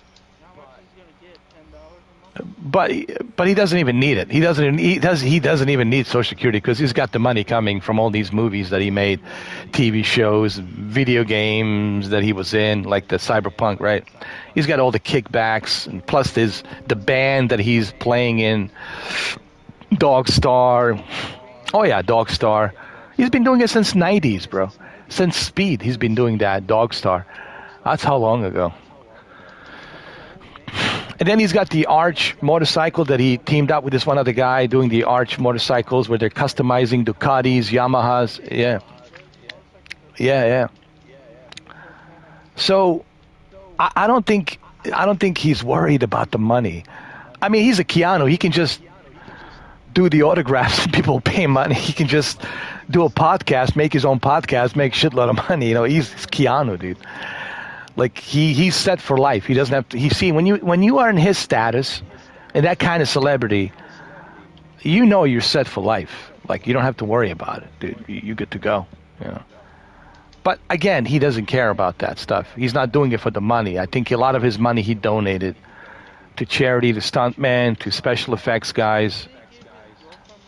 Yeah, he does. I think her name is Alexandria. Isn't he? He's married, or I forgot. No, they're just dating. They're dating, I think.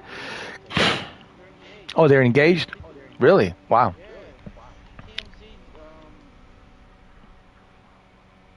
Well, I guess it's time. I guess it's time. I mean, he's in his 60s and she's in her 50s. I think it's time, you know. No. But she looks like she's in her 70s. But he doesn't care. See, that's the thing about Keanu. He doesn't give a shit about the looks, man. You know, he could have any chick he wants.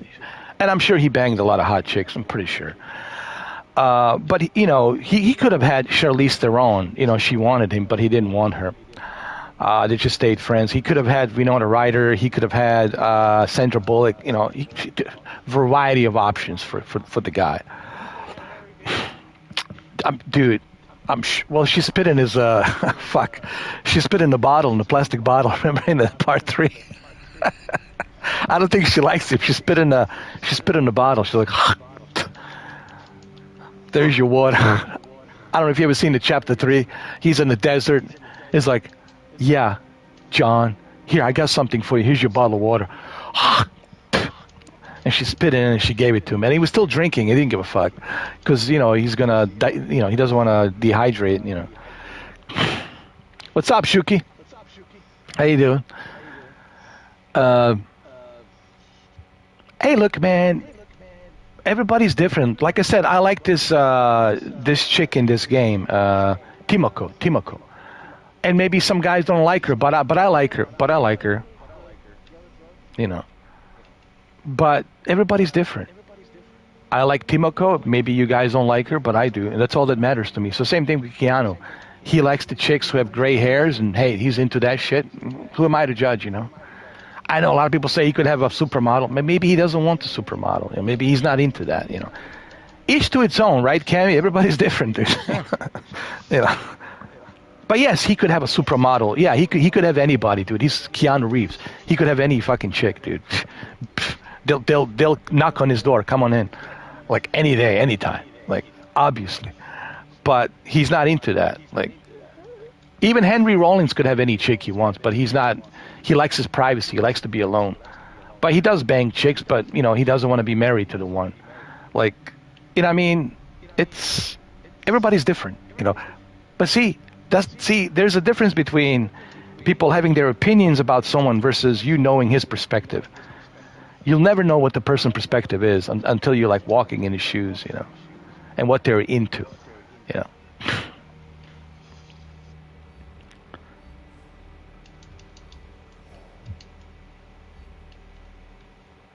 What's going on, Shuki?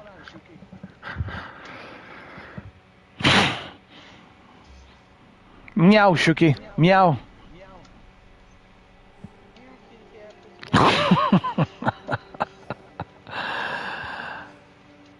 Find Yaya. I need to find Yaya. Okay, I'll find Yaya right now. Yaya, I'm gonna find you. Hey, man. What the fuck, man?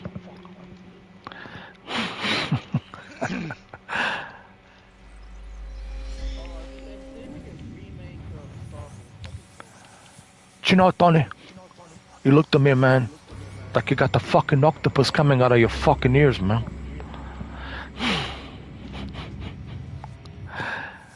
Shuki the cat.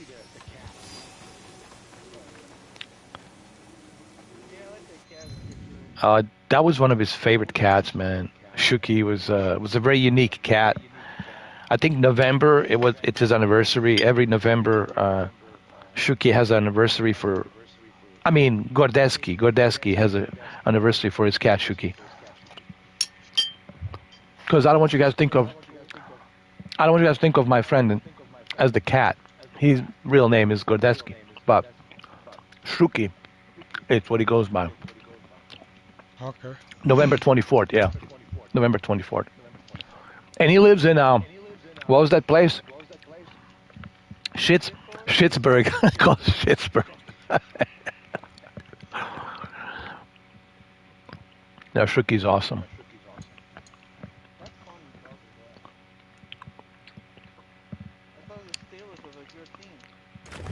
Oh my God, I just unlocked it. I can't believe it.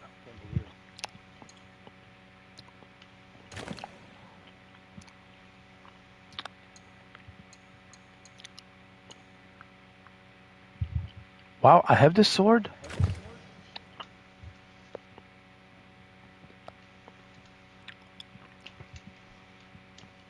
Wow.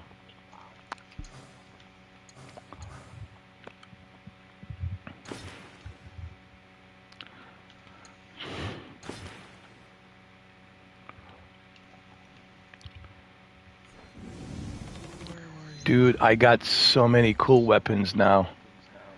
Hell yeah.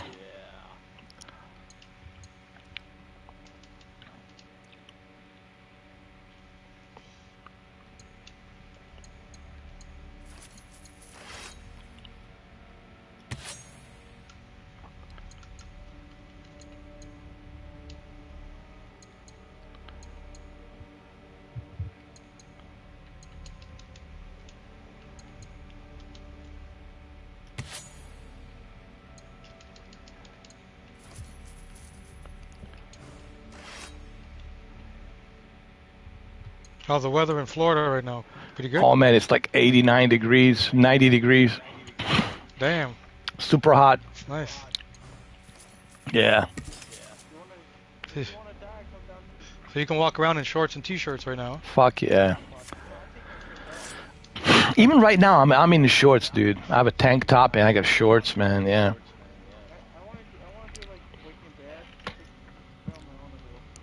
The only thing that sucks, man.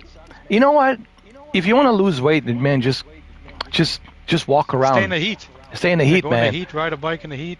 Humidity, man. You know, I tell people, if you want to lose weight, come to Florida, man.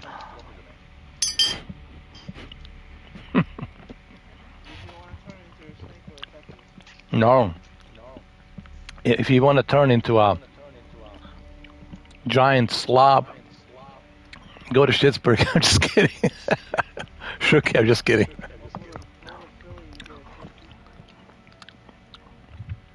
You guys have to remember, Shuki lived in Schittsburg for like 39 years. Schittsburg. Yeah. He wants to get out of there.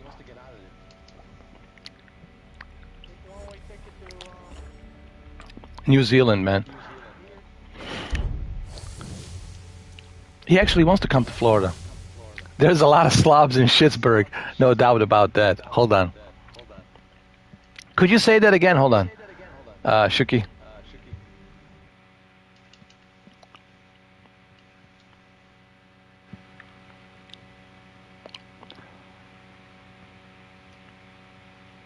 Because I want to hear it.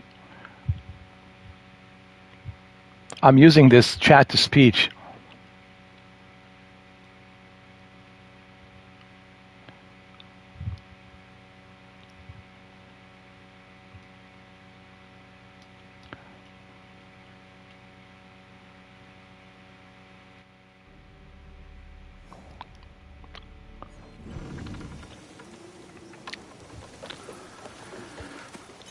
Ooh, we got some more contracts. Ooh. There is a lot of slobs in Schittsburg, no doubt about that.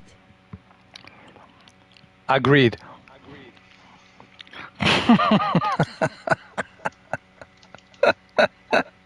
Oh, now.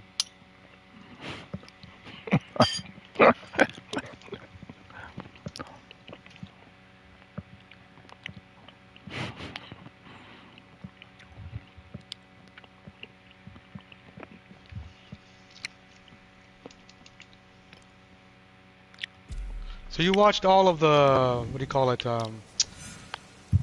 Yellowstone, right? Oh yeah, all of them, dude. Especially the one when he's protecting his land, dude. I love when he's protecting the way he protected his land and his business, dude. I love it.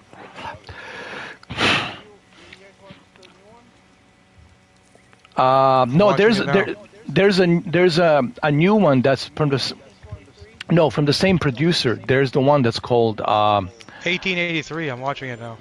That's with Harrison Ford. No. So oh, that's so Harrison Ford. So you remember when you watched Yellowstone, there would be like some episodes where they would show you John Dutton or what do you call it?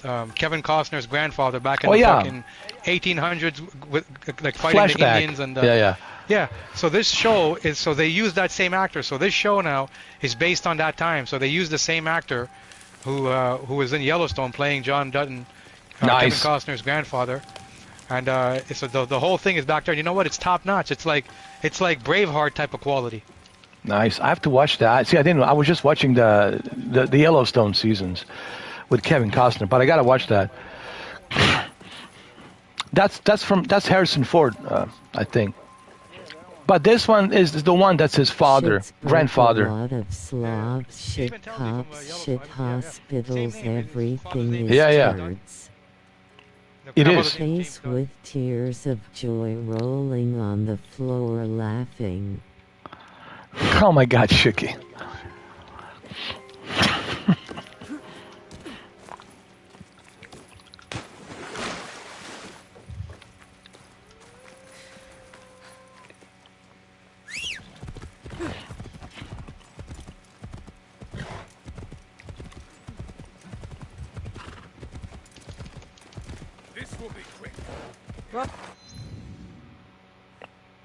I gotta talk to Yaya. I need to find Yaya. You're right here, Yaya. I know who Yaya is. That's the that big chick. Yeah, go ahead, What Kevin. about the TV show? What about that TV show Shogun? Did you watch it? That was pretty good too. Oh, that was great, man. That was great. That also has a little bit of similarities to the Last of Us. I mean, the Last Samurai. Yeah. The white guy comes there and nobody likes him, and then eventually. Yeah. Eventually, he adapts to their language and respects them. But I think they need to be careful. I think. Because I hope that this doesn't become like a tradition with every samurai movie, where it's like, and the outsider comes in, and then it's like, it worked with The Last Samurai righteously in 2003, sure, it was great. But I just hope that not even 47 Ronin with Keanu, he comes in and there he is, he's the outsider and becomes the 47 Ronin. You know what I mean? It's like it's fine that they're doing that, but I think they need to focus more like a Akira Kurosawa style, where it's just focused on the culture and different clans and how these clans were fighting, pro-shogunist and shogunist. And they do show that in the TV show, in the FX. I think it's the FX, I think. But you're absolutely right. Like, even with this game, like with Yasuke. Which is fine, but I think they need to, this is what I like about the game Rise of the Ronin. The Rise of the Ronin is just specifically focused on that era, and during the trade, I forget what it was like 1500, 1600, and it was that era of the trade when they were trading, and it's about Ronins and Shogunists, pro-Shogunist and Shogunist and Ronins, and how these clans are fighting each other, and you learn more about that. But I think Rise of the Ronin was more designed to appeal. Team Ninja made that more to appeal to Japanese gamers. This, they're trying to appeal more to the Western gamers. Same thing with these TV shows, right? With these TV shows, they're trying to appeal to Western audience, And I think which one?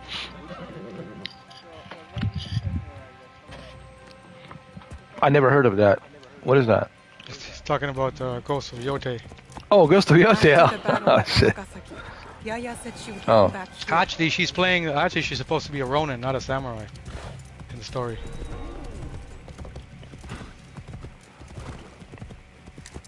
And the difference between yonis and shinobis and shogunis, and I mean they're all kind of similar, but they all have their different traits. They all have that Yeah, they're all Bushido different code. styles. Yeah, but they all believe in Bushido code. You know, it's the Bushido code that applies to everybody.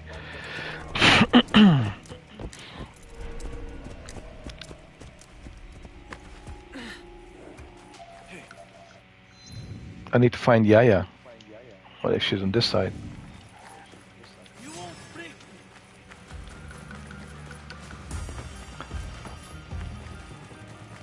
This reminds me of all the Yakuzas. You remember that movie, Johnny Mnemonic, and the Yakuzas in the movie? Yeah. The way they made them, they all like have these long trench coats, you know, running around. But it was cool, man. The movie is so cool, dude. And then Ice-T comes in, and he has this hideout, and they have this mammal, the dolphin, and Dolphin is the one that's going to be able to help, you know, Johnny. Because he was carrying the cure, remember? He had that, well, shit, I'm spoiling the movie. Sorry.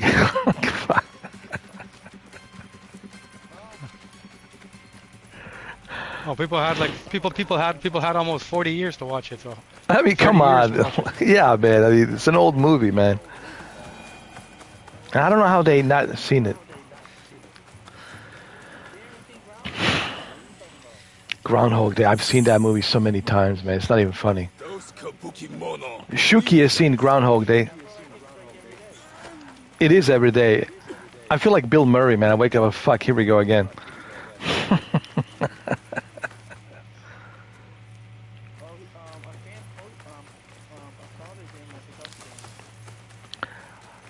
He's old, right? I mean, he's got to be. I think I saw him. But you know what? He still moves around pretty good, like compared to other guys. He's still like agile. You know, he can bend over, he can kneel down. You know, I've seen guys who are like in their 60s and they look like they're 80. You know, he still seems someone. Because I've seen that video where he's telling the fan to back off, don't touch me, whatever. And you could tell he's still like, you know, his body's still pretty healthy for his age.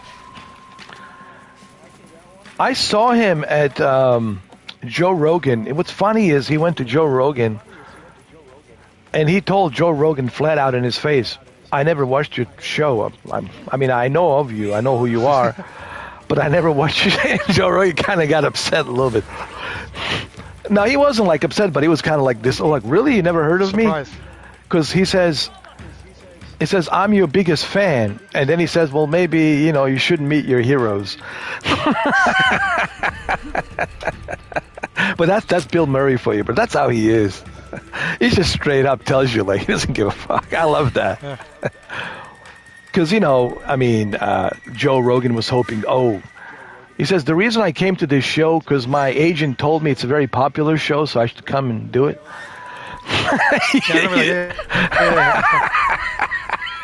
You should see the look on Joe Rogan's face. Because it was like, you're my hero, man. I like everything you do. He almost cried, dude. Like, he was watery eyes. It's almost like he upset him so much, Joe Rogan almost wanted to cry. Well, then what they say, don't meet your heroes, you know, because you might not like it. They might not like you.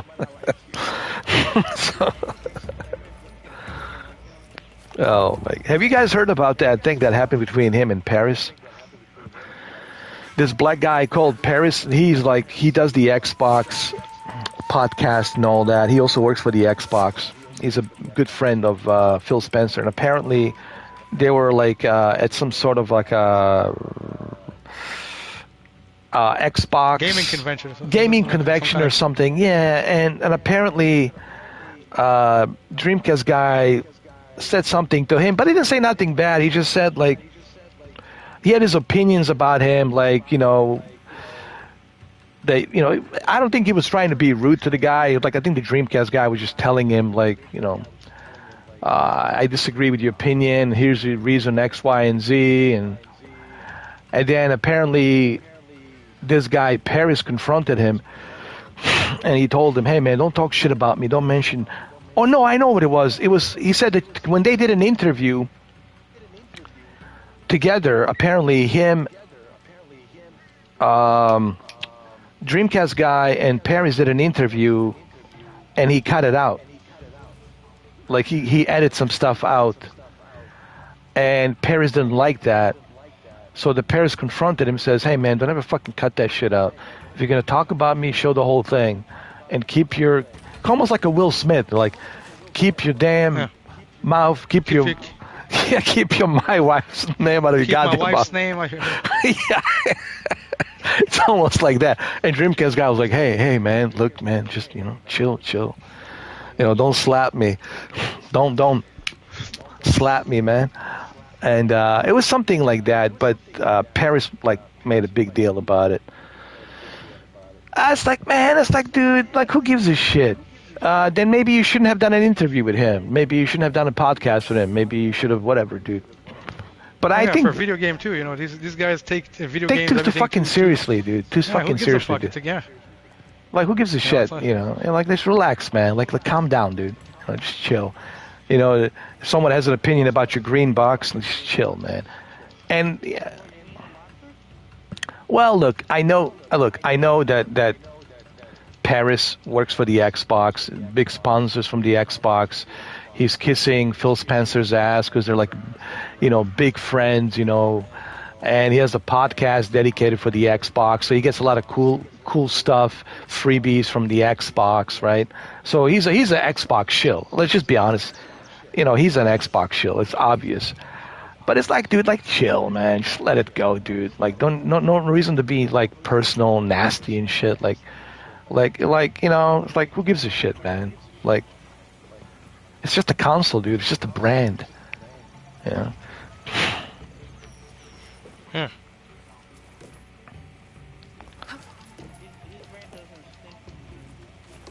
I think, here's the thing. I don't mind people roasting people. Like, I know Alex roasts Dreamcast guy, and that's cool. Even I roast a Dreamcast guy. But you got to do it where it's like, where you can laugh, But if you start, like, confronting people and telling them, hey, man, this and that, like, yeah, come on, man. Let it go, dude. It's just the fucking video games. All right? Don't take it to the heart. Don't take it personal. And I think that's the issue, man. A lot of these guys, they're taking this shit to the heart. They're taking it personal. Like you go to Twitter page and you watch them. Like you guys are fighting over a fucking plastic box that has electronics in it. And they're grown men too. It's not like they're kids. They're like 30s, 40s. Yeah, grown ass people, man. Like get the fuck out of here, Yeah. Yeah, I'm not trying to take anyone's side. I'm trying to take Dreamcast side or trying to take a Paris side. I'm just simply saying, like let it go, guys. Like it's a fucking, it's a console. It's a brand, Yeah, these companies at the end of the day, they don't really care about you. They want you to promote their shit, but yeah, they're not paying my bills. Yeah, if you were to die, they're not going to come to your funeral. They're not going to give you nothing. Your family money for your funeral, nothing. Yeah, they're just gonna be okay. Well, we gotta hire a new guy for this area, this territory. And they're not paying your bills, are they? They're not putting food on your table, are they? No. So then why get all worked up about it? That's what I don't understand about this whole thing. Like I had one guy wrote me I'm not gonna mention this guy because I just look at him and I just laugh. And he was writing me like a love and peace. And I was reading it because I have the messages. They're like hidden messages because I know which one the trolls, which one are not the trolls. And sometimes when I'm sitting in the toilet taking a shit, I go through some of these messages, and this guy just keeps going on and on and on and on and on and on. And it says, you know what? You want to expose me for being this, for being that, for being a Sony fanboy? Guess what, Mr. 4K? I'm going to expose you for being the Xbox shill. I said, go ahead, expose me. I don't even have a Game Pass. So what the fuck you gonna expose me for shilling? I don't have to fucking. Do I have a? No, I don't have a Game Pass. Do you see me playing? Do you see me play Atomfall? No. Do you see me play Avowed? No. Do you see me play Flight Simulator? No. Do you know why? I don't have a Game Pass. Okay. But I didn't say nothing to the guy. I was just laughing, you know. I don't feed the trolls, Cammy. I don't do that anymore. I just sometimes look at it to laugh, you know, just like to entertain myself and just to let them cook, you know. I said, let them cook. Keep talking. It's entertaining for me while I'm sitting in the toilet because it's the only time, no pun intended, when I do give a shit. Sitting in the toilet giving a shit, looking at it like, oh, whatever, you know. And he says, I'm going to expose you for being an Xbox shill. Please go. People like that thinks like people are actually going to care if you expose or anything, like who gives a fuck? Only he does. It's a small community of gamers already who even like pay attention to games as much as we do. The majority of people don't know anything. The majority of people don't know anything about games really. They're just you know, somebody asks you if a game is good. They're not asking you for a fucking essay and you tell them the whole fucking, you know, the whole library of knowledge. You know, they're just, oh, boy, you think I should play it, man? I just want to play something while my wife is out and my kids. I don't give a fuck about all these things you're telling me, you know. I just want to know, is it a good game that I'll be able to pass half an hour a day, you know, if my kids are at school? You know, I might play it for 20 hours, 10 hours if that, and never play it again. You know, but then these guys are like the guys that they got to tell you their whole fucking essay. Well, you know what? Since I was bred to play these type of games. You know, like yeah, they got to explain everything to you, and like, and it's true, and man. Take it so personal true. if you take it so personal if you're like, okay, you're giving me a fucking essay here. I just wanted a yes or no. Is it good or not? I don't need to know, you know, the ins and outs of it. I don't take it that seriously, you know. Exactly. It's like if I ask somebody, hey man, is spaghetti good? I don't need you to fucking tell me the history of Italians and you know what I mean? And the history of, I just want you to tell me, this is fucking spaghetti good, bro. You know? Is it better than my fucking shit cooking, you know? Is it better than my fucking cooking? That's all I need to know, man. I don't need you to tell me the history of the fucking who makes fucking ragu, you know? Yeah. Hey, Kemi, look what I got. I finally got it, man. Yeah, that's it, yeah. Yeah. But you know, you're absolutely right, man. It's you know what it is? It's I think it's social media and the internet, man. It is brainwashed, man. A lot of these guys, man, they're like brainwashed, and it's like a cult following, you know. It's like, oh, like I'm part of like a club, you know. And I want to say cult, but more like a club, you know. I belong to this club, you know. Like I'm the cool club, you know. I was like, dude, like, we don't care. If you enjoy it, you enjoy it, man. That's all that matters, dude. Like, me and Kemi don't care where you play. You want to, wherever you want to play this game, play it, dude. We just want you to play it. If you want to play it on Nintendo Switch too, hey, man. God bless you. Good for you, man. You want to play it on the PC? That's fine, too. You want to play it on the cloud? That's fine, too. But no, they're going to tell you, let me tell you reason why I'm playing this. Let me go through history now, and I'm going to tell you why I'm playing it on this console. So here, let's go back to 1997. It's like, where it all began. It's like, dude, I don't have time for that shit, bro. For you to lecture me for like 12 hours, rape my ears, you know, like, here, let me explain to you. So back in 1997, this during the Nintendo and Sega time, there's this Sony was working on this compact disc and this console called the PlayStation. And I know the Sega Saturn started first, but while Sega Saturn was, and then the Sony, I'm like, I don't care. Like, dude, just tell me if I should play this game or not. All right. I would, let's say, Kemi, I mean, Brendan. Are you tired? Okay. All right, later.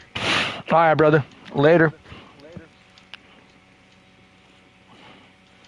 By the guys, the party's open. You can come in. You know, the reason I left the party earlier is because it was just me and Brendan, and there was no one there, so I left. You know, and then I needed to focus on the game, obviously. You know,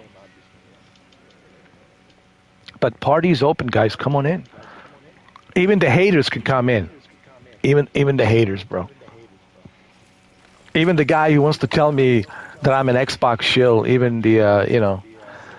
The guy who wants to give me the history lesson on the video game franchise or the brand. Come on in, guys. You know. And I honestly, I'll never get offended by if somebody wants to roast me. I don't care about that stuff, man. I don't mind people like having a debate conversation. The only thing I mind is if they're like purposely just disrespecting and they're becoming annoying, and then I have to like, I have to mute them, block them, that kind of shit. But like, hey, dude, if you want to, explain yourself why you are playing games on this console, why you love, I want to hear your opinion. That's okay. I don't mind. Yeah. Unlike that one other guy that came in, I don't know if you remember when we were talking, it was like a week ago. His name was Mandalorian or something. I don't know. He kept going on and on and on and on about, educating me about the PlayStation on and on. I was like, dude, man, I've been with PlayStation since 1998. And they keep telling me, did you know that you can add games to the library? I said, bro, I have 3 PlayStation 5s, 2 PS4 Pros. Are you kidding me, man? Like, I don't know how to add the games to the library. Like, come on, dude. Like, something is like, that's. Do I get offended?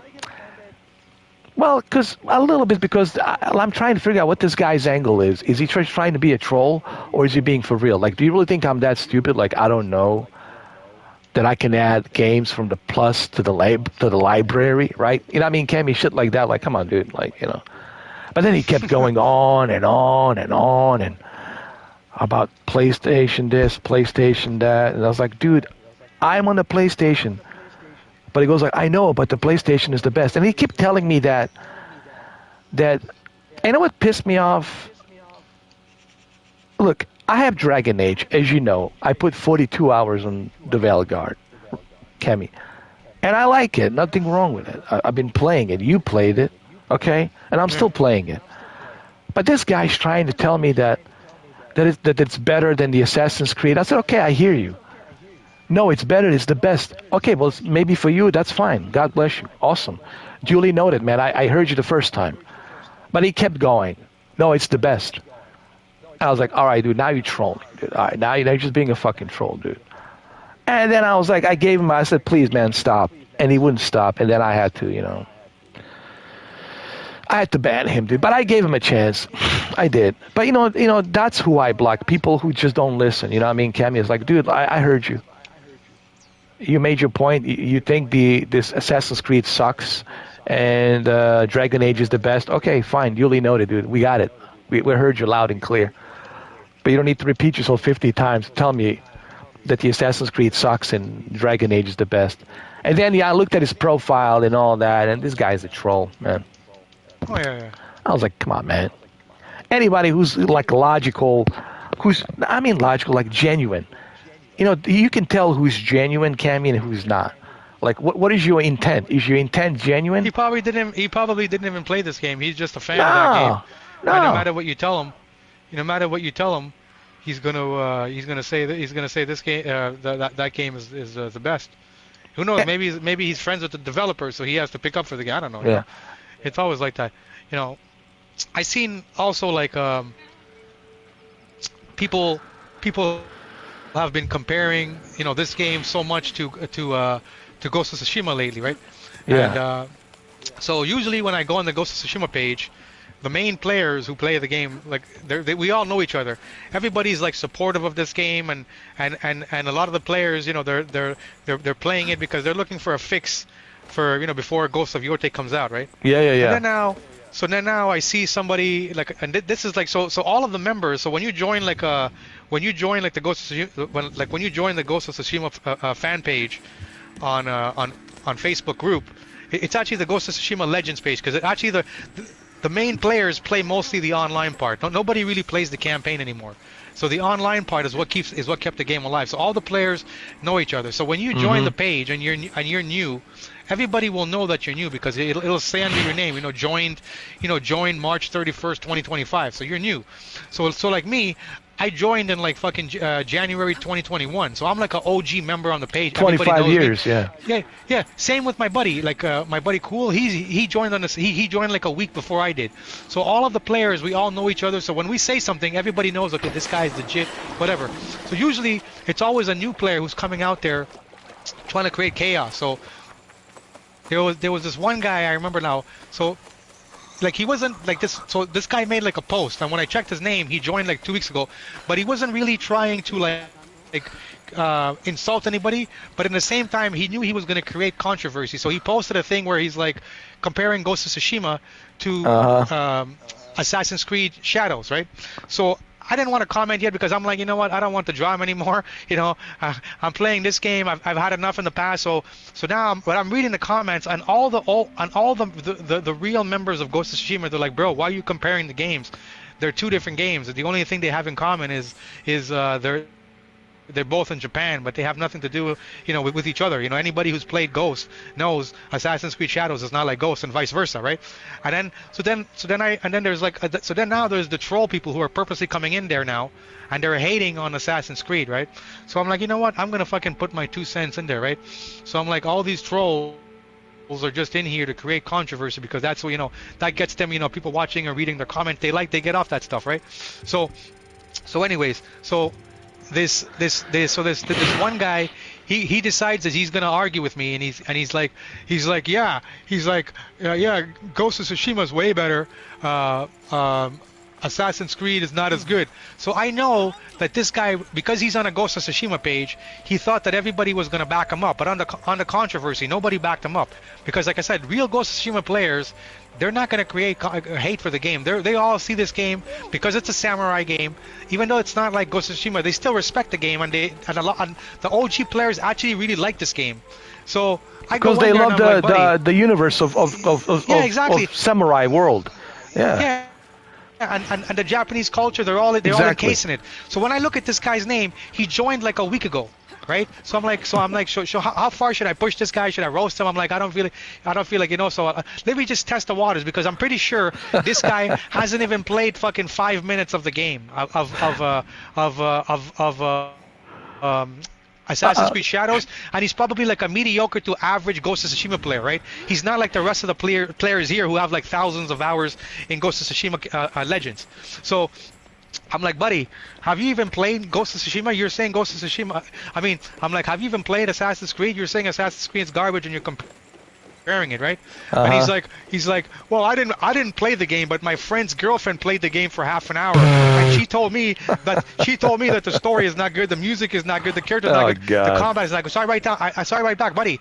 So I write back. So I'm like, let me dissect your nonsense here, right? Logic. I'm like, so yeah. So I'm like, so obviously, so you didn't play the game. So then now I send them a picture of all of my trophies for Assassin's Creed Odyssey, Origins, Mirage, and Valhalla. All of them are 100%. So I'm like, let me show you. So I go to let me show you my receipts.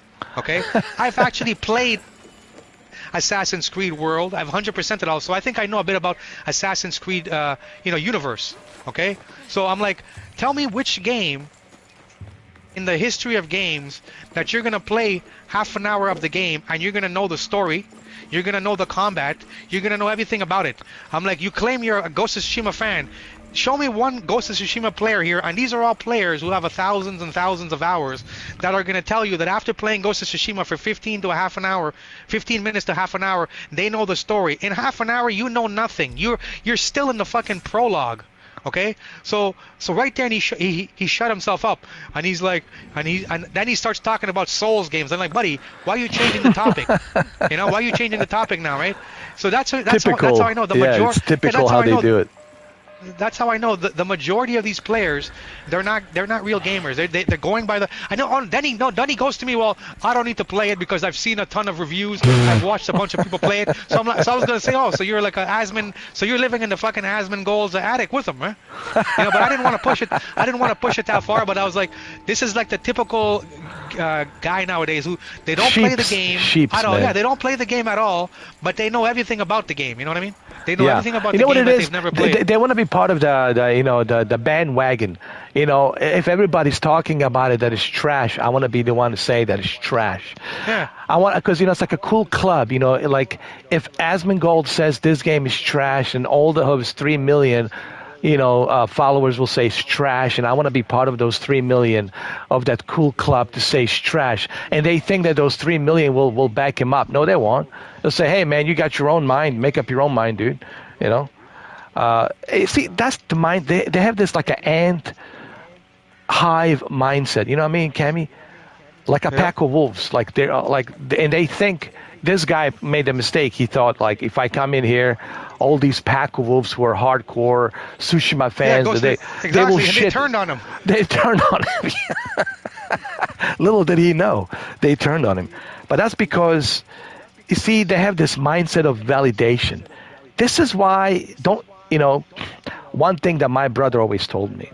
I respect my brother. He's your age, actually, 46, 47 now. I'm sorry, 47. He's 47. And, one thing he always said to me, because we talk about us growing up and all that shit. You know what he said to me? Did you notice when we were growing up, and I'm your older brother, I never tried to fit in. I always try to fit in, be part of this cool group or part of this cool club, all that shit. He says, I never tried to fit in because I always want to think for myself, man. I want to see what's good for me. And it's so true, man, Kemi, when I think about it right now. And I think people nowadays, they're just trying to fit in, right? Oh, I'm going to try to fit in, so I'll be part of this cool club, right? No, dude, try things out for yourself, man. And that's the way I look at that guy. He's trying to fit in, And then he find out, oops, that's not how it works. Well, yeah, no shit, Sherlocks. Everybody's different. Everybody has different opinions. You should have your own opinions, but you should have opinions based on the experience, not based on what some guy with his eyebrows says to you, who's collecting your money, and living in an attic with millions of dollars. But apparently that's what they do. Maybe he's a simp. Maybe that guy's a simp. I don't know. Yeah.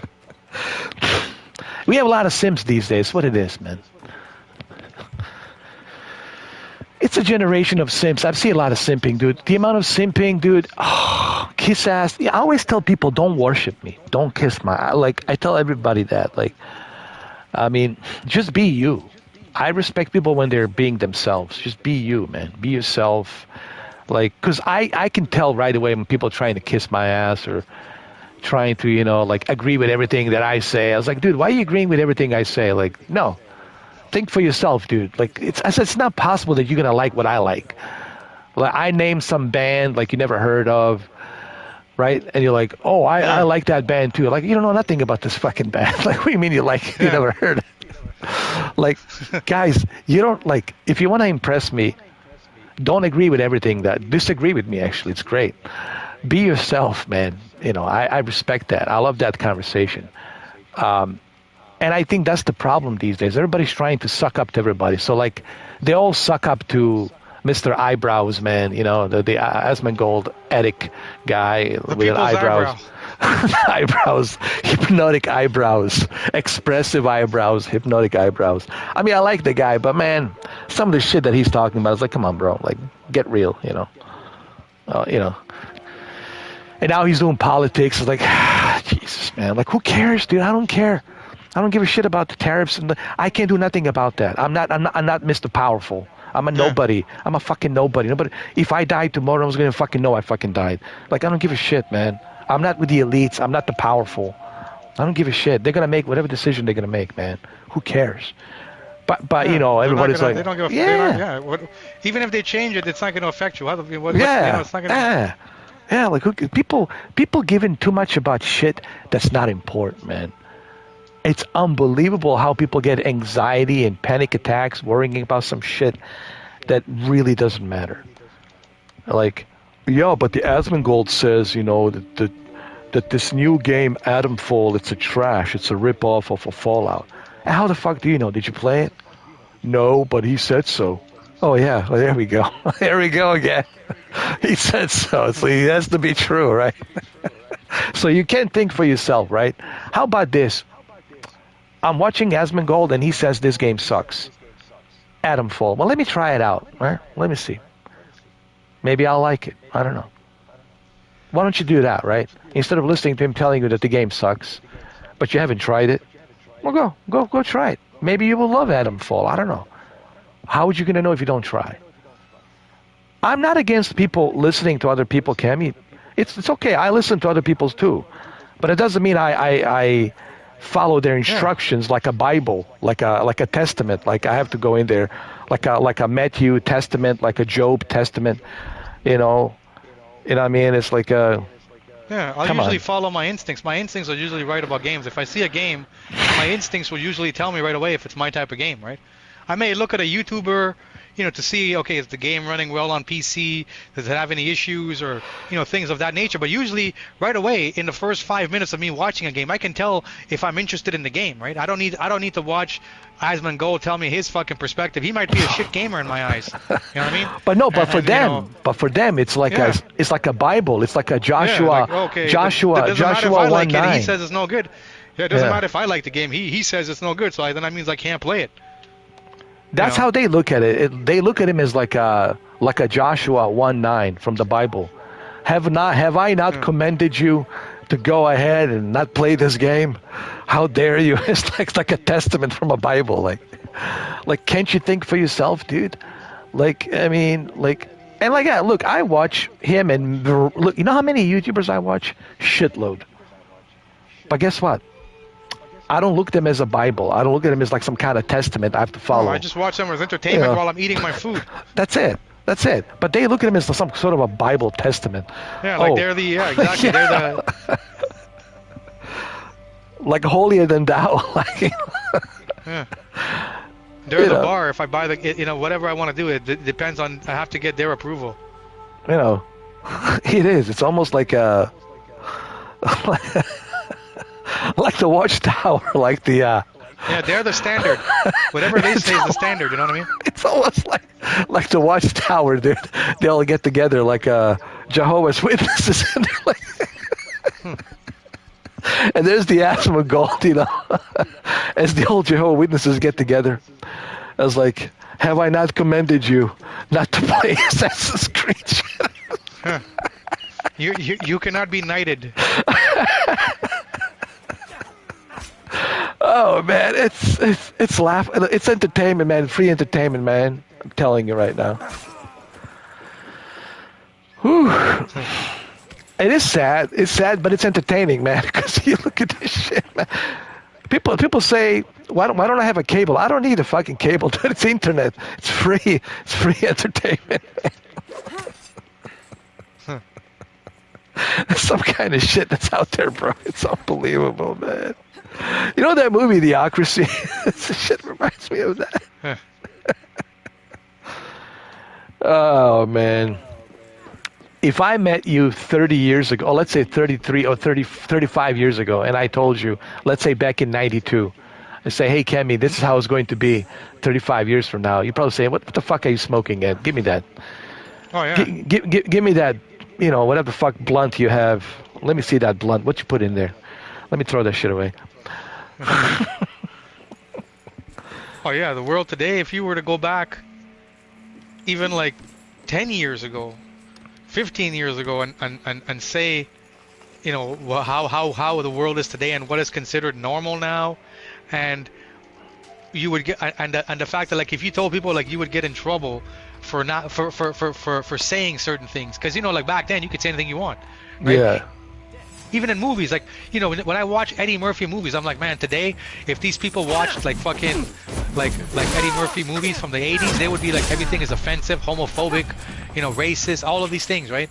And now when you think of how like everything now is toned down, you're like people say you live in a free country. No, it used to be free. When you think about it before, we used to complain, but nowadays you're like, man, nowadays you have no freedom. You have to live in like a source.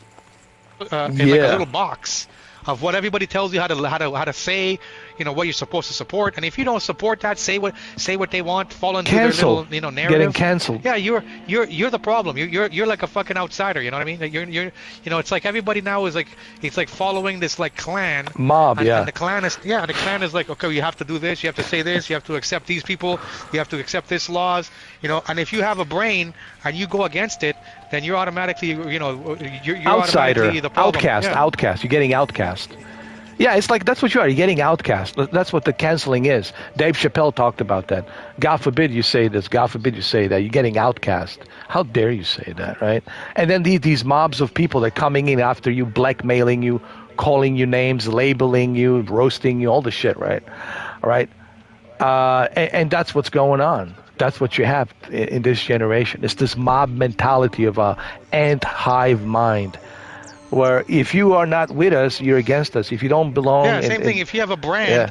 they're like, okay, your brand better support us, and if you don't support us, we're cancel culturing you. But the thing that bothers me more a lot though is that a lot of the is like everything is supporting them. Where you would think smart thinking people with a brain would be like, fuck these losers, man. But it seems like everybody for some reason is like supporting them, and they're agreeing with them, and they're like, yeah, we're all gonna agree, yeah, sure, we're all gonna be beta, it's okay, it's cool, that's the new thing now. How pathetic, right? Like, think about it. Like, we have to agree. I have to agree with everything, like they say. I have to drink the same thing, dress the same way, bow down the same way. I have to like take the piss the same way, and the same time, I have to take a shit the same time, like they do. You know, I have to listen to the same music, watch the same TV shows, read the same books, talk the same way. You know, it's like, what the fuck, man? And that's why this generation is so doomed, man. Like, they don't know. That's why I said it's bipolar. Like, they don't know what they want to be, man. I wish that they would just at least pick something. Like, what do you want to? What are you about? You know, like I said, we can go back to 1940s and 50s, 60s, 70s, 80s, 90s, and we know what those previous generations stood for. But this, you look at this, and you're like, this is a one big mystery, monolith, unsolved mystery. We don't know what the fuck this is. And quite frankly, it's kind of scary, dude. Because when you don't know something, when it's unknown, it's unpredictable, it's kind of scary, right? Because you don't know what they're going to do, what they're capable of doing, right? And that's scary, like, you know. So the thing is, like, I find is like nowadays, humans today, it's like they've abandoned everything, and they're like, okay, we're just going to accept it. Instead of standing up for what you believe in, everybody's like, okay, we just accept it because nobody wants to get in trouble. Soy boy, those soy boy, softies. Yeah. Right? It's like everybody's like, we're just going to accept it because that's normal. That's what's accepted. Fuck that. You know. Never. Whereas in the fucking 80s and 90s, they beat the fuck out of you. If you know, when you're in the wrong, they'll beat the shit out of you. You know, when you're saying something stupid. But nowadays, it seems like stupid is the normal. Yeah, and it's a lot of softies too. I noticed a lot of softies. You know, with their little tight jeans and their little tight, you know, little shirts. You know, and then the spiky hairs, and you know, they're like 70 pounds, 60 pounds. I don't know how much they weigh. You know, like I can lift them with my one little finger. I mean, honestly, it's like, you know, you look at the way they're built. They don't even have any muscles. They're just like a little pencil necks. They look like aliens, actually. From the movie Close Encounters of the Third Kind. Yeah. Like, where's the Macho Man? Where's like the Conan the Barbarian? Where's these tough guys? Now it's just like these little pencil necks running around. Like a skinwalkers, you know, they look like skinwalkers. Oh, okay, yes, I'm shitting on this generation. It's official. Because I don't understand it. What the fuck is it, you know? They're like, you don't need to understand it. Join us. No, I don't want to. No, I would rather die than join. Fuck that shit. At least I'll die hard with some dignity, with principles. I tell my friends, man, we were lucky that when we were growing up, we had fucking Arnold movies. You know, and Jean-Claude Van Damme and Steven Seagal. Yeah, it made us who we are. Nowadays, these kids are watching fucking like these guys that are in between guys and in between girls. You can't tell what they are nowadays, and those are the heroes. You know, I'm like, fuck, man. I'm glad I fucking grew up watching Predator, fucking Total Recall, Rambo. Yeah. You know, RoboCop. Yeah, all of these movies, man. Yeah. But no, why don't you watch? What was the movie that they said you need to watch? Mandalorian. But I have nothing wrong with Mandalorian, but like, dude, really? That's it? That's all you guys said was Mandalorian? Really? And again, nothing against Mandalorian. It's nice, okay? And Baby Yoda and all that, it's all cool, you know? But, listen, believe me, we had better than Mandalorian. Oh, yeah. No, but everything in the 80s but no, is did you see Baby Yoda and the powers Fuck that all the Baby Yoda figurines everywhere, posters of Baby Yoda everywhere. Oh, here's another great TV show. How about the Stranger Things? You know what Stranger Things is? It's a ripoff of 80s. What the fuck that what was is? That show, I forget what they call it. Yeah. And again, I'm not trying to shit on Mandalorian and Baby Yoda or you know, Stranger Things. They're great shows. But what do you think these shows are inspired from? From the 80s, from the 90s. And you guys have some woke versions of that. Look at how woke the Star Wars is, you know. Yeah, fucking Skywalker drinking from some kind of creature, milking and drinking the sucking on a tit of some kind of creature, drinking this like it looks like a Mountain Dew or some green shit.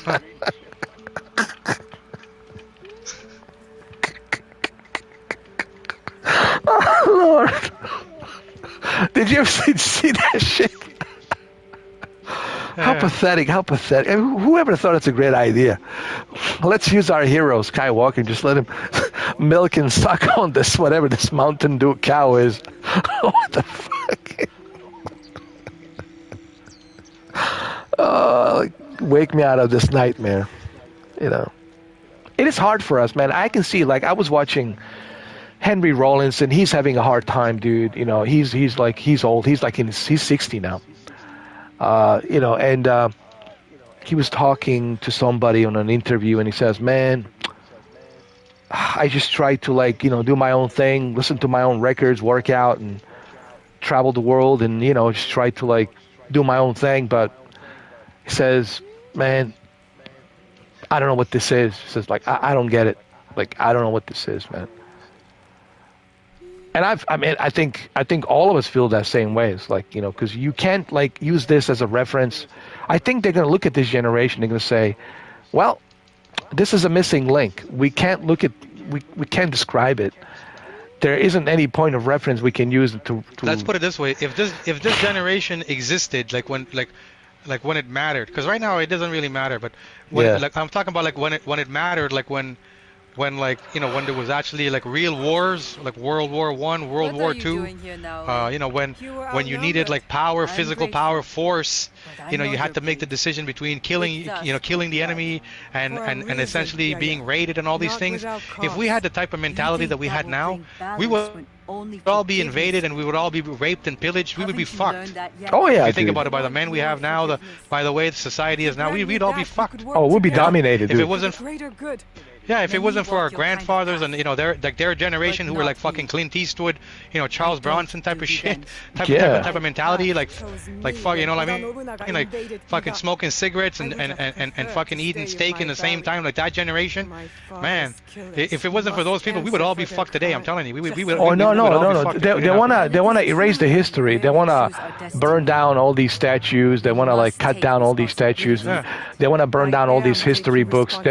They want to erase history, right? Yeah. That shows you where they are. They don't want to learn the history. How about learn the history, man? Learn what happened. History is there for a reason, so you can know what your great-great-grandfather fought for, what they did, what they achieved, you know? This one lives.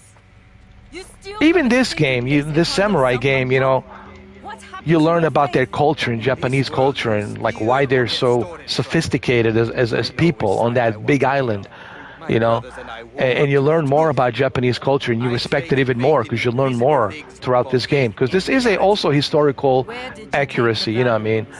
There are no valuables here. The real loot is at the Christian church. You're no more honorable than a Yeah, I mean, it's like, I want to learn, dude. I learn every day, dude. I would never say, hey, I know everything. The one thing, Kemi, that I learned about myself last year was, because I used to be kind of hot-headed, like, I thought I knew certain things, and then it kind of hit me in the face, like, you know how life hits you and then push you down permanently?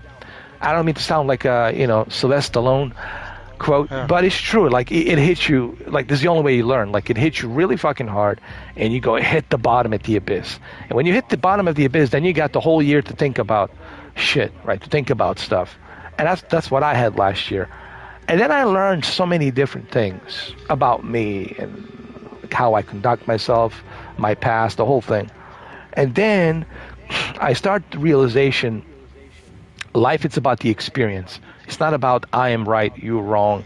It's not about if I have a fancy car or if I have a fancy house. It's not about that. It's about learning and growing and cherishing the experience that you have throughout your life. And And I said to myself, from now on, I learn every day, dude. I want to learn every day. Every day I want to learn, and I will learn as long as I'm alive, till the day I die. I will learn, you know. And that's the way I look at things now. It's just learning every day, man. That's the mentality that I think that this generation needs to have, a willingness to learn. Not to think you know it all, you figured it all out. No one has figured it all out, okay? We're all just trying to figure this shit out, and we figure certain things out that keeps this together, but we're still growing and learning and evolving, you know? And that's what this is. That's what you have to do as a person, I think. Learn and grow every day till the day you die. Yeah, and also you gotta like accept people's opinions. Like you may not agree with them, but doesn't mean that they're wrong. You can learn from them. Yeah, like why is yours right and theirs is wrong? Because of everybody's following one way. You know, that's. Yeah, and you can learn from everyone's opinion. Oh, that's interesting. He mentioned that. Well, I didn't know that. Oh, really? I never looked at it like a different perspective. Like, oh, that's interesting. Have you tried this? Maybe have you like looked in? Oh no, I didn't. Let me see. Let me find out about that. Oh shit, I didn't know that. Oh, because there's always things you don't know. You can't know everything, and the only way you're gonna learn new things is by getting the feedback from people and hearing shit that you don't maybe necessarily want to hear. But through hearing the stuff you don't want to hear, you can also learn something through that, and you can use that and learn from that to better yourself. So that way you don't end up in the same mistake that you did before, because you know the feeling when you make that same bullshit mistake, like fuck, I don't want to end up in that position. So yes, you're gonna make a new mistakes, but you want to prepare yourself to have more knowledge to move through this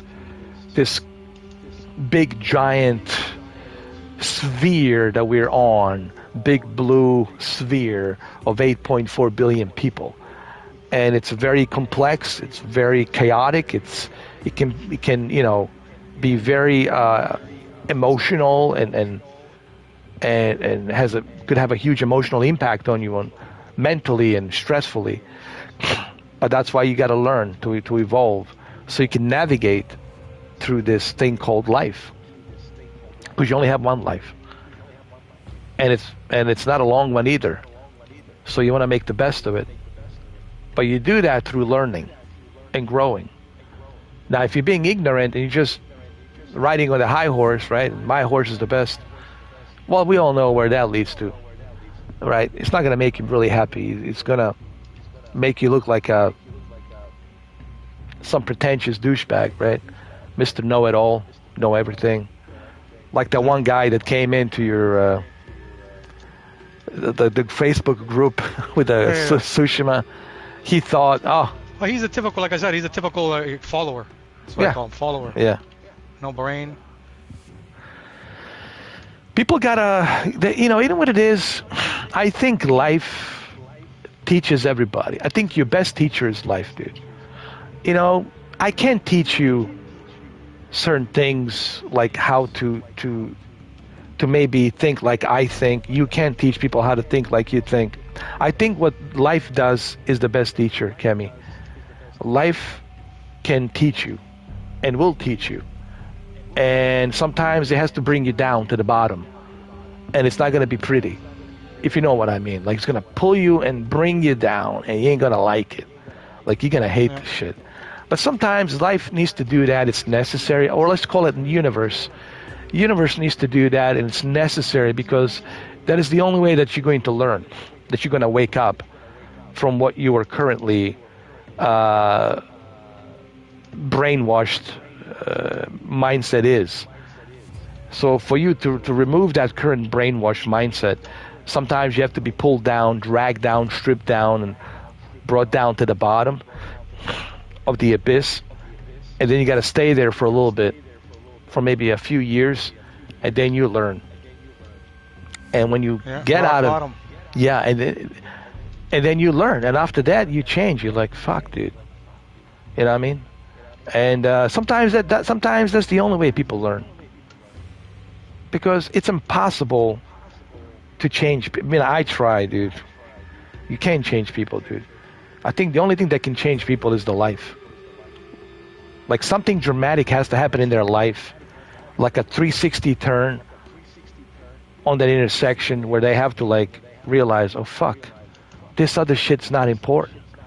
The way I was thinking, the way I was conducting myself, it's not all that important. Here's what's important. This is the life. This is what I was missing. You know, I'll give you one example. Like recently, I've been watching a lot of Henry Rollins stuff. You know, he's an interesting guy. You know, because he comes from, you know, kind of a fucked up childhood and all that. And he was born and raised in Washington, D.C. And, you know, he got hooked up with this band called the Black Flag, which is a punk rock band back in late 80s. And then he started a whole punk rock thing. And then he started his own Henry Rollins band, and he got into movies. You've seen him in The Chase and a bunch of other movies. And the famous song he did called The Liar, you know, where he goes in there and says, I'm a liar, and all that shit, called the Henry Rollins Band. Now he's 60, and he says he's been through so much in his life, you know, from not having anything, working at the ice cream parlor, and, you know, cleaning the ice cream for like whatever, and delivering ice cream to people for like $4.50 or whatever. And he would make maybe like $1.25 an hour for that shit. So this was way back in the 80s. And he says, even when I got famous, he said, I never looked at myself as, oh, I'm somebody, or I'm like this whatever larger than life guy, or I'm in Hollywood, or I'm with Christy Swanson and Charlie Sheen, or I'm with Al Pacino in Heat, or I'm in the movie with Keanu Reeves and Johnny Mnemonic playing Spider, or I'm in whatever, all these other movies. Or I'm on MTV all the time. Everybody fucking knows me on MTV. All these rock bands, they know me and shit, Beavis and Butthead always talk about me and my neck, how big because I used to work out a lot. And he said, I never looked at myself as like, oh, I'm this guy. I looked at myself, you know what? I have enough money to live for what I need. I need a small little house. I need this one little car, little shitty ass Toyota, doesn't matter. And I'll just enjoy my life doing what I like doing. Yeah. And I never wanted to he said I never wanted to fit in. Like, here we go again, this whole thing of fit in. I think that's the issue. A lot of people want to fit in.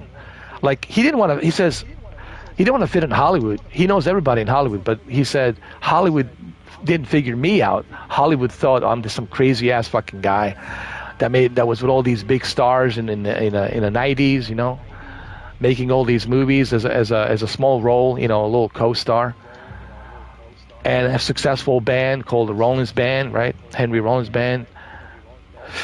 And he was doing all these stand-up talk shows and all that.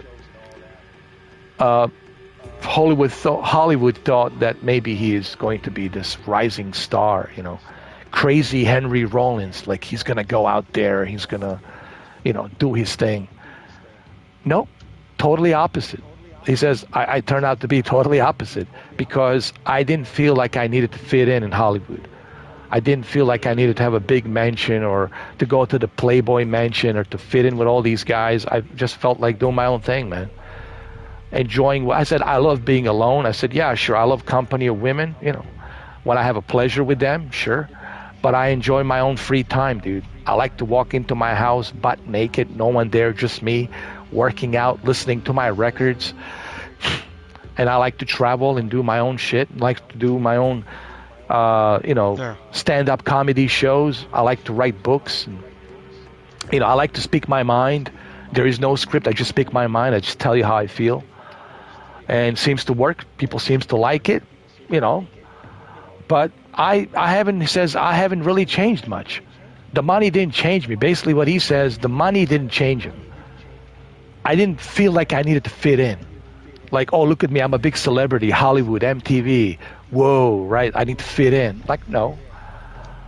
And I think it's true. I would say it is kind of true for Keanu as well, wouldn't you say? Like he didn't feel the need, like even though he's a big star, he didn't feel the need like he needed to fit in. Like, hey, look at me, like, you know who I am, like shit. And it's good. It's good for those individuals. But you know what? What's funny? Those are rare breeds, Kemi. Yeah.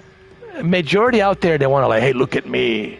Like, look at these, like the Paul brothers, Jake Paul, you know, like Paul. Yeah, you can tell they're all about show. Yeah, no showing his, you know, they have no substance. Yeah, they're like, look at me, I'm Jake Paul. Look at me, huh? What do you think? That's just generation's culture right now. Like. Yeah, man. Like, it's not about that, man. Because, and another thing he talked about is like. What happened to him and his roommate, like when he used to live in Venice Beach, this is 1992, long time ago. They went grocery shopping and they came back, they were driving back, they lived in Venice, and there was these two black males and they wanted to rob them. They pointed a gun at him and his friend and they asked him to open the door because they thought, okay, it's Henry Rollins, then maybe this guy he's got money, he's rich, you know. You know how much money he said he had? I only had like $11,000, dude. That's all I had. Fuck. Yeah. So, but the sad part about the story is that his friend got killed because when I don't know what happened, he says I didn't want to open the door. I kind of opened the door and I just kind of ran. I heard the gunshots, and then his friend got shot in the face and he got killed. He gave a description to the LAPD that it was two black males. But interestingly enough, they still never caught these individuals, man. That's interesting, dude, that they never... who knows what happened to these individuals? Maybe they died, who knows? But anyway, like he said, that changed him because that happened on his doorstep. His best friend got shot. And he says that made him realize how short life is, man. How easily your life can be taken away from you. Here I am. We went grocery shopping with my friend. You know, just a regular dudes living in a Venice Beach small house, you know. They're renting the house, you know, splitting it 50-50. And apparently this friend of his was also a son of a very famous stunt coordinator, action star back then. I forgot who it was, and it was on the news. You can look it up. You can Google it. Henry Rollins says that shit fucked him up for years. That whole thing, like, you know, because that's something that never goes away. Like, and that was a reminder to him. Oh yeah, that traumatic experience, because you had to clean the blood and all the brain splatter of his friend being shot up and, you know, his head being blown up and all that shit. That's some shit he remembers all the time, and he had to clean that. Yeah, there was a crime scene. LAPD came in, you know, the coroner's office and all that. But there were still some parts of it that was with the blood mixed in, and he had to clean that up. And, you know, and he remembers that, like, fuck, you know, and it's like, it was a traumatic experience for him. And that's when he realized, man, life is so short. I'm going to enjoy this life. I'm not going to try to fit in. I'm not going to try to be, hey, look at me, I'm this, I'm that, you know. I'm just going to do my own thing, man. Because they had like a traumatic experience with him back in 1992. I see a lot of people didn't know this. This actually has happened to him.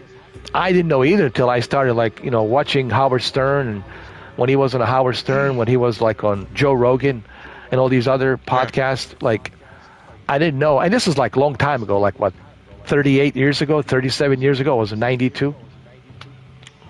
37 years ago. It was a long time ago, 1992. And he said it fucked him up for a long time.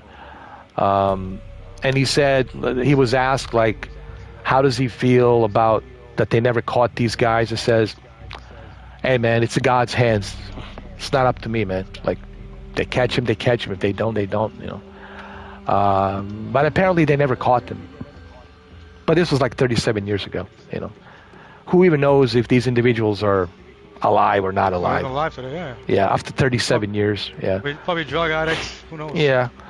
You know, I don't know. I mean, he says, you know, like, I just couldn't process the whole thing. Like, here I am, like, I'm a nobody, dude. Like, they might have seen me in the movie Chase, and they probably think, oh, this guy, or they saw the MTV video of me, you know, being this crazy guy yelling at the music video with a red paint, with all these different costumes, saying, I'm a liar, I am a fucking liar, making this song, whatever.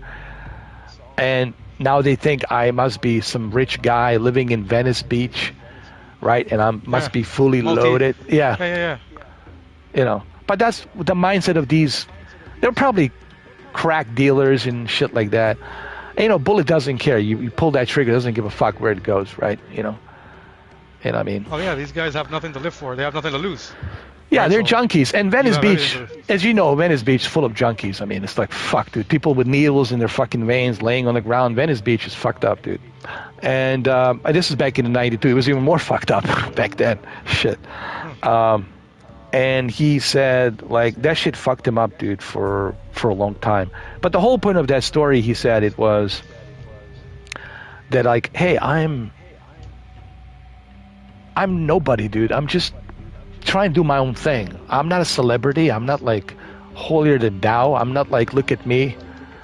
You know, I'm just doing what I love, doing my own thing, man. That's it. And I'm lucky that I can still do this, even at age 60. But I'm not like some important figure that you need to worship and pray to, you know. I mean, I appreciate you buying my albums and listening to them. Thank you. But don't pray and worship me, you know. And I think that's the mindset a lot of people need to have. Like, and I think what happens with some people is the fame and the power goes into their head. And now they think that their shit doesn't stink. Now they think they're like the almighty, right? You know that the Machiavelli has that old saying, the absolute power absolutely corrupts. And it really does, man. And it changes you. It changes a lot of people, you know, because they think now that they're somebody, you know, like, ooh, look at me, you know.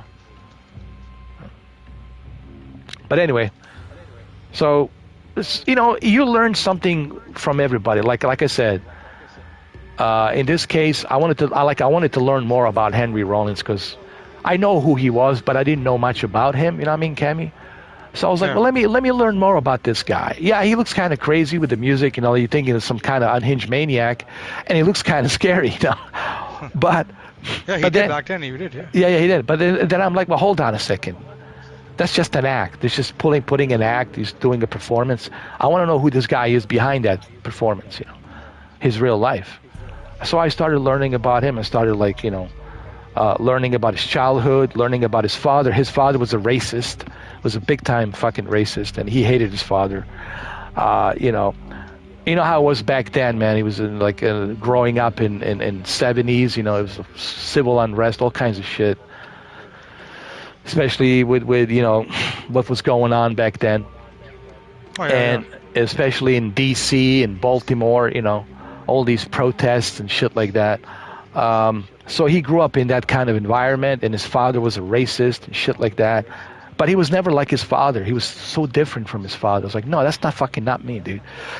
Fuck that shit. So he decided to, like, you know, live his life his way.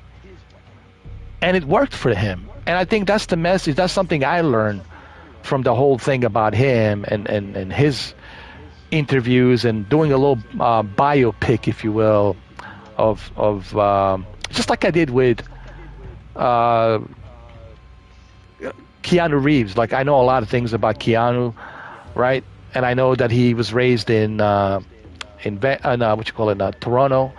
in Canada, and in teenager he drove down to LA. I know the whole story, and I know he was born in Lebanon, and I know his father was a Hawaiian. That's why he's got the name Keanu and all that. He was from Hawaii, and his mother Reeves. I get all that shit.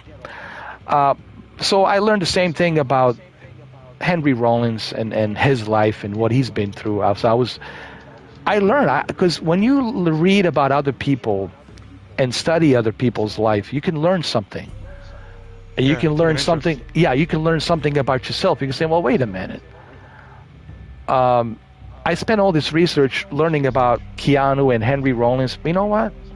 I can take something from that, and I can learn something from that.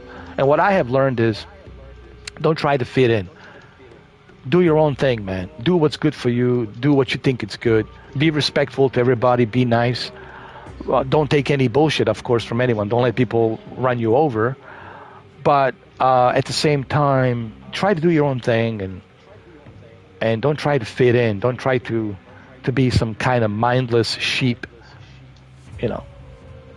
That's the culture nowadays. Yeah. Yeah, that's what it is. It's a sheep. Goats. Yeah. Bunch of goats, man. Yeah. But, yeah. Oh, anyway, getting back to the game. See, now people who are watching this, now they're going to say, holy shit, I didn't know that about Henry Rollins.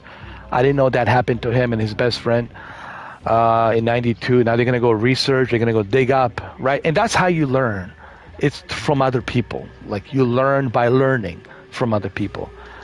That's why you don't know everything. It's impossible to know everything. That's why you should never judge people before you know them.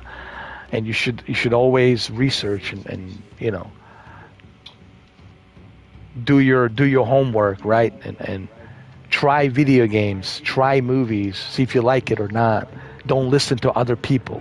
Don't try to be a sheep to get in line. Just get in line, you know. Follow the leader. Don't be a blind follower. Think for yourself. These are the advices that I think that I'm giving out, you're giving out, and even Henry and even Keanu is giving out. It's like, think for yourself. Don't be an asshole. Don't be a cunt. You know, be respectful, but at the same time, you know, don't try to fit in. Don't try to appease. Don't seek validations from other people. Try to do your own thing and try to have fun. Make the best of it. Do what you love doing, you know. But don't do stuff because somebody else is telling you to do. Don't try to because you're not going to be happy if you do that. If you're just a mindless follower and you're just doing what the master tells you to do. Master tells you this is what you need to do. Don't play Assassin's Creed. I want you to play Dragon's Age only. Or, you know, don't ever build a PC because you should never build a PC. Just stick with PlayStation. Or don't buy Nintendo because Nintendo's too expensive. Like, try things out for yourself, man, right? Don't be just a blind, you know, follower. And I think that's what we have going on in this generation. A lot of blind followers following these individuals, and these individuals don't even give a shit about you. That's the sad part. They don't care. The only thing they care is when they check their PayPal account, see how much money they made. When they check their, you know, bank account, see how much money was being deposited. That's the only thing they give a shit about. You know.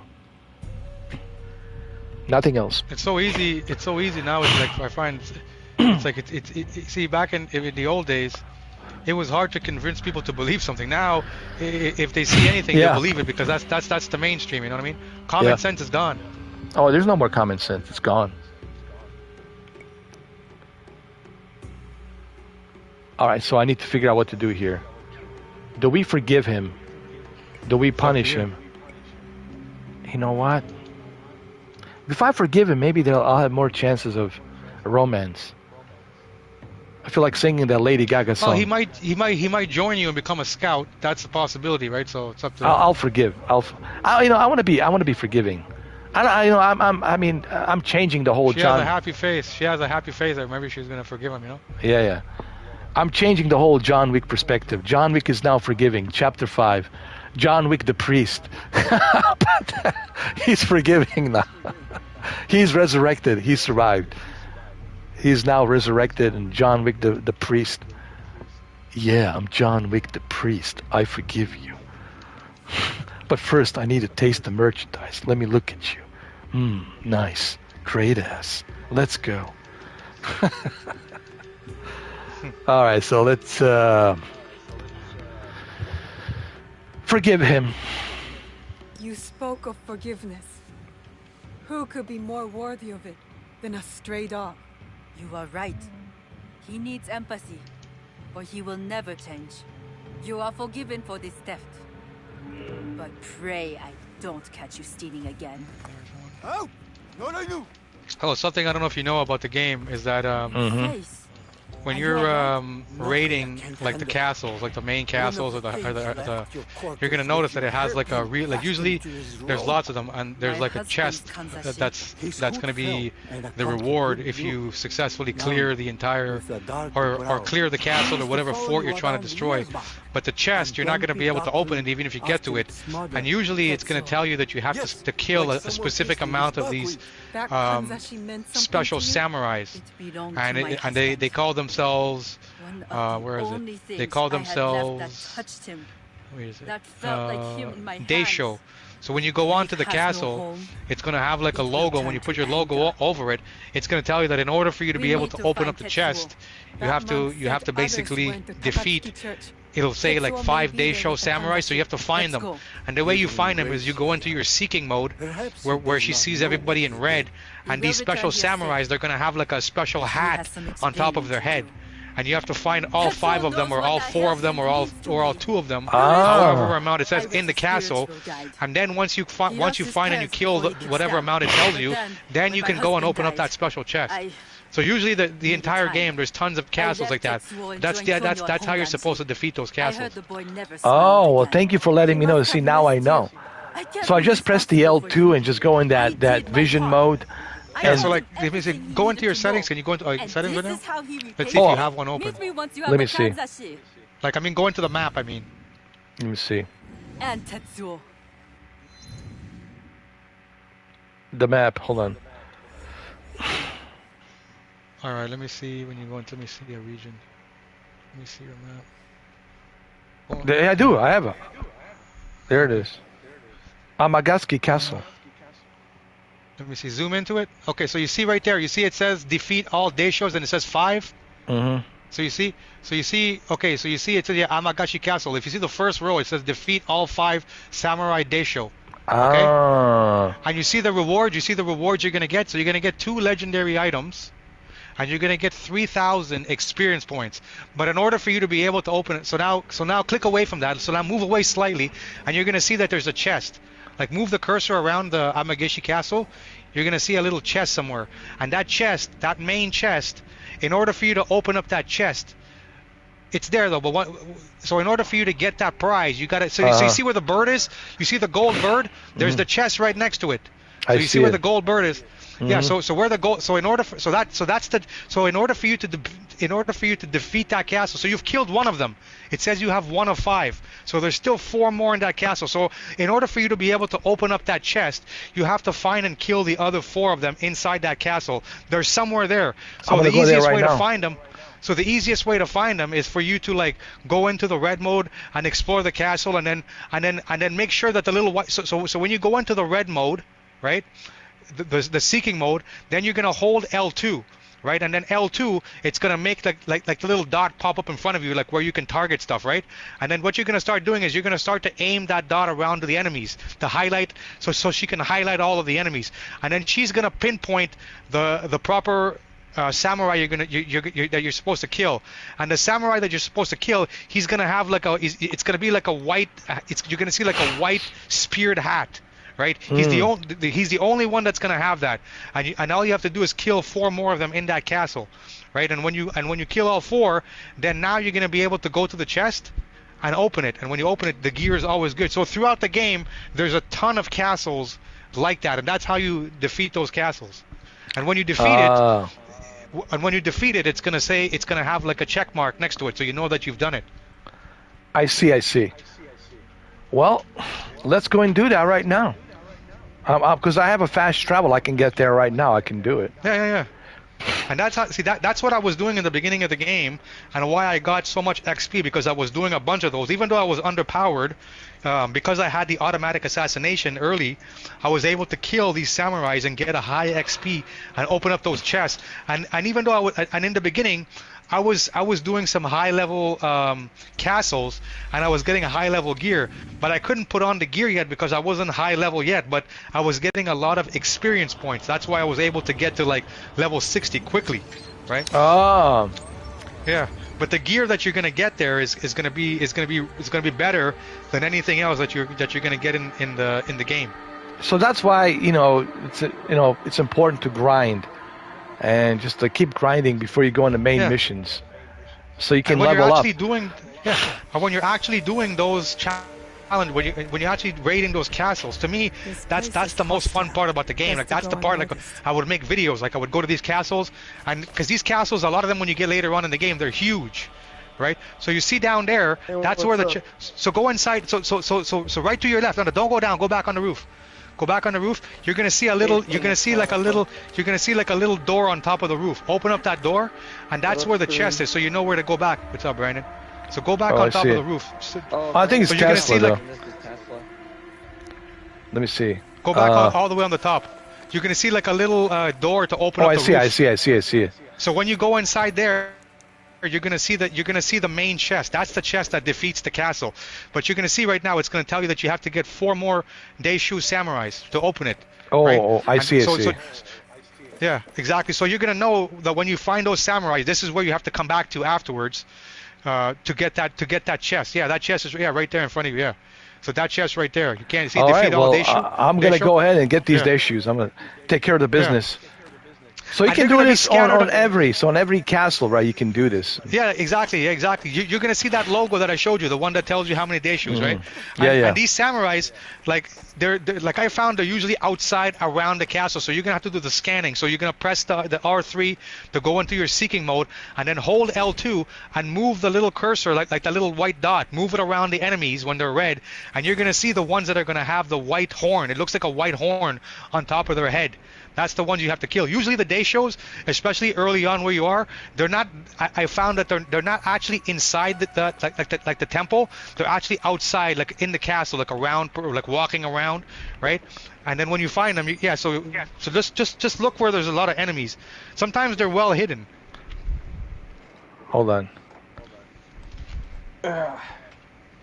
Like I'm doing this big castle right now. I see it. Assassin's Creed. Like I'm doing one right now, and for the last half an hour, I've been trying to find this one last samurai. I gotta go inside. I gotta figure out the way. I gotta go from the top, right? That's the only way. No, I wouldn't even worry about these ones. Go on the ground, jump down. Look, it's not even in this building. Like this is just a building where the reward is. But this building, you have to go and raid raid the outside. Like jump down to the ground. Right, and then you're gonna look. Yeah, so basically everything around it. So if you, so you see where you see all those enemies, like on your left. He can be there. He's usually never gonna be inside the fucking the building where the treasure is. Like it's usually like start scanning and like pointing around. PlayStation. Hey Tesla, welcome. There you go. That's better. Yeah, it was me. I joined through my phone because I was on my PC and I noticed the party was open, so I was like, oh, I guess I'll join it. Yeah, come on in, man. Yeah. Yeah, I was talking to Brandon and the others earlier, but they went to bed. But just to let you know. Yeah, we're all here, just trying to play this game, and the thing is with this game, I gotta be focused, and it's just like. Yeah, I understand that. Yeah, and I'm trying to get as much points as I can to level up, and yeah, nothing wrong with that. Like I said, this game you have to play to understand what me and Kemi are talking about.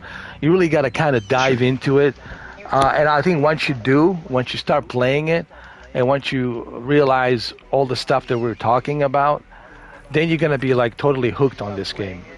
Yeah. Unless you don't like these types of games, do you? I mean, are you into? I never played Assassin's Creed, but the game does look kind of fun. I mean, I had Ghost of Tsushima. It's like a Japanese version of it, but it's different. Well, you don't know unless you try, man. You got to give it a try. Yeah, I bet do that. Assassin's Creed Shadow, the new one. No, I gotta check it out. I mean, this is like 10 for me I don't personally. know if the game does it. One question, does it even have multiplayer? I don't think so. That's okay. I'll still get it, even if I'll still get it regardless. Yeah. Right now it's like. But it's not about the multiplayer. This is more about like. No. It's like a sandbox open world, like Grand Theft Auto. There's it's $89 for the PS5. Hey. You can just get the regular edition, like $69.99. Yeah, for me, well, it's in Oh, there he Canadian is, dollars, Samurai so Doishu. I see him. He's outside. I saw the fucker. There's another one called Assassin's Creed Mirage. Yeah, that's one of them right there. You see the white horn thing around the head or whatever, the helmet. Yeah, so you need to find 4 more of it. Yeah, so just kill him. You don't even have to worry about the other enemies. Yeah, I got him. And then you go back to the room where you have the treasure and it's gonna open. I got So him. that's what I said. They're usually outside and they're usually like around the castle, walking around protecting it. So you just have to figure it out where they are. Oh, there he is. I see him. Yeah, the new Assassin's Creed kind of reminds me of Ghost of Tsushima a little bit. Yeah, there he is. I see him. Yeah, you got him. Because the new game takes place in Japan.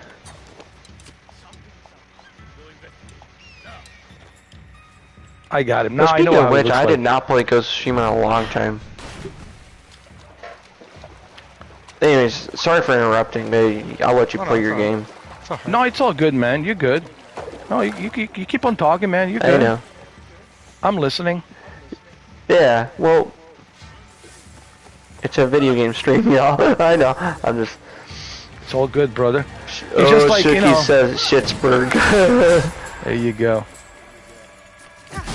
Yeah, I don't know what's up with the term Schittsburg.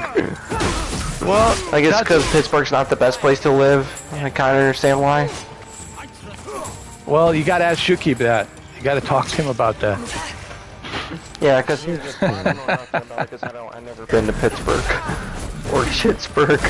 Well, that's his experience, you know. Maybe for other people, you know, it's who knows. I don't know the whole story why. For him, he doesn't like it, but he's been there for 39 years, and I guess, you know, he's been there for far too long. And when you live in the same place, and you want to explore more of the world than just being in one place, you know. So he would like to, you know, look at the world, and I get it, man, you know. Mm-hmm. That is very true.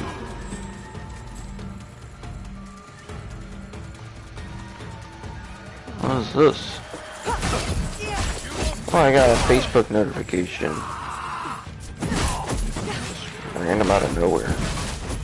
Oh, it's just a friend suggestion. Yeah, I don't know what's up with Facebook and this Facebook suggestions. Okay, I got him. But I died. Oh, no, I did. Shit, I got one more. It's alright, I'll get him. Snow and rock salt. Shit people. Shit law in it. Shit hospitals. The list goes on It's low. really good to have Do Not Disturb on your phone because at least you don't gotta worry about these notification brain rotting you. That's a thing. Rolling on the brain floor, rots me is laughing TikTok. face with tears of joy.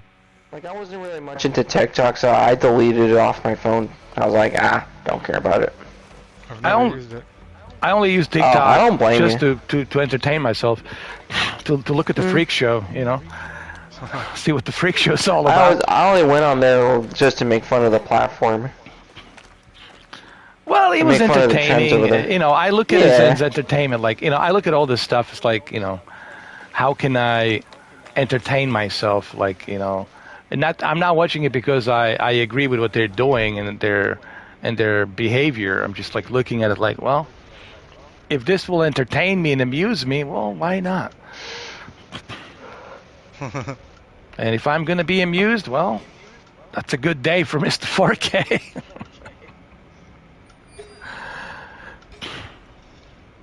There he is. Daisha!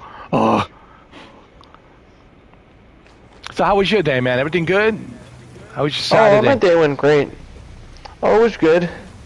Yeah, Just Katie spending was the trying weekend. to come in at the what you call it The party. party, but I told her me and Brendan left because you know we were there for like an hour and he left, and I was like, all right, nobody's Yeah, there. and then we went to talking a Discord. Then we went to talking a Discord call. Yeah, but I would It have would have been joined. really cool if you, yeah. But I You just can't, at the you end of the know. day, it's just Yeah. your Discord's a mess. Yeah, my Discord is like, yeah. Yeah, I mean, unless you make a fresh account, like, from scratch. I mean, we'll see in the future. You know, what I mean. I mean, at the same time, you don't have to. It's totally your choice. I can't force you to join Discord. Well, Even though you do have a Discord account yourself. But, what I like to do is like, I mean, believe me, no one can talk like I can talk. Fuck, dude, you see me talk for 12 hours. But I like talking, like, okay, let's do a podcast, like, well, let's do a hangout stream where it's just us talking. And then, dude, we're going to talk. We're going to judge act, like, you know, but for me, it's hard to talk and focus and entertain when I'm, like, playing these games. Like, True. You know, like, even, like, when Renee came in one time, she's like, didn't you see my chat? I said, Renee, I can't see your chat because I'm, like, you know, focusing on trying to, kill this dragon in a Dragon Age. I can't. I'm focused on this giant ass dragon. Yeah, but did you see? I said no. I can't see your chat. I mean, I feel bad, but you got know. The fucking, That's why now I notice you got the fucking thing talking for you. Huh? We're reading your comments. Yeah, that's why you got. Yeah. That's why you have the thing. Exactly, because you know, I mean, I'm not a Superman. I mean, I don't have those kind of powers, man. I wish that I did. That's why you got text-to-speech. Exactly. But especially this game needs a focus. You know, there's certain games like the Dragon Age and this one needs the focus. You know, if I'm driving a bus game or whatever, if I'm playing a Gran Turismo, it doesn't need too much focus, right? But this one, it's like nothing but focus. And then my brain has to put, like, now I have to listen to what you're telling me, and I got to listen to what she's typing. Or what I gotta process it. Now I gotta process. Well, what she's telling me and what's going on and blah blah blah. Question this, question that, and I have to like fuck. What do you expect? I mean, what do you expect me to do? And I'm not trying to be rude. Like, and I know some people say, "Oh, I'm being fucking rude." I'm not. It's just like, let's go. There's only so much I can do as a human being, man. You know what I mean? I know. Oh, there he is. He's right over there. But if we're like doing a podcast, this is why I love podcasts. Like hang out, like a hangout podcast, and we're just like hanging out, and we're all just there. Like then I know I can. Yeah, I do the same thing with mine. Then I can listen to you. Then I can concentrate and say, that's what he said. That's what she said. I have opinion about that. And let me tell you. But here I am trying to, fight these samurais, and I'm trying to get this asshole, and I have to figure out, it's a focus thing. Use your smoke too. Sometimes if they're coming after you, just throw the smoke on the ground, and then you can run away because they're gonna get stuck looking around for the smoke. Yeah. So usually what I do with those doshos and early on is I would sneak up and then I would throw the smoke near them, and then they would be confused. And then you can using the smoke is a good idea. Yeah, and then a lot of times it'll give you the prompt to do the assassination.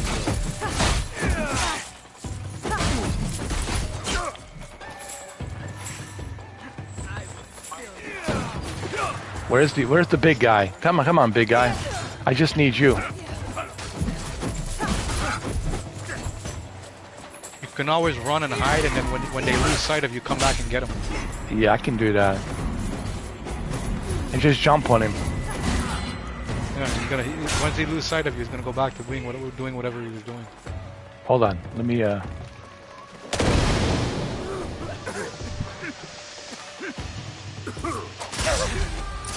Oh, I just leveled up to level 12.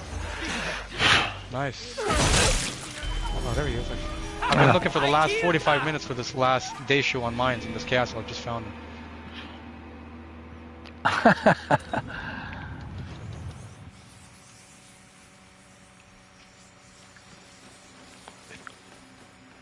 I heard Shuki talk about Schittsburg. Hmm. It sounded like a E.T. E.T. going home. Going home, no more Schittsburg. He says bad luck, snow and rock, salt, shit people, shit law, shit hospitals, life goes on.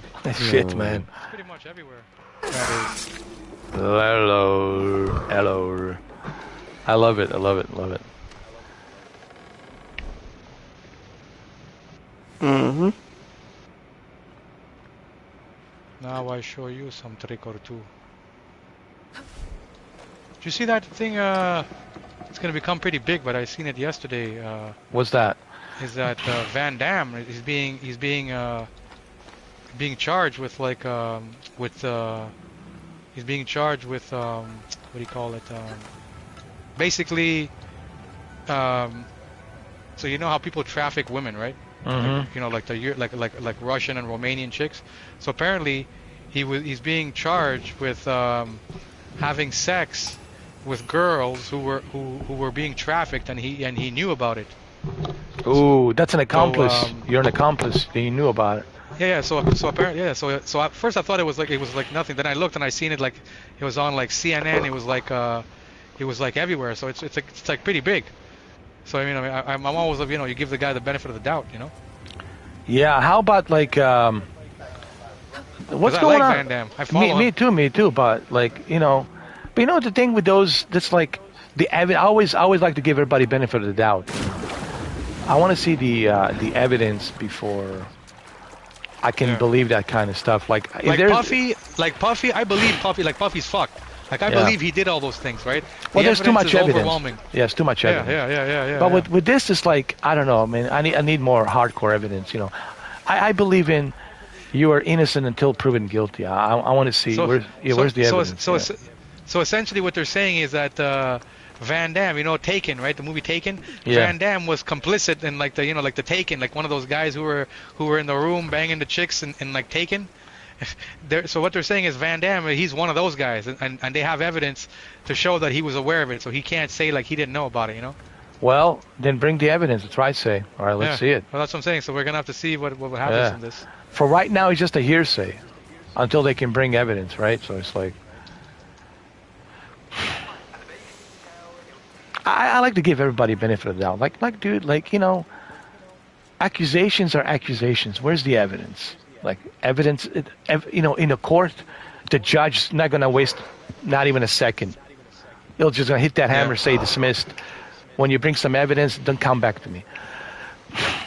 Because, like, evidence is everything. Hearsay, you know what?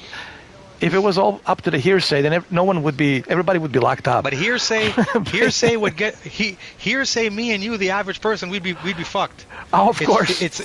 It's innocent. It's guilty until proven innocent, or for us. Yeah. But if you're a celebrity and you got money, you got a pretty good chance. Exactly. It's true. And you heard about what's going on with Cain Velasquez? He got 5 years, man. Shit. Yeah. That's fucked up. It is, man. He was just defending. I understand. Like. So what they're saying is the reason he's getting 5 years is because he shot so he decided to chase the guy in the car, right? The guy who was molesting his son.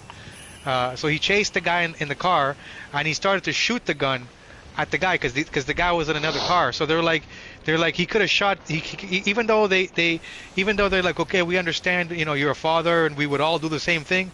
The problem they're saying is the fact that he did it when he was chasing the guy in the car.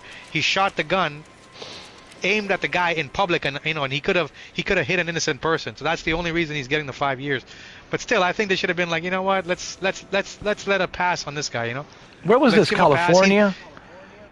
I'm not sure, but Joe Rogan was talking about it, you know, and I'm like, you know what, give him a pass, man. You know, he didn't shoot anybody, he didn't kill any innocent person. I understand what you're saying, but you know, this is the times where we have to make exceptions, you know. As a society, this is when we got to make exceptions, you know. Like you find out somebody's been molesting your child like hundreds of times, I think they said. He was doing us a favor, man. I mean, come on. Yeah. And you know what was the worst part? What was the worst part is that the guy who was doing it didn't get any punishment. He didn't get prison or nothing. That's fucked molester. up. He got off scot-free, yeah. And which state was this? I wish I knew.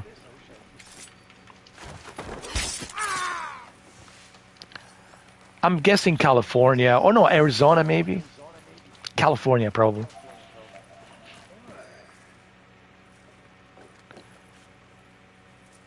Maybe it's Texas. I don't know. What?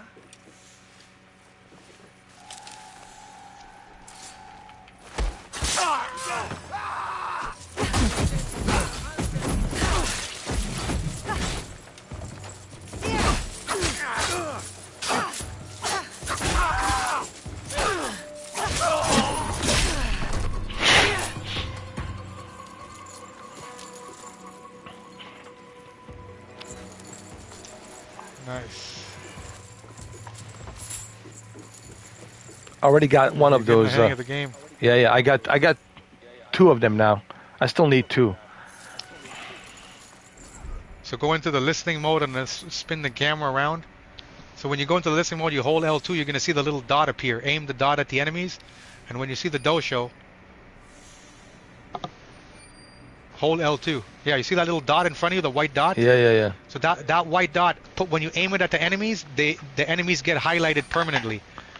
Right? And then so he's going to be highlighted. So what I do is I go in an area, you try to find where the enemies are and then aim it at them, and then you're going to find them. And then they'll get locked. It's locked in, so you know exactly. They stay like exactly. Yeah. So they stay like that forever. But guess what? I just leveled up to level 12. Even those who are not, you still get leveled up for grinding.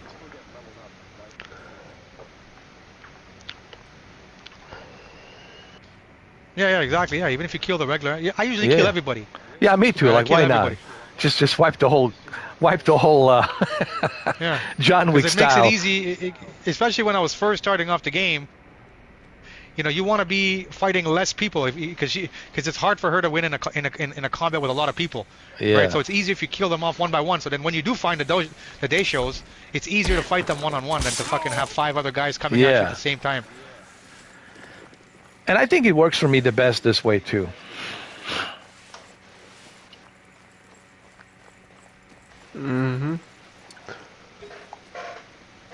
Alright, where shall we go? There we go. Done. Sleepy, huh? Yeah. Well, I'll still be on here for a bit. Alright, man. If you feel sleepy, man. Just wanted to, yeah, I know I'm not that tired, but in about an hour I'm gonna head off to bed. Yeah, man, I was tired when when me and Kemi were for like 9 hours and 30 minutes, man. I was like exhausted. And that's because like I didn't eat anything and I was like totally exhausted.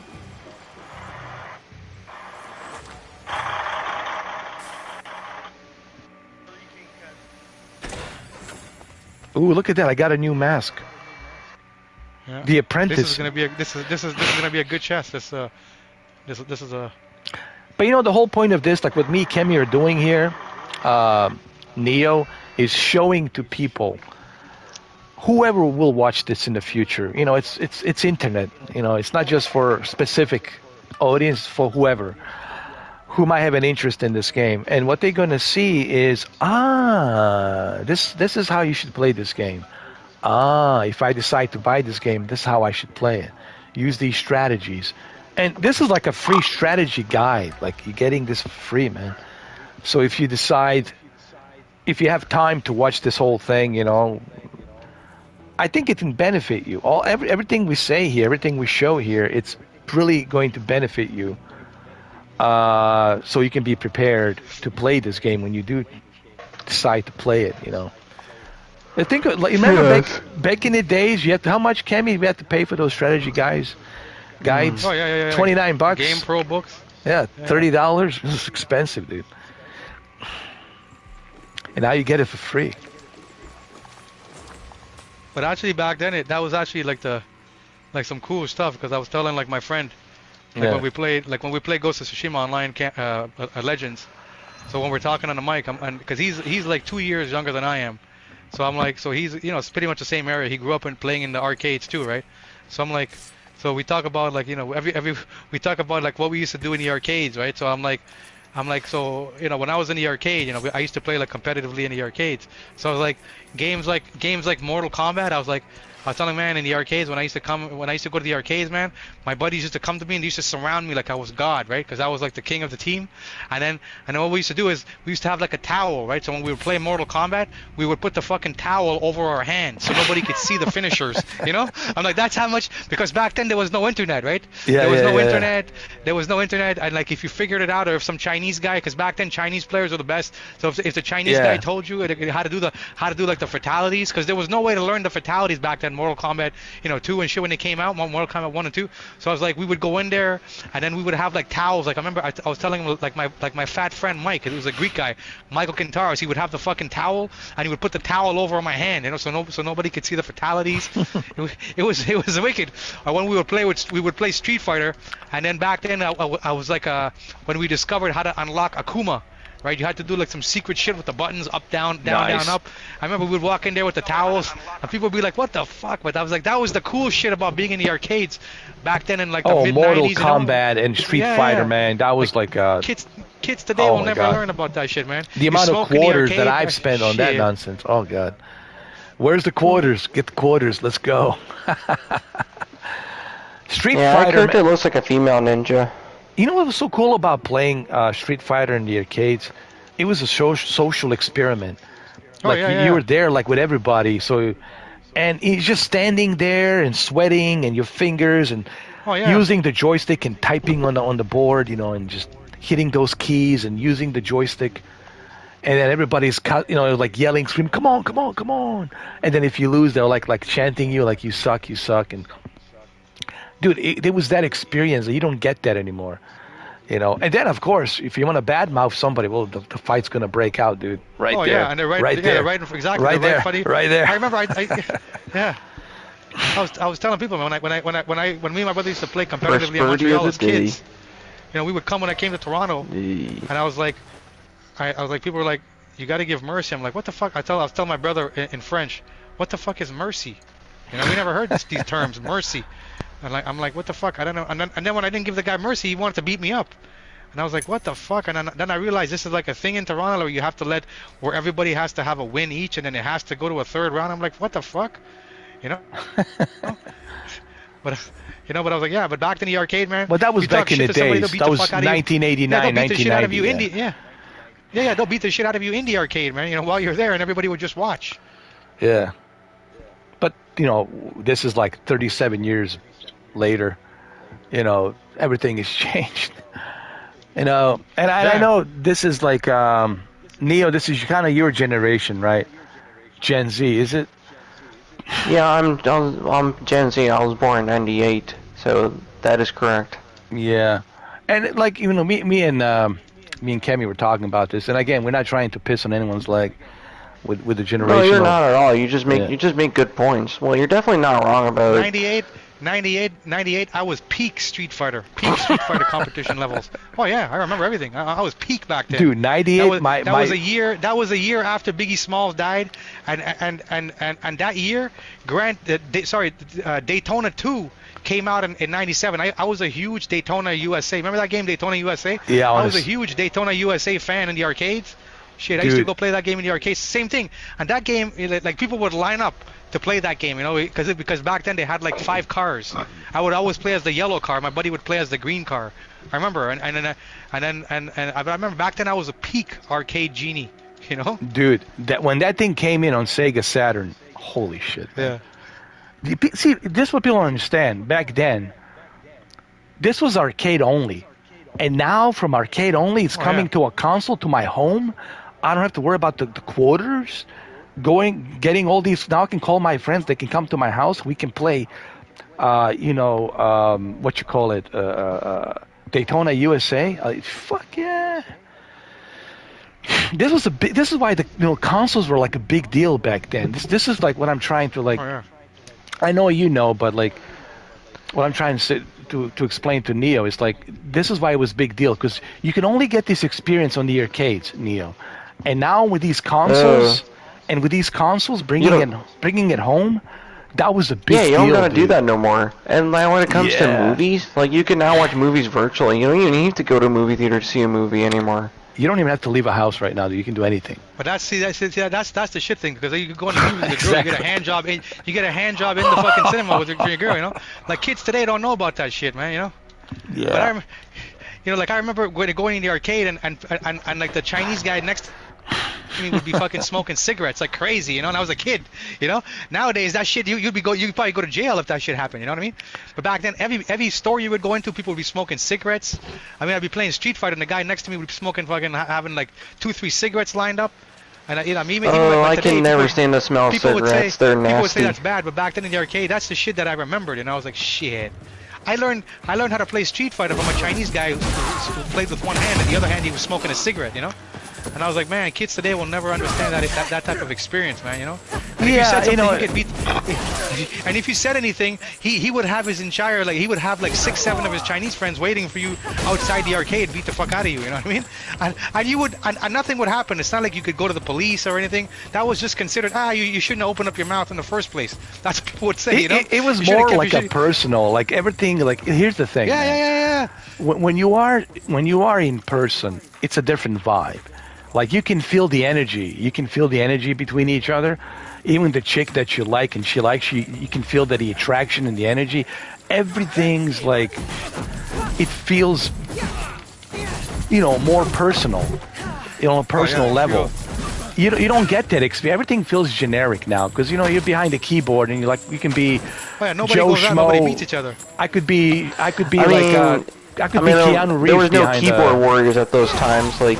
No social media in the 90s. Well, I know I'm born in the 90s myself, but yeah. Yeah, but you were like, when you first started to walk, you were like, what, 2000 year? And you're like realizing I'm walking, I'm standing on two legs, right? Like year 2000. I mean, it's like, were you conscious of like, when you're growing up, when you're like 3 years, 4 years, now you're conscious, hey, I'm actually walking, I'm somebody. But and the thing about the arcade too is that when you play I used to go every day, so everybody in the arcade knows you, right? Everybody knows each other, and you have like your own little neighborhood. It's like a little gang, arcade gang, right? So it's like every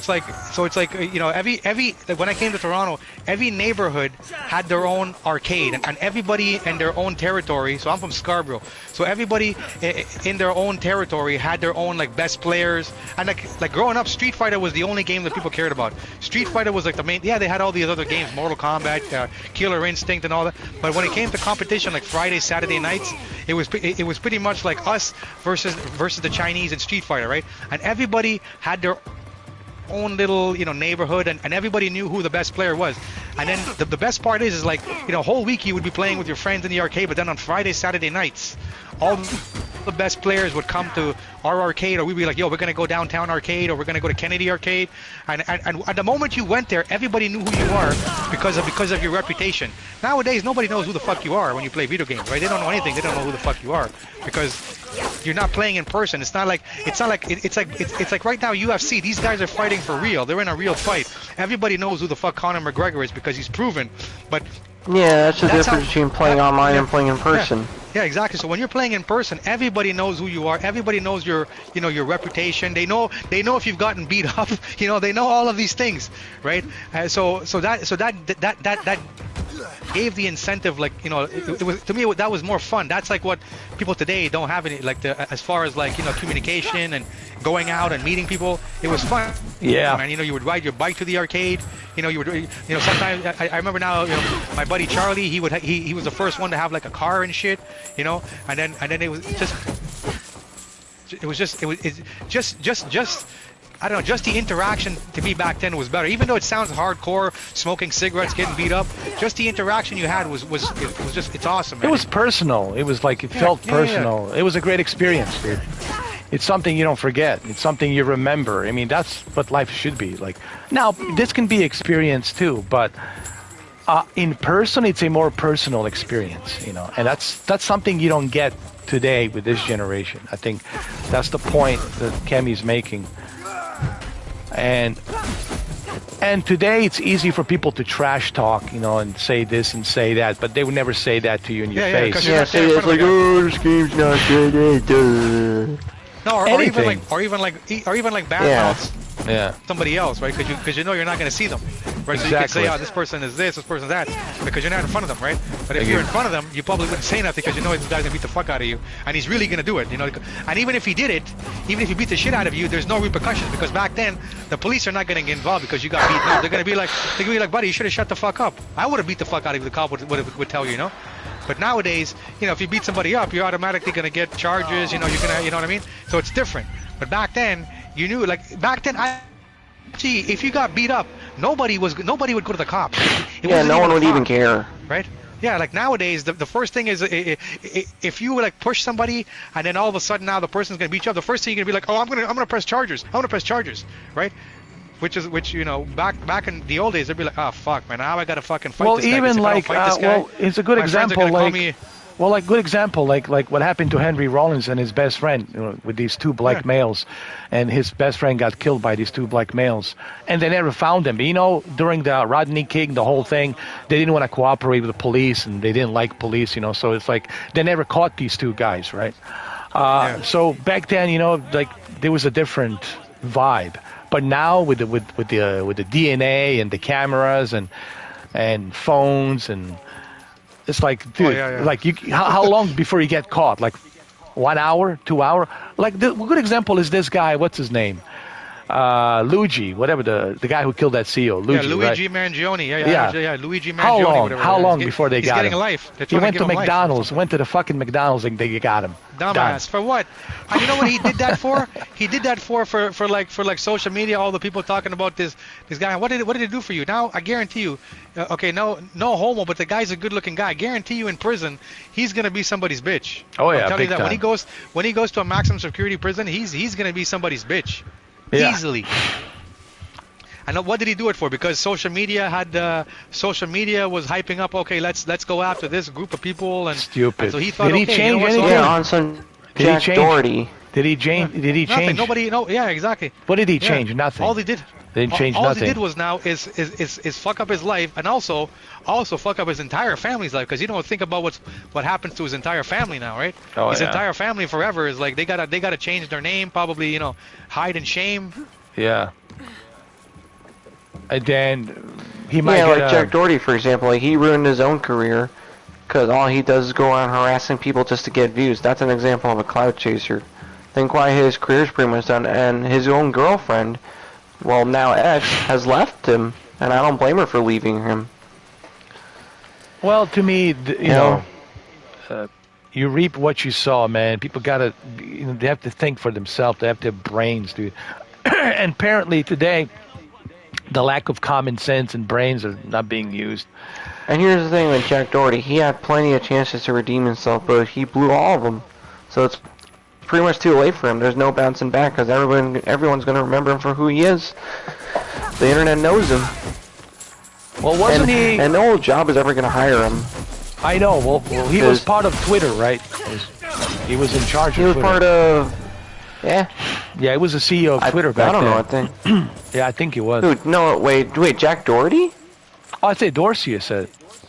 No. I'm talking about someone else, Jack Doherty. He's that one YouTuber who used to be in Dr. Phil. Yeah, he used to be in a Dr. Phil show years going back. I thought you were talking about the other guy, Jack. No, I was talking about Jack Doherty. Oh, He's that kid with blonde hair. Oh. Well, I just got a hole with a long pie. Let's go.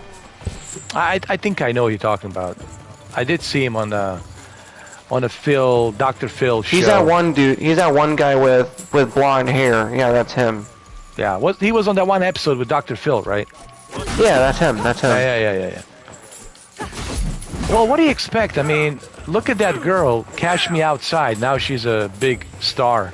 Oh yeah. Cash Me Outside. The kind of stupid. Like, so you have to be stupid. You have, like, this generation seems to be going for, if I'm stupid, if I'm like obnoxious, I get to be somebody. If I do stupid shit like block the roads and show my booty and put that shit on Instagram, I'm automatically somebody, huh?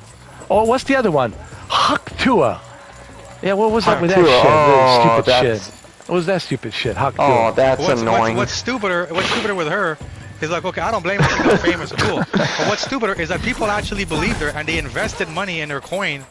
And now they know it's and fake shit. Because that's pretty much, yeah, they're so getting that's why ripped she's off. fucked now. But they're getting ripped off. Like how dumb are you to go? Yeah, how dumb are you to go and actually like believe that and invest and think about a girl who got famous for saying Hakuto actually knows something about fucking Bitcoin or whatever the fuck they were believing. You know what I mean? Yeah. Well, but then again, here's what I always say: you can blame the con artist. You got to blame the mind hive, the people who are sheeps and they believe that shit. You know, you can't blame the guy who wants to screw you over. You need to realize that you're getting screwed. You can't blame the guy who's trying to screw you over. And if you don't realize you're getting screwed, well, that's up to you, man. That's like means you need to like develop a brain and trust your instincts to know that someone's screwing you over. Again, it goes back to you got to think for yourself, man. That's why you have instincts. That's why you have a brain. You shouldn't, you know, rely on others to tell you, you know, how you should live. Or yeah, you gotta rely on yourself. Try to appease the majority of people out there. I see a lot of people trying to validate themselves and appease to others. Like, dude, if it's good for you, it's good for you. And look, it's okay. Not everyone's gonna like you, dude. Like, you know what it is? We live in a society where people just they want to be liked. Like, oh, I'm so desperate. I need to be loved. Hey, dude. Yeah, just for views. I don't want everybody to love me. I really don't, because they'd be fucking crazy. Like, yeah, same here with me. Like, I don't expect everyone to like me. Imagine billions of people chasing you. Imagine 8.4 billion people chasing you because they like you. They want to give you a hug. That's fucking terrifying, dude. That would be terrifying. Now I'll just go to Mars. So it's okay if someone don't like you. Don't get offended. Big deal. There's going to be somebody else who's going to like you. Yeah. You can't trust everybody. Sometimes you gotta trust yourself. That's just the nature of life, man. It's just not everyone's gonna like you, but that's okay. There's gonna be people who will like you. You know, not every girlfriend's gonna be your girlfriend. Not every girlfriend's gonna be your wife material. Well, like not like one bird. Not every bird's gonna like a certain species. Same thing. So just you got to be able to detect these things and to realize these things. But this comes back with the experience. You know, you got to have that experience in life to know. There you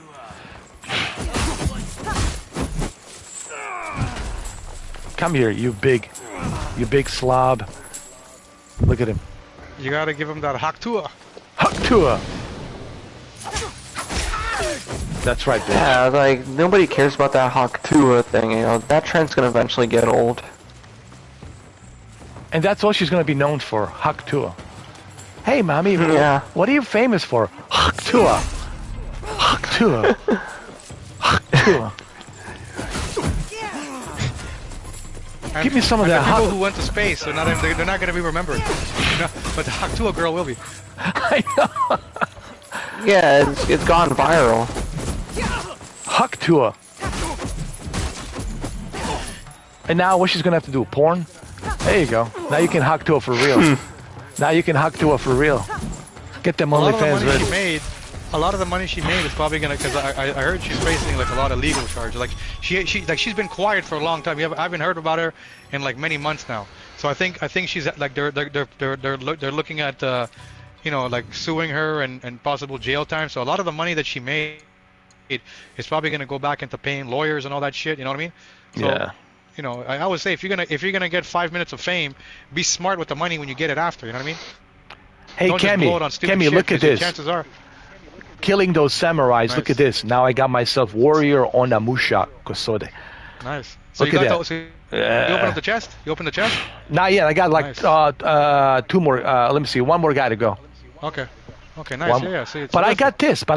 Actually. I got this new light armor, which is going to help me, and I got this mask as well. So. Yeah. And I'm ready to rock and roll, man. Look at me. Level 12 already. And then I got to go after all of this. I can go to Forge and forge some more, upgrade these weapons and shit. Hell yeah. You see, I still have two more to go. I'm sorry, 3 out of 5. 2 more to go. I know how they look like now. What? Yeah, it's so exactly. good. Once you get the hang of it, now you're gonna know all the castles are gonna be like that. So when you go at the castle, like so when you teleport or you go to the castle, go into the map and then look and it'll tell you how many you have to get. Like go on that logo, and it'll tell you how many you have to get. But as far as the blacksmith, what I would do, like what I did in the beginning, and you don't have to do this, but what I did in the beginning is, like since you're so low level, I would save your resources. Don't waste them at the blacksmith leveling up these low weapons, because as you're getting so now that you're level 12, all the weapons that you collect are going to automatically be level 12. So I would say wait till you're higher, save your resources till you're higher, like 29, right? And then or something. use them. Yeah, and then use it on higher end gear, because right now everything you pick is gonna come to your level anyway. So the gear that you got earlier, you're gonna get way better gear now because you're level 12. So all the gear you're gonna get now, clothing, gear, it's all gonna be level 12 gear. So save your resources till you're like higher level, and then you can use it then. That makes sense. Hole. Let's go. That makes sense. Yeah.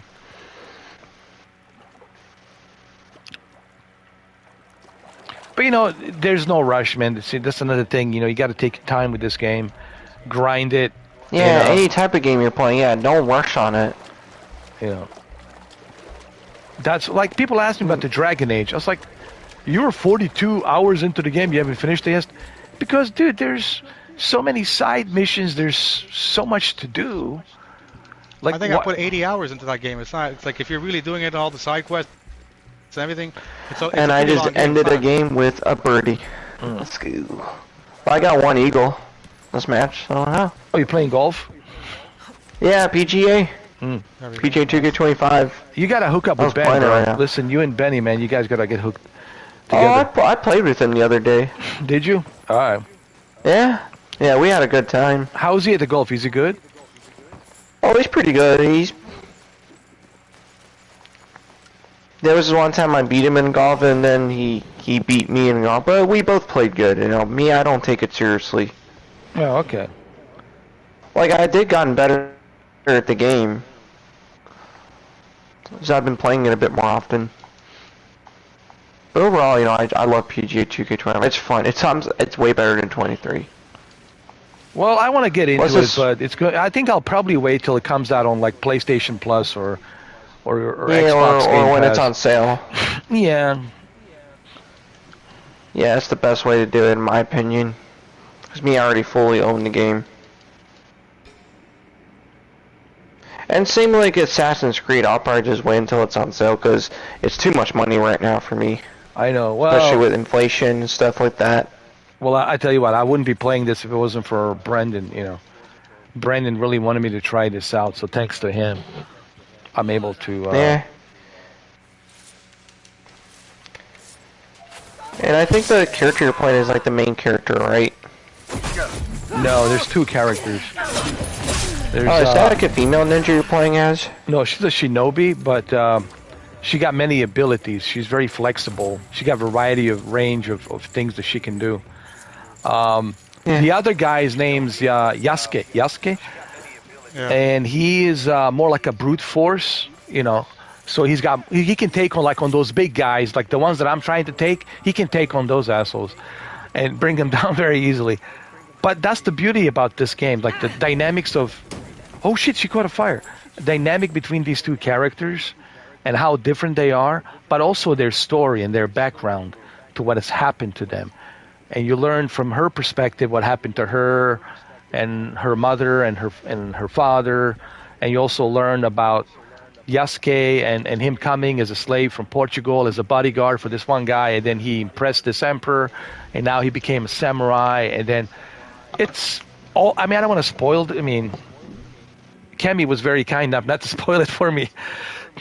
But there's a lot of stuff here in this game, explorations and upgrades, and dude, just look at this map. I mean, it's just, I'm not even scratching the surface, dude. Not even scratching the surface, dude. Yeah, and the graphics look photorealistic too. Oh, it looks if amazing. You see my map, if you see my map, it'll be like, holy fuck! You'll start to think, holy fuck! I'm only like 2% into the game. You know what I mean? I So know. when you because the more you do, the more the map will like pan out kind of thing. I was telling my buddy though, like a lot of people don't know. I was telling my buddy, Valhalla is actually like 3 or 4 times longer than this game. Like this game already it's massive, right? And I was telling my buddy, like a lot of people don't know because they don't get that far in Valhalla. But like Valhalla is so big, it has 4 maps. Holy right? This shit! game is 1 map, but Valhalla actually has 4 That's right. maps, You're right. Because you do travel to like Great Britain, you right? go to England. England, yeah. You're England, and then eventually you go to Paris, and then there's the map for Dawn of the Ragnarok, and then he goes to Paris, right? So all of these places, but the England map, just England alone, and what you have to do in England, and if you're playing for trophies, like Valhalla, it took me 400 plus hours to get to 100%, right? So in that game, like in this game, you don't really have to get 100% in the game to get all the trophies. You just have to do the whatever task to get the trophies. In Valhalla, you need to literally do every single side quest. Every single castle needs to find all of the legendary stuff, all of the stories, all of the mythical things, like everything, right? So I was telling my friend, like, if you think this game is long, Valhalla would break you mentally. Spirit, like, you know, if it wasn't for the COVID, you know, and having nothing else to do, I don't even know if I would have been able to do it. You know what I mean? You know, there's another game that's really long. It's called Death Stranding, dude. That game is so big and long that I just got tired of it. Because most of the time I was doing, you know, deliveries and building bridges, and I find it boring, you know, to be honest. And I find the story to be confusing. And like, I love Kojima. I just didn't understand like the story. Like, it was very confusing to me. And if the story is confusing, then I can't really get myself to like to be invested into a game. You know, even with a TV show or a movie, like in order for me to be invested, I have to like, there has to be something there. Like there has to be a soul. Like the game has to have a soul. The movie has to have a soul. And I just didn't see that with Death Stranding. And I know a lot of people, they're like, "Oh, you don't understand it." Well, explain it to me then. And it says voices for Assassin's Creed: English, French, Japanese, Portuguese, and Spanish. Like my buddy, the same guy who I play Ghost of Tsushima with, who's playing this game now. He is actually the only person I knew that he actually 100%ed Death Stranding, and the only reason he played Death Stranding was because it was free on PS Plus. So he's like, I'll give it a try, because he's like me, he likes action adventure games, right? So he looked at Death Stranding, and it looks like an action adventure game, right? So he started playing the game, and once he starts playing the game, he gets it in his head that he has to get the platinum. So he started playing the game, and I remember now he was telling me all these things, and I didn't play the game yet, so I didn't really understand a lot of the stuff he was telling me, right? So, and he was telling me, okay, he's got to do this. He's like, he's like, this fucking game, I gotta create like a line so that my character can like glide from one part of the city to the other. He's gotta make like this. He's gotta like create this line and then hook the line in, and then he's gotta anchor the line to the other end of the city. So then that way he'll have a way to like slide from one end to the other. He's telling me all these things, right? So he 100% of the game, and even today, he tells me he doesn't even like that game. He's like, yo, that fucking game is boring. He's like, everything you're saying, he told me the same thing. He's like, even though I did all that shit, like I wouldn't. He's like, I don't recommend you play that game, bro. You know? I mean, honestly, it's true. I mean, I swear to God, I'm not lying, and I want you to know that I'm sure your friend did too. I really tried to give this game like benefit of a doubt. That's the word, right? Benefit of a doubt. But man, after 30 hours, no, actually 50 hours. After 50 hours, I said to myself, I should be getting paid for this. I'm like, let me work at the UPS FedEx, like just for deliver shit, you know, like delivering packages and this and that, building bridges. Like, do I ever get like, am I getting paid for? Like, I felt like I was doing like free work, dude, and I didn't feel that it was worth my time investing, you know. And no, the graphics are great. Yeah, listen, the graphics amazing. But that's another thing. I've seen, and you're playing on the original PS5, right? I bought it on PC recently. Like I think I bought it for like beautiful $8. I didn't play graphics, it dude. yet. Beautiful graphics. Oh, Amazing. Even with the original PS5, like you don't even need a PS5 Pro for it because it's already there. Dude, it is beautiful. Amazing. Beautiful. Yeah, graphics. photorealism right there. That is photorealism. But here's the thing. Here's the thing. And I think you guys might agree with this. I don't Doesn't care matter how good the game looks. If the game is not fun and you don't like it, then you're not gonna want to play it, right? So Thank you. That's why I said like people are like. Thank you. I've you know, if it's like Indiana Jones, I thought the game was crap, and the God. graphics are good. Ray tracing is amazing, especially if you have like a high-end PC. You know, path. Yeah. That game has path tracing, which pretty much will kill any video card. You know, because it's so demanding. But yeah, and it looks great. But the moment I played it, I'm moving around. I was like, man, this feels like fucking a PS3 type of game here, man. These controls, like, what the fuck? What have they gone back in time? And listen, I don't play first-person shooters, but I like first-person type of games. Obviously I prefer third-person, but I did platinum, Resident Evil 8, and I thought Resident Evil 8 was a masterpiece, right? I loved it, and even Resident Evil 7. I love it, right? But this game, when I played this game, I'm like, man, this combat is clunky. Like, what the fuck is this? Is garbage. Like, why, like, okay, if you want to keep it first person, cool. But why doesn't the character play and move around at least like Uncharted? It's supposed to be an action adventure game, where you're looking for treasure and shit like that. Why does this fucking move around clunky? And like, I didn't like the game at all, and I was like, man, good thing I didn't pay for this game. Good thing I'm playing the pirated version, I was like, because I would have killed myself if I paid and now for it's on the Pro. I think they have it on a PlayStation Pro. Yeah, I mean, not a Pro. I mean, PlayStation Plus. I'm sorry, PlayStation Plus. Yeah. I mean, here's the thing. The graphics and the guy, what's his name, who played the Walking Dead, he's great. Norman Reedus. Norman Reedus, beautiful actor, great actor. Actors did a great job. Everyone did a great job. Acting's top notch. Voice acting top notch. But you know what? I don't understand the story. You know who else is in there? The guy who played Joe Miller. But like, dude, like, I don't understand the story. You could have A-list cast in there, all Oscar nominated. But dude, the story makes no sense. And what am I doing? I don't understand this. What is my purpose? Like, I'm like agitated. And this is also the point that you were making. I don't care how photorealistic the graphics are. If the gameplay is not there, Cammy, I don't care how super realistic it is. Yeah. I don't give a shit. I play the game not because of photorealism of how photorealistic it is, although that's nice. But if the gameplay is not there, that photorealism, guess what, Cammy? Doesn't mean shit. And if the story is not there, I love Norman Reedus, great actor, but I'm sorry, Norman Reedus, I'm confused. I don't understand. You carrying this baby with you? He probably doesn't even fucking understand the story himself. He's like, listen, I showed up, I filmed my parts, they took my face, but I don't fucking know what the fuck's going on ridiculous. Either. Yo, check this out. He's carrying this baby with him, this BB, whatever. And he's got to take this BB with him everywhere he goes. Like, but what's the point of this BB? Like, what's this BB for? It's never explained to me what the BB is. Oh, you take care of the BB. You make sure you don't drop the BB.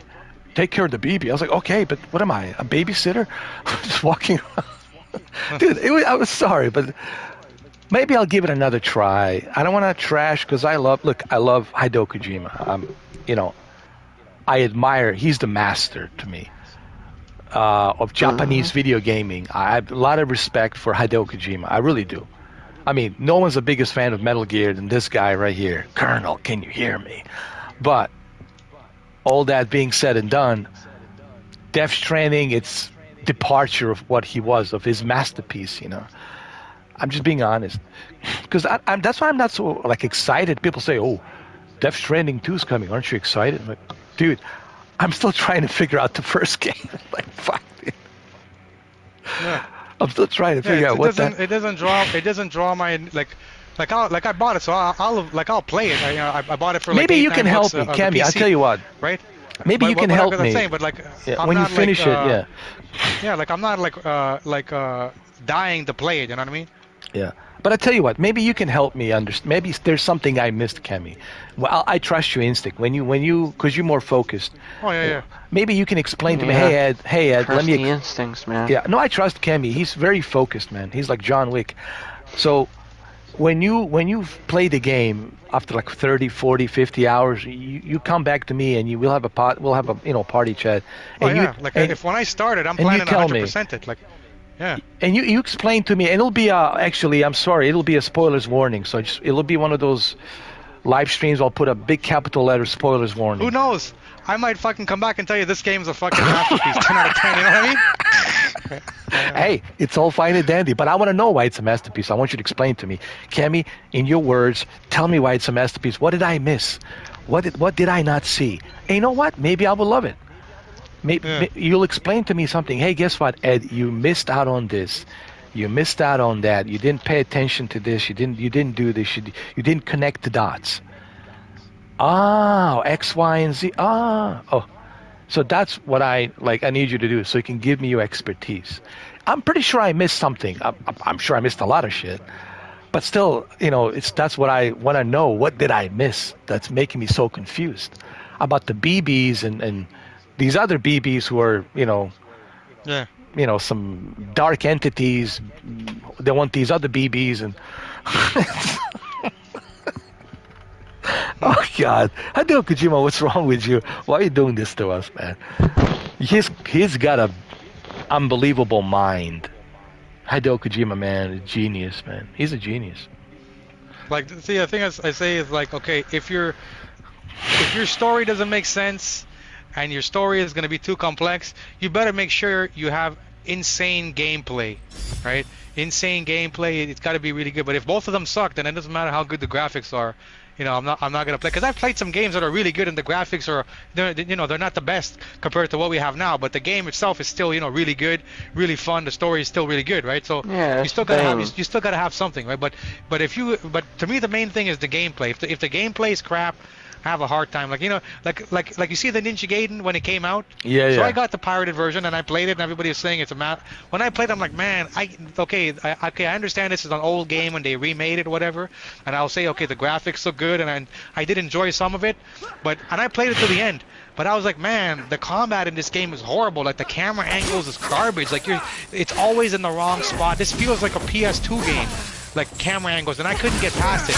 And surprisingly, Osmond Cole, he actually agreed with what I was saying. He actually said the same thing, and a bunch of other people said the same thing. Where what ruins the game is the camera angles. It doesn't matter how good the story is, and doesn't matter how good the graphics could be. If I actually agree on that too. Garbage. That's one of the problems I have with the Siberia. I'm playing this one game. That the whole old Resident Evil camera style. I'm not a big fan of that. And again, I love Resident Evil, the old back in the 97, 98, But now I don't appreciate that fixed camera angle shit, Yeah. Like I appreciate being able to spin the camera around the character freely exactly. when I want. Even like in these games, right? When you're running, you can still spin the camera around the character completely. I want to see right? where the issue is, yeah. Yeah, like I want to see everything. I don't want to just fucking have the camera locked behind my shoulders, stuck there, and I can't do nothing. I find it hard to play like that, So when I played the game, I was like, man, I'm forcing myself to play this game because it's free, first of all. That's the only reason I'm still playing it for this long. But I was like, man, this type of stuff, people like, man, this game is amazing. And I'm like, why? Where? This is, I can't get past this. I can't get past this combat. Exactly. You got to be able to have a free camera mode. I think every game should have that option. I don't like the fixed camera. Because I want to see what's behind me, what's in front of me, what's next to me. That used to work with the Resident Evil back then, and we accepted that, but not right now, dude. After how many years? Of 30 years, whatever. Yeah. And same thing with with Indiana Jones and the whole thing with the combat. It was so stupid, man. My blood pressure was high. It was like 150. By the time I finished the end of that game, dude, I dreaded it. I dreaded finishing that shit, man. Now, graphics great, yes, all of that. Acting's good, but really, dude, like the combat in that game is just terrible. And where's the third? They should have given you the third-person option. That's another thing about Indiana. When I think about it now, like everybody's praising Indiana Jones, and I liked it for what it was, but I had to acknowledge, just how bad, like the whole first-person thing is, and you can't see your character. You only see him when he's walking up the ladder. You see him when he's like, jumping up. When he's jumping up from, like, let's say, one building to another building, you see him jump, right? Yeah. But most of the time, it's a first-person perspective, and I don't know why was that a choice. I'll never understand. Check something here.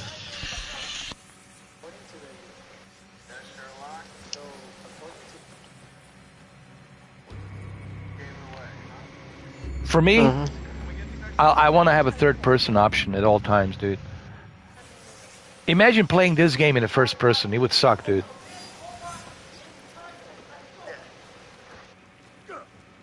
Did you see? I was just checking. I forgot the name of the game, but did you see Xbox released their new game yesterday?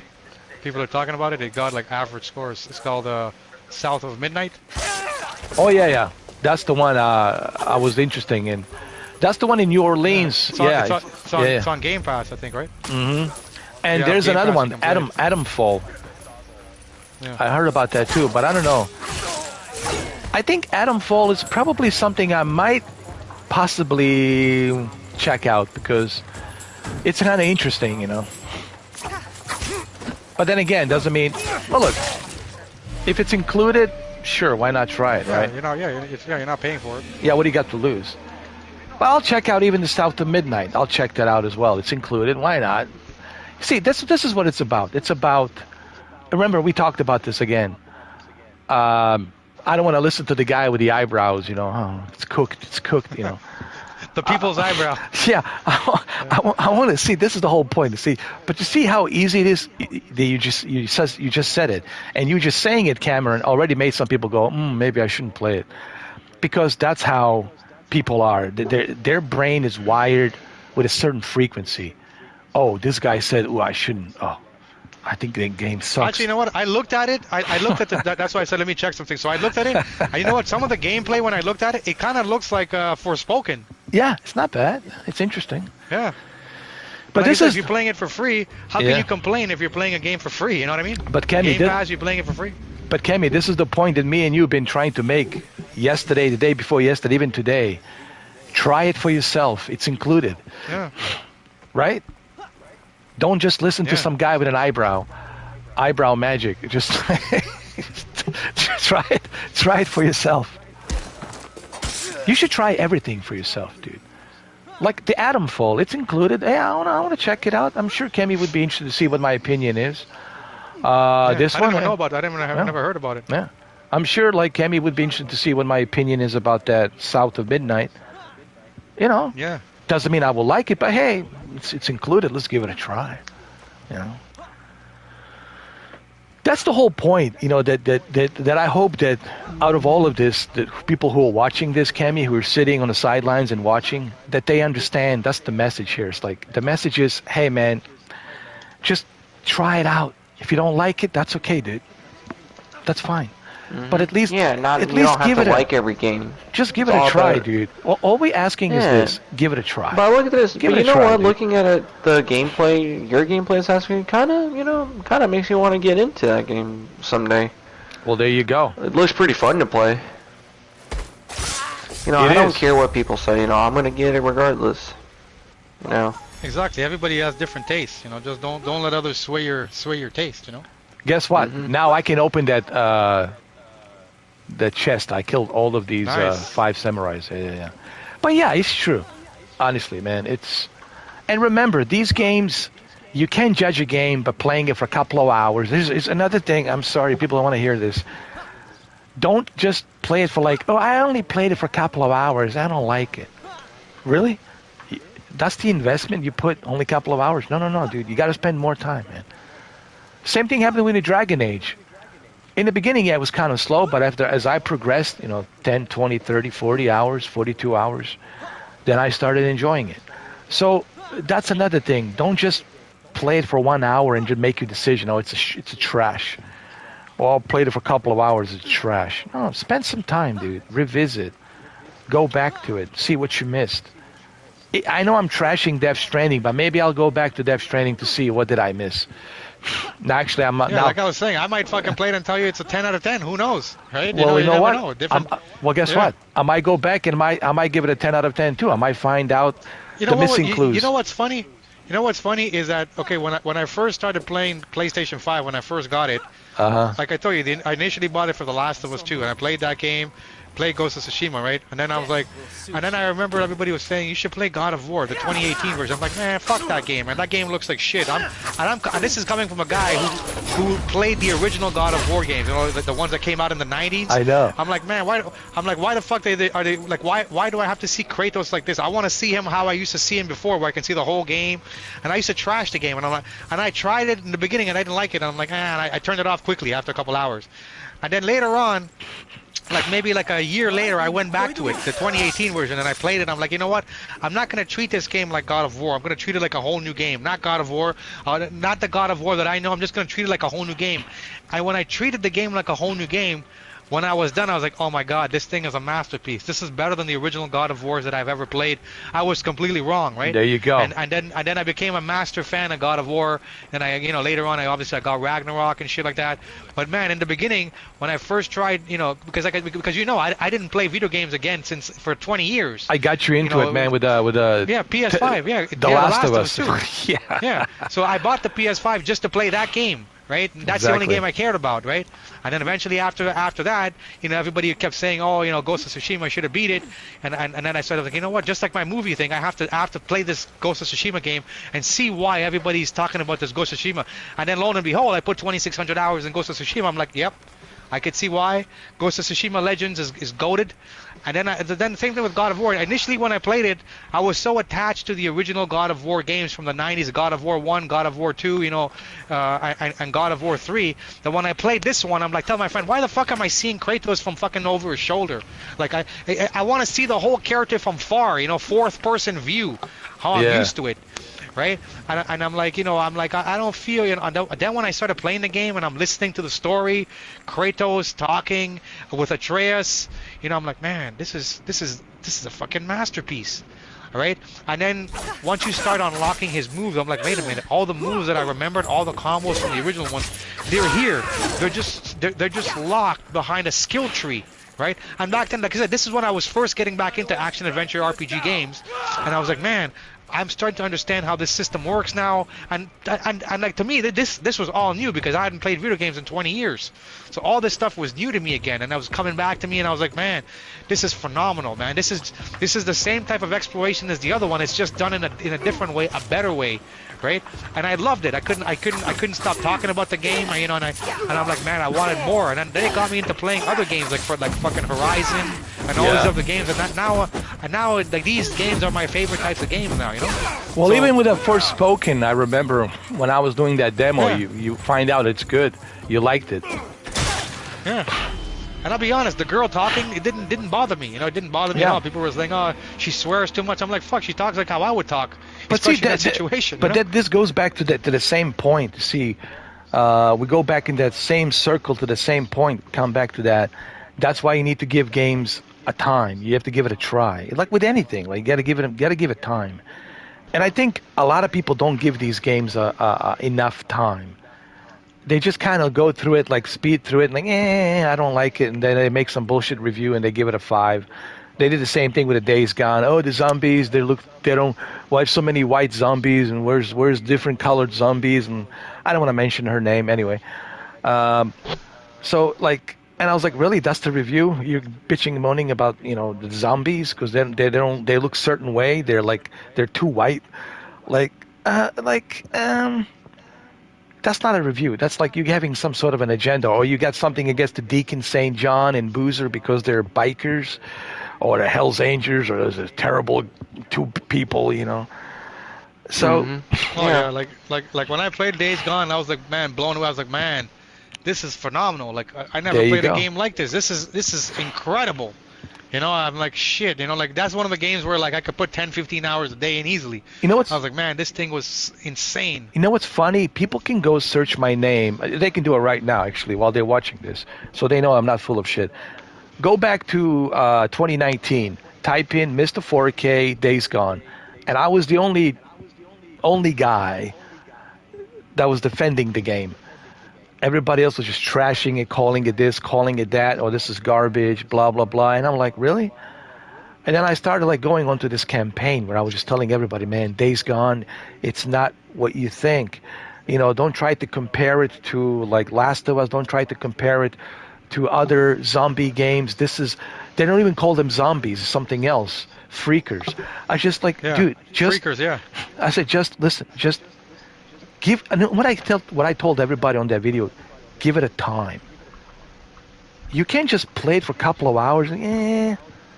How about 40 hours? Spend 40 hours. Man, Days Gone. I was 10 minutes into that game, and I was like, "This game is a masterpiece." I could already tell where the game was going, and then when you first play as Deacon for himself now, and you're like in the world and you're exploring with his bike, I was like, "Man, this is the recipe for my type of game.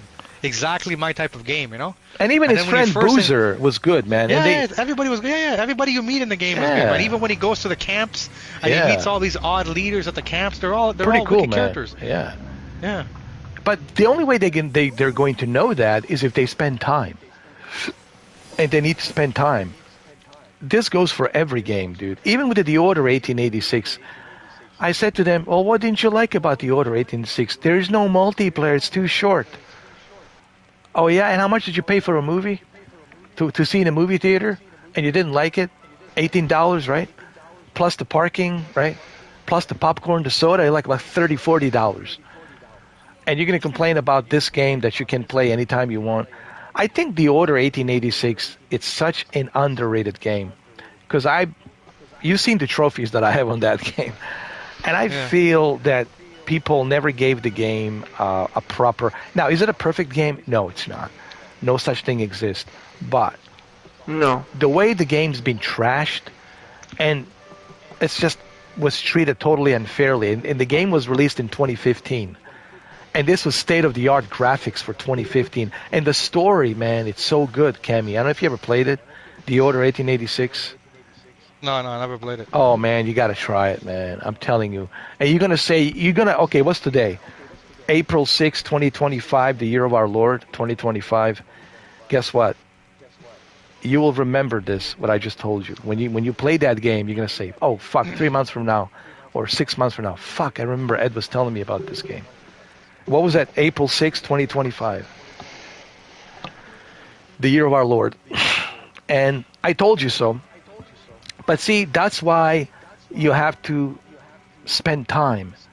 Even Siberia, I've been playing Siberia, and I'm like, I don't know about this Kate Walker, and is this going to be some woke nonsense? And nothing to do with her being a lesbian. I didn't care.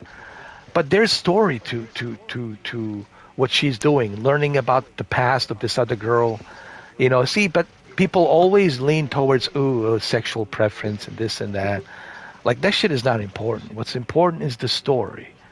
Like, what is she's doing in this game? What is the story here?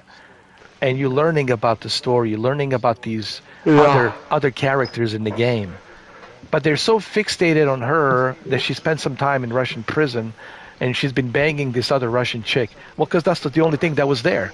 Just a bunch of other Russian women. So, yeah, she got into some lesbian action. So who gives a shit, you know?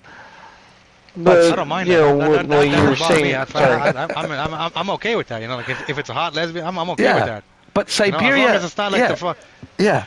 But the whole point is, like, that's the problem with people these days. They're fixated on, same with the Yasuke. He's a gay. Like, Even listen, if who cares? I tell people I prefer to play as the main character as a hot chick than a guy. You know, like I'll be honest with you. I most of my favorite games are the protagonist is a female. Yeah. You know? The Last of Us, and you know I'm a huge Abby fan, right? Everybody hated Abby. I was like, fuck it. I was glad when she killed fucking Joel. You know, I'm a huge Abby Ellie fan. I like The Last of Us, Tomb Raider. All of my favorite games I notice are a chick. You know, even when I play Assassin's Creed, I'm Valhalla. I'm playing with the girl now, right? So I'm playing with the girl option now, right? So for me, I don't mind a little hot lesbian action, with There you go. the hot lesbian chicks like Aloy. Yeah. You add in like my buddy was telling me, the Forbidden West, it has the Burning Shores DLC. Mhm. He's like you find out Aloy's gay and she's with a hot Chinese or Asian girl. So I'm like, I don't mind that, I don't mind that at all, As long as she's not with some ugly butch chick like the short little black haired chick from Orange is the New Black, Yeah. As long as it's not some chick like that, Yeah, but I'm see, that's okay the with the female problem. They're characters. they're so fixated on that whole thing. Yeah. It's like, oh, she's a little bit chubby, so who cares? A little extra meat, so what? But, they're all looking. I don't know what they're looking for. They're looking for a stripper. Like every game should be like a stripper game. You're like what do you call it? Like a Stellar Blade? No. Every game should have like a strippers from Spearmint Rhino. Like they're all from Spearmint Rhino. Yeah. Like come on in. You're now into video games. Come on. Just say a few words and that's it. We'll do a motion capture. We'll scan you and everything and. It's Spearmint Rhino Adventures or some shit. You guys know what Spearmint Rhino is. It was the famous, strip joint. But anyway, like, I just don't get it. Like, and same thing with they were so fixated on Yasuke being gay. But first of all, he's not gay. That's a choice. He doesn't have to bang a dude. I haven't come across one. I'm not really playing with him as much as the girl, but even when I play with him, I haven't come across one option when he's had the romantic relationship with a guy. All the ones I've had is with a girl. But you told me he banged the emperor's sister, so even better. Yeah, exactly. Yeah, but you don't have to even do that. You can say no, right? So I'm just going, yeah. And now I'm doing it with the archer chick who wants him to teach her how to use the bow. There you go.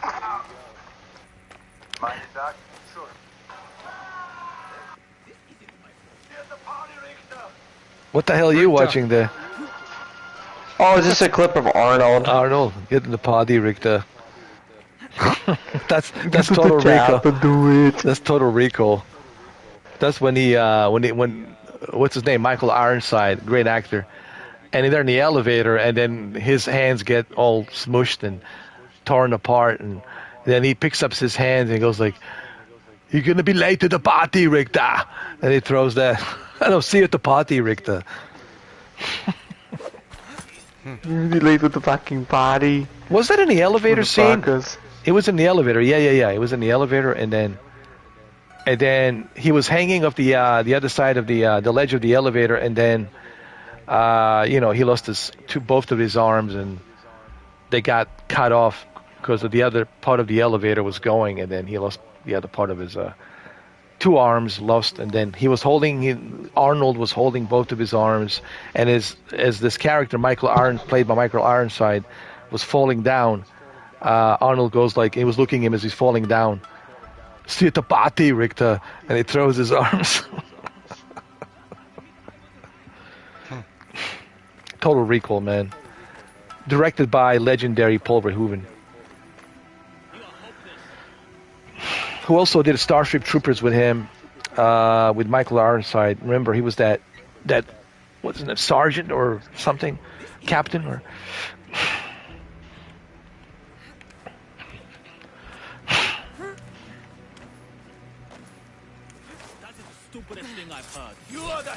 You need to come to the party, Richter. Party, Richter. You do the chopper in the party. Well, I heard his son is doing a TV show called The White Lotus. Oh, that's awesome. That's cool. I think his name is Patrick Schwarzenegger. Yeah. That's awesome. Yeah, I think that's from Family Format. Yeah, because Maria Shriver, they had a son with Maria Shriver. That's not the other guy, the one that he screwed the maid. That's this is the one from the Maria Shriver. Well, they're both kind of actors, but I have to say the one that's from that Mexican chick, it looks more like Arnold. He's got that facial expression of or that's interesting though. The one from Maria Shriver, it's but he also has a daughter. So there's okay. So the daughter is married to what's it called? That guy, another actor, Pratt something, whatever. The guy Chris from Pratt? Yeah, Chris Pratt, and they already have a kids and everything. So he's already a grandpa. The other one is the Patrick Schwarzenegger, who's in White Lotus, and that's from the Maria Shriver. So the daughter and the son, it's from Maria Shriver marriage. The other guy that kind of looks like him, it's from that Mexican maid that he banged. That's when Maria Shriver wasn't there and he was horny and she was the first thing there, and I was like, oh, right, I need to screw something. Come on, bend over. Cleaned over there a little bit. And don't mind me here. Let me just come behind you a little bit. It was probably the best thing that happened to her, man. Now she's set for life. Of course, man. yeah, exactly. She's set for life. Set for life. She's like the best. That was the best cleaning job I ever did. The best cleaning. Set for life, and her son set for life. That's it. It's amazing what a dick can do. Especially if it's a very famous dick, you know, and famous balls. Yeah. Now, well, she's one happy Schwarzenegger Mexicana.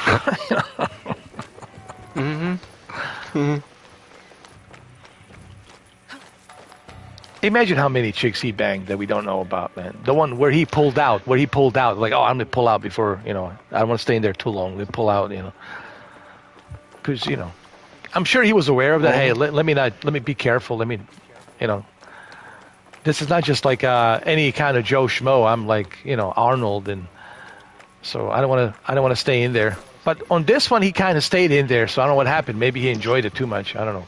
Fuck happened. He forgot to pull out, you know. You guys know what I'm talking about, right? Innuendo. Yeah. I'm certain I saw someone. Oh no.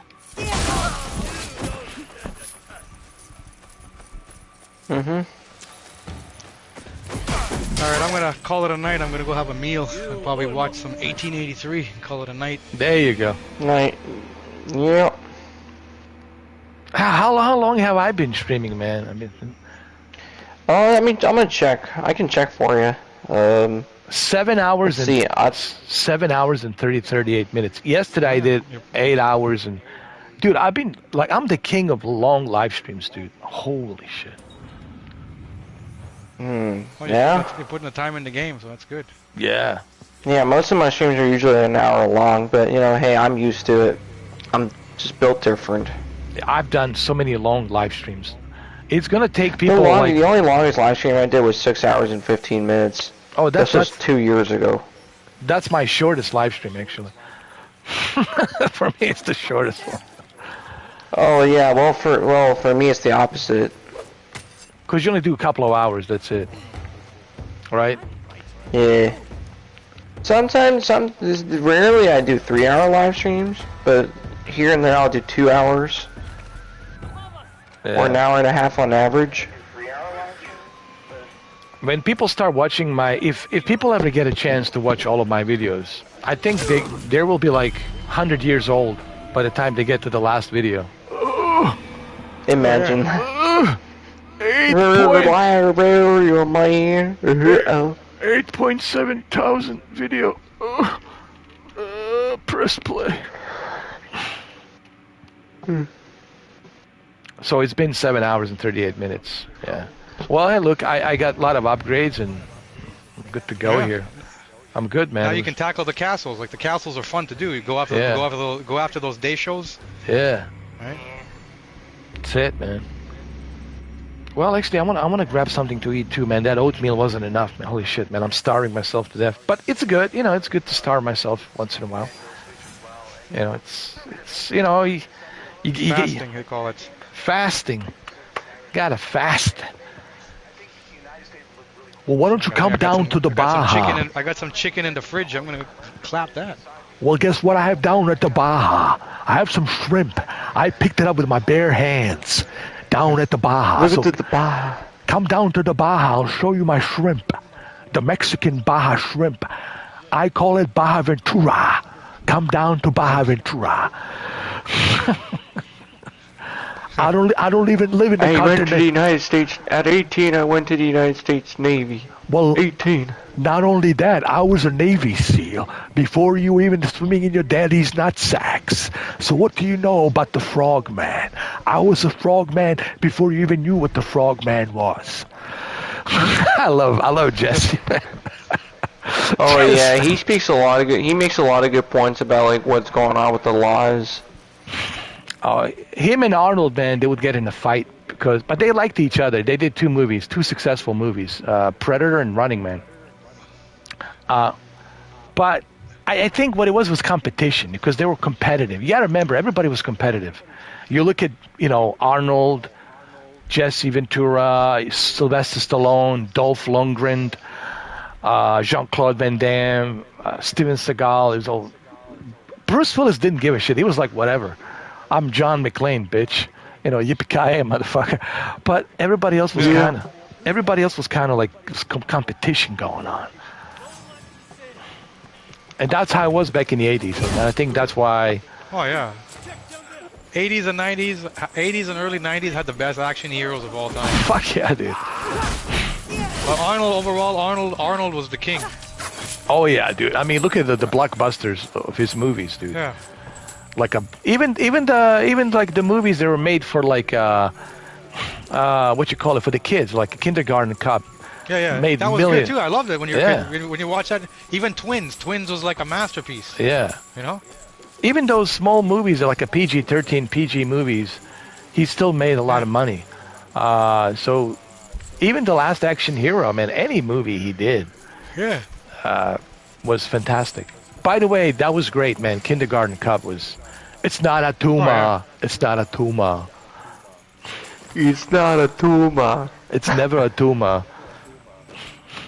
It's just not a tumor then after that shit. Yeah, it's not a tumor. It's not a tumor, motherfuckers. Yeah. We're going back to playing Assassin's Creed. That's right. Shadow's PS5 walkthrough parts 4. That's right. And 5's coming soon. With a level 14, level 15. And then parts 5 for PGA Tour 2K25 coming soon in Neo Tesla's channel. Oh hell, well, you need to send me an invite. I need to know what it is. I was just doing the Arnold voice. But then I have a clear vision. You need to show me the clear vision where it is. But you send me the link and I'll get there. But the first I need to know, how do I get there? Are you gonna leave me some breadcrumbs for me to get there? So there's important. That was very easy. You already know my. Look, man. When it comes to voices, it's just I don't know what it is, man. I just like I turn the switch. Whether it's doing Christopher Walken or doing Tony Montana or Jesse Ventura or even Snake, it's even Keanu is just like turning that switch on, man. It's what people don't understand. It's a switch, but sometimes that switch, when I'm like exhausted, don't have the energy, like it's hard to turn that. It's like ignition, and the starter's not working, and like there's nothing happening. But when I'm full of energy, dude, like I can easily switch into Christopher Walken. And now I see you coming, and you don't say hi.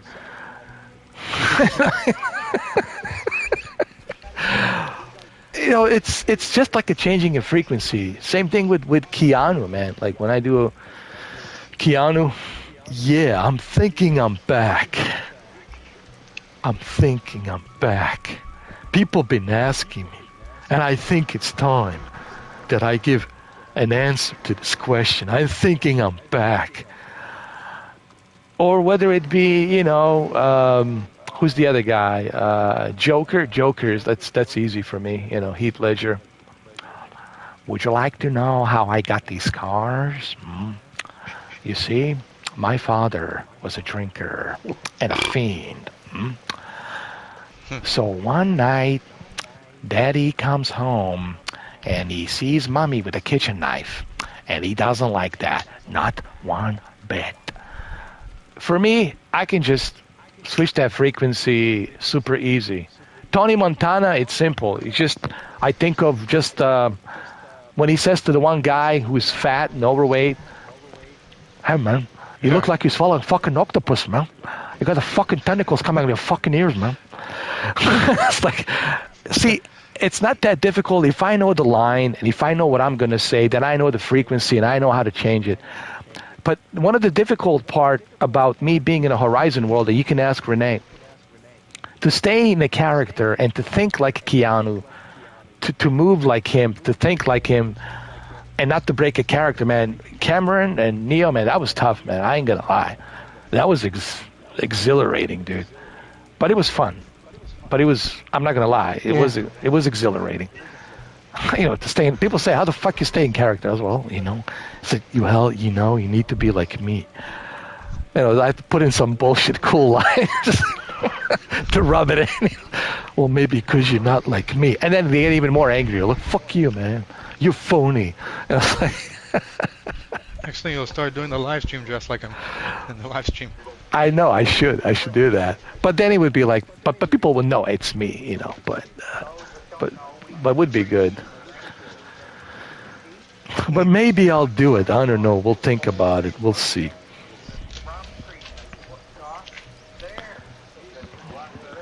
Okay, guys, I think we're gonna call it a night, man. It's 7 hours and 30. Yeah, same here. I'm gonna be heading off to bed anyway. It was fun. It's already Sunday. Yeah, it's like 1:26 right now. Yeah, April 6th, Sunday. Yeah, it's already Sunday. Yeah. What can I say, man? Assassin's Creed, if you haven't played it, I think you're missing out. I think you're missing out, guys. Big time. Yep, that's right. So give it a try. Give it a try. Or wait when it goes on sale. You don't have to, you don't have to buy it now. Wait till it goes on sale. But you certainly shouldn't miss out on this one. You know, that's for sure. Okay. Don't listen to the people's. Don't listen to the people's eyebrow. Yeah. Don't listen to those keyboard warriors telling you, oh, don't get this, don't get that game. Yeah, and the hypnotic eyebrows, you know. Because the hypnotic eyebrows will hypnotize don't listen you. to don't listen to those people telling you, oh, don't buy this. Just sitting there hiding behind a keyboard. What was it you said? Attic, hypnotic. No, it's like an attic. Isn't in the attic. Hypnotic eyebrows or something. I don't know, something like that. That's become his shtick. Yeah. Like and I'm gonna do a keyboard sound for all these keyboard warriors. Listen to this, keyboard warriors. Hide behind a keyboard. Hey, look at me. I'm a keyboard warrior. Oh, dude, you should see me when I turn on my camera. You should see me when I was playing harmonica with the keyboards. I was playing a harmonica with the keyboards. Oh yeah, a bunch of gypsies showed up. Actually, gypsy women are kind of hot, man. I'm telling you what, right now. Yes. Anyways. Well, because they have a lot of practice. They squeeze on the goat testicles. Imagine how much they squeeze on your testicles, you know. But anyway, that was my bad joke. Now I got a bunch of gypsies coming in, like burning down my place. You know. I love gypsies, man. Gypsies are pretty cool, man. They're cool people, and gypsy women are hot, man. Trust me, they're hot. They're beautiful brunettes and beautiful brown eyes, man. Trust me. I know what I'm talking about. I've been around, my friend. All right, I think with a gypsy joke, I think we can call it a day. Yeah. I'm gonna get a lot of hate. Yeah. Good night, y'all. I'm gonna get a lot of hate mail. Watching. A lot of hate mail from on my email. I'm a gypsy. Are you making a gypsy joke? I was like, yeah, relax, dude. And you're gonna get a lot of hate mail from those keyboard warriors hiding behind a keyboard as usual. Yeah, I'm a gypsy keyboard warrior.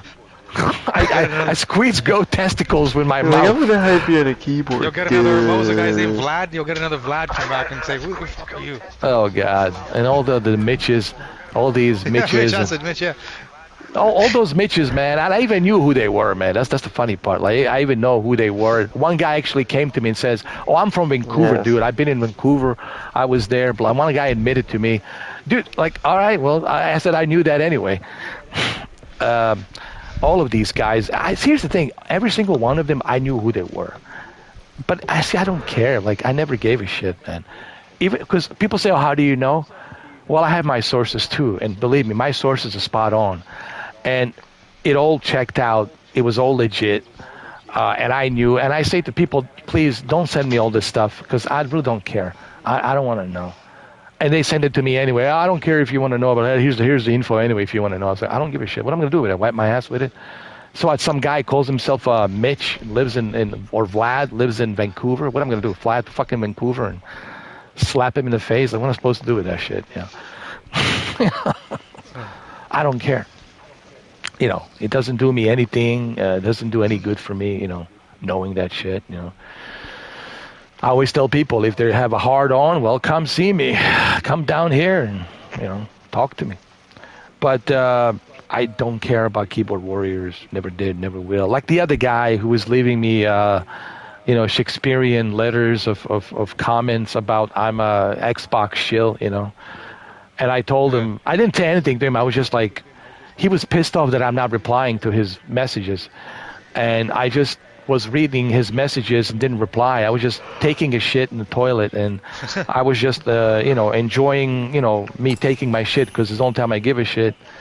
And I was just amusing myself while I was taking a shit and hearing the splash down on the toilet. Whoosh, whoosh. Like every sentence that I was reading from this guy, I was hearing whoosh, splash because my turds was coming down and hitting the water.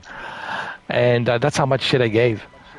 But people think that I give a shit. And, after 11 years of me doing this shenanigans, which I had a lot of fun doing, believe me, I enjoyed it. People still think that I give a shit. Like, haven't you, realized after 11 years that this guy never gave a shit?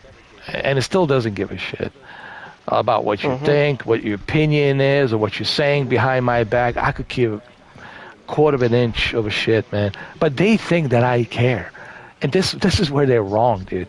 And I think they're having a rude. They're having a rude awakening. They're just hiding behind a keyboard as usual. They're having a rude awakening. They're having a rude awakening now. They finally realize. Yeah, half these people are saying these stuff are keyboard warriors. Yeah, well, now they have a rude awakening. Now they realize that I never gave a shit. The only time I gave a shit is when I was sitting in the toilet giving a shit, to empty my to empty my intestines, my colon, to empty my colon and cleanse myself. Yeah, they're in their own world full of circle jerks. Yeah, but it's entertaining. It's entertaining. I looked at it as entertainment. I read it because it keeps me amused. I don't have to pay for a cable to entertain myself. I don't have to pay for Netflix. This is free entertainment. Comes my way for free. Wanted to show some love. So, this channel has got me through some times, and I appreciate everything. Considering buying this game for the me too. Tough asterisk. Thank you, SL. Appreciate it. And thank you. There you go. Thank you, everybody. Thank you, Cammy. Always a pleasure. Thanks, sir. Thank you, everybody. No problem. Thank you, Tesla. Always a pleasure. Everybody no else. Problem. Brandon, as always, man. Brandon, thank you for providing this to me. Because without you, I wouldn't be. Well, we wouldn't be now sitting here talking. I wouldn't be playing this. So big thanks to Brandon. That has to be announced. That has to be announced. It has to be. Red heart, red heart, red heart, red heart. And thank you, Shuki, for all the hearts. And thank you for interrupting me, Shuki. I just was making a speech about Brendan. But thank you. All right. But anyway, it's my fault. I'll let that stuff in there. All right, anyways. Good night, guys. Rolling on the floor laughing. Oh, now. Anyway, big thanks to Brandon. In closing, a big thanks to Brandon, my brother Brandon. Me and him, we go way back. Believe it or not, man, 11 years. Me and him go 11 years. And Jose, me and Jose, we go, I think, 8 years? I forgot to ask. Oh, by the way, did I tell you, Jose, he's been down under the weather a little bit because it's been tough for him, man. He lost his mentor, his best friend, and it's been kind of tough for him. Yeah. And I tried to make him laugh. I bring a little bit of Jesse Ventura, and I tried to make him laugh. I tried to and I told him, hey, you can come here anytime, dude, and when you're ready, man, I'll make you laugh. I mean, I can take a little break from this game, dude. I'll spend some time. I'll make you laugh. We'll hang out and shit. The game will always be there. Yeah, it's not gonna go anywhere. I was like, don't worry about it. But he says, yeah, he's just been tired. He says he's been working a lot. Even yesterday, he's been working a lot. But I told him, dude, man, any day, anytime you come here, man, hang out with us, man. We can just have a good time and come join us in the party chat. You know, me, you, Brendan, Cammy, all of us. Come on in, man. We'll just have some fun and we'll just screw around and just have some goofy time and laugh and But I know it's tough for him because it's just recent. This happened kind of recently, so he's kind of. I just wanted to kind of let you know in case you didn't know, but he'll be all right. I told him, man, just like hang in there, and you're not alone, man. We're here for you, bro. If you want to talk, dude, we can talk privately. And I told him, so yeah. And then Val Kilmer passed away too. Did you hear about that? Yeah, I seen that. Yeah. It's been an interesting 4 months so far, man. It's been like a lot of downers, man. A lot of like bad news here and there. But you know what? That's just life. At the end of the day, At the end of the day, that's just life. What are you gonna do? There's gonna be good times. There's gonna be sad times. There's gonna be the best of times. We just have to kind of balance, those times and move on. What else are we gonna do? Lay down and die? I mean, what else can we do, right? Just gotta move on, right? You gotta move on. Yeah. All right. Hey, all right. Thank you, Cammy. I know you gotta eat. I hear the microwave. Yeah, just got it. Just got out of the microwave. Nice. Yeah. All right, brother. Enjoy your bon appetit, brother. Enjoy your food. All right. And I'll see you. Have a good night. You too. All right, brother. All right. Cheers. All right. Take it easy.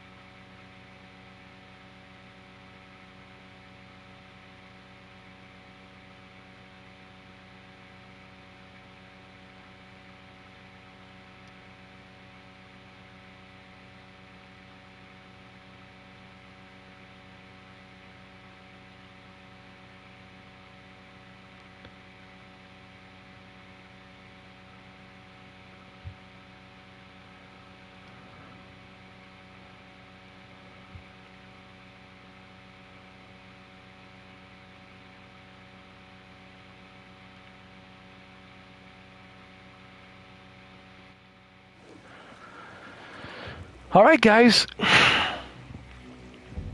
It's officially 8 hours. Okay, so I'm gonna go ahead and call it.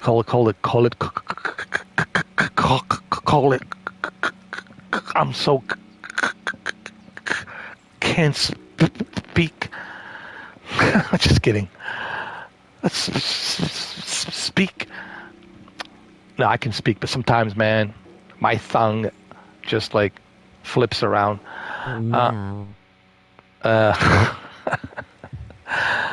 It's been 8 hours, and it's been great. I hope you guys enjoyed this. Today I'll have my camera on. I'll turn my camera on, and you'll see me guys on the camera. You want to see my ugly mug? My ugly face? I'll put it on.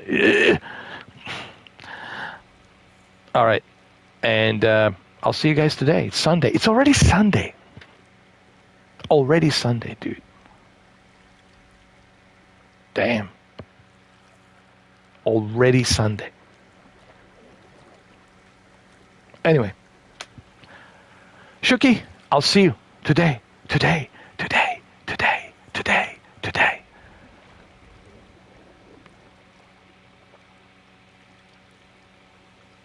Goodbye, everyone.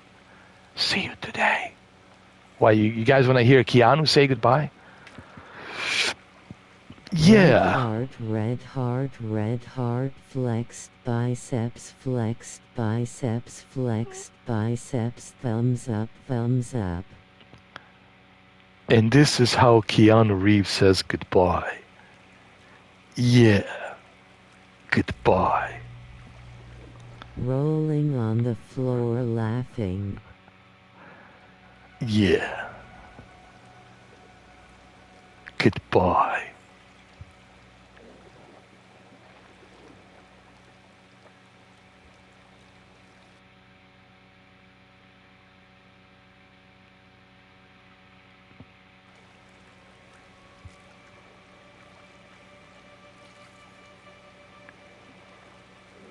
There is one problem, though. How do I turn this off? I'm used to my OBS, but this is PlayStation. Morpheus. Hi. How do I turn this off? No, she did not. No, the Oracle did not show me. So what do I do? Oh, that's it? Press the PlayStation button, hold it, the menu will show up down at the bottom, and on the bottom left, oh, I see. Oh, and just stop the live stream. That's all I have to do. Just press stop the live stream. Thank you, Morpheus. I really appreciate it. All right, let me stop the live stream.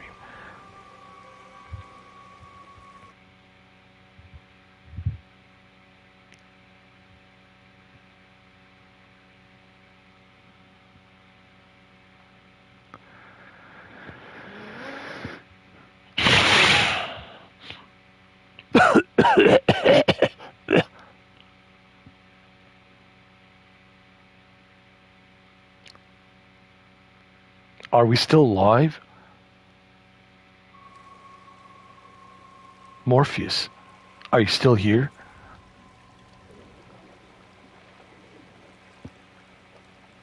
Okay, I think I figured this out. No worries, guys, I got this. I think I now know how to stop the live stream. Here we go. Here we go. I think I got it. All right. We're ending the live stream, everybody. All right, here we go.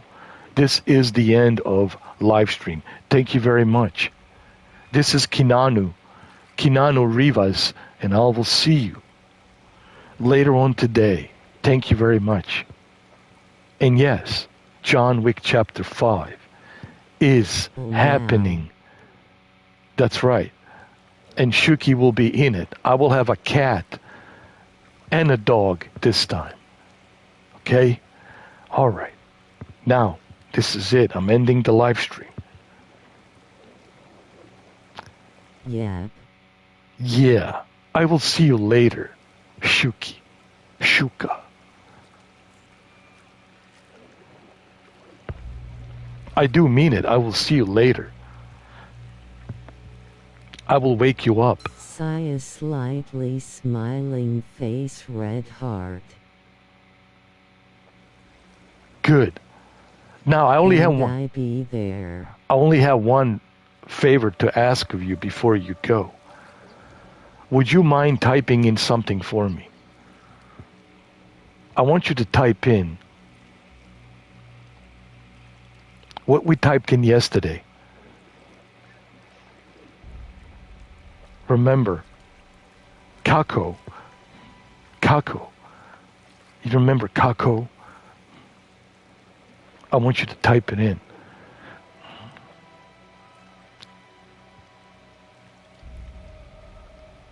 Kaka. No. It's with a O-H-H. No. Here, I'll show you. Here. I'll show you.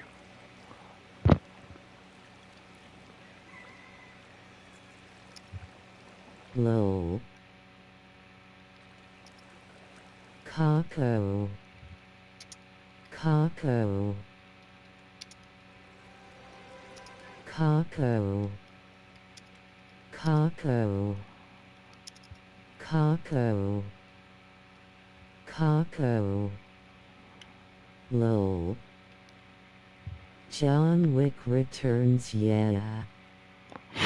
Kako. Yeah, John Wick Returns. Have a good night, everyone.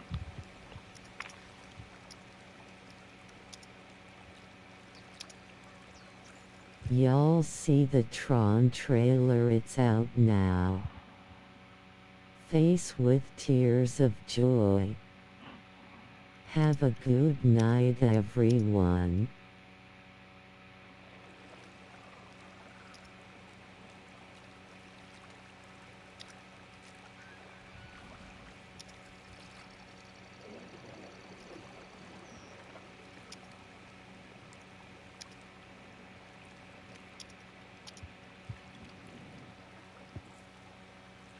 I will watch Jared Leto Tron trailer right now. That's right. I will watch Jared Leto Tron trailer right now. Grinning, squinting face. I'm still salty.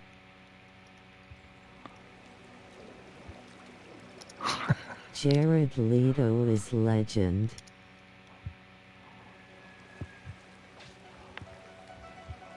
Jared Leto is the best.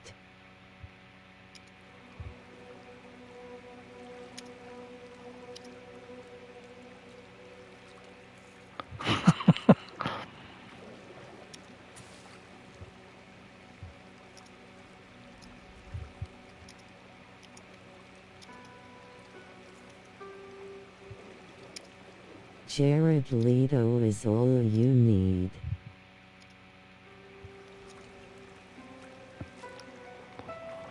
In Jared and Leto we believe in.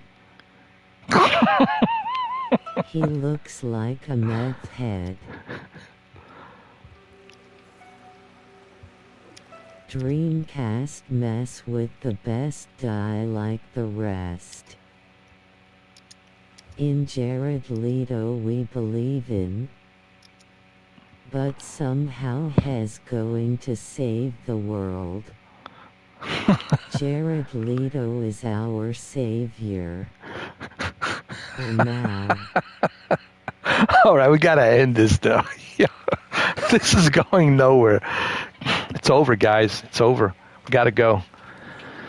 Come see me early, guys. You know, you guys gotta cancel your plans. You gotta show up here at 7 in the morning. I mean, not 7 in the morning. I'm sorry.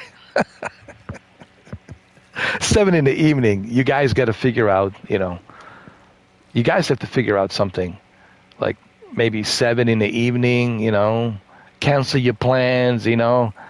Sometimes you have to cancel your plans and come see me here early, guys. You know. See what you guys can do. Work on that schedule, man. Come see me early. All right, guys. I'll see you later on today. Like I said, it's been 8 hours. It was a great.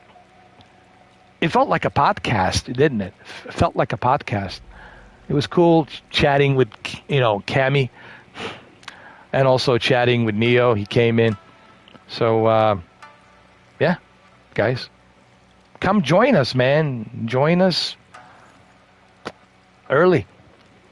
Don't join us like, I feel like it's like I'm broadcasting to Draculas, to vampires and Nosferatus at night.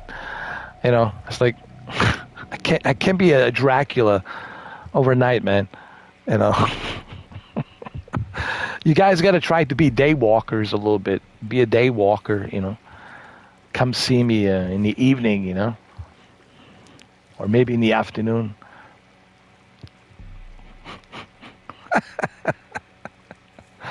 All right, that's it. I'm out. I'm out of here. I got to go. All right.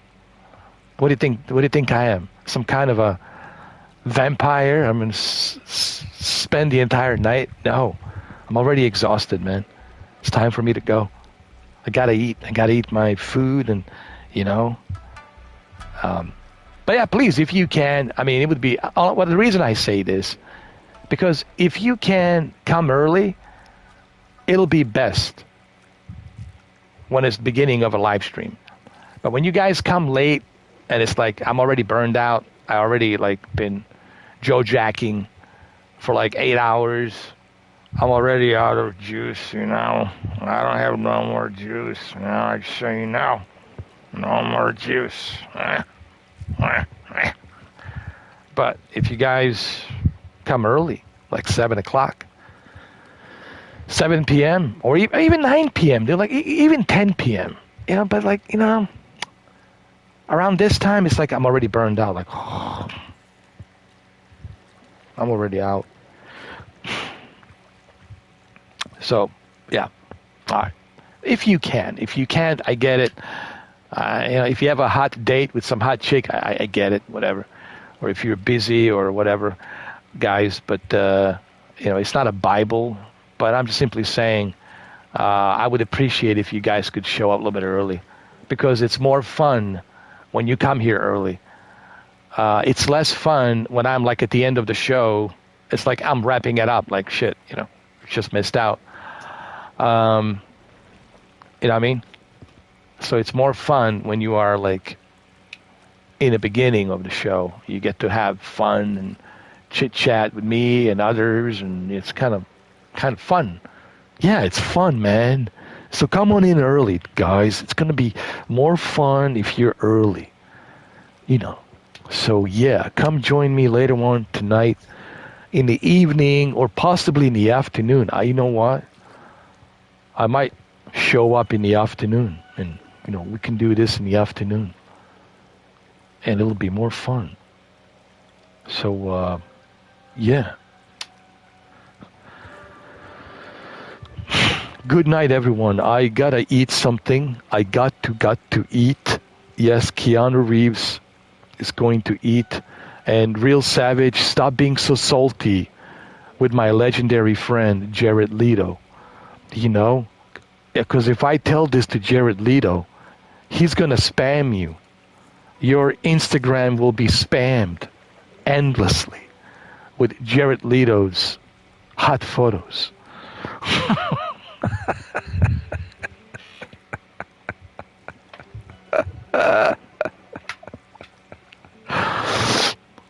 Oh, man. Tron is, look, man, maybe it'll be good. You know, here's the thing. I want to say this. We talked about this game. You don't know until you, look, I don't want to judge the movie until I see it. I think I'm at the point in my life where, like, I'm not just going to, you know, listen to what other people are saying. I want to see it for myself, you know? Same thing with the Assassin's Creed. Like, if I didn't try this for myself, I would have never known how good this is. You know, same thing with the South of Midnight. I want to try it. I want to see for myself. Same thing with the Atom Fall. I want to try it. I want to see for myself. So I think it's important to see the movie first, you know. And that's what I want to do. I want to see the movie first. And then we'll see. If it sucks, I'll trust me. I will not, like, you know, I will not sugarcoat it. If Jared Leto's performance sucks, I will let you know. I'll be the first one to say, hey, Jared Leto's performance sucked. But I think we got to give everybody a fair shake. I think we got to give even the movie a fair shake. Let's first see the movie. Let's see, you know. And I want to see the movie before I can make a judgment, you know. Because it wouldn't be fair for me to trash Jared Leto or to trash the movie until I see it. Maybe I'll like it. Maybe Jared Leto did a fantastic job. I'm like, oh, shit. Way to go, Jared. That's great, Jared. You did a good job, you know. This is the way I look at it. But don't expect Savage to like Jared Leto. Savage has some kind of a beef against Jared Leto. Oh, Lord. All right, guys, I got to go.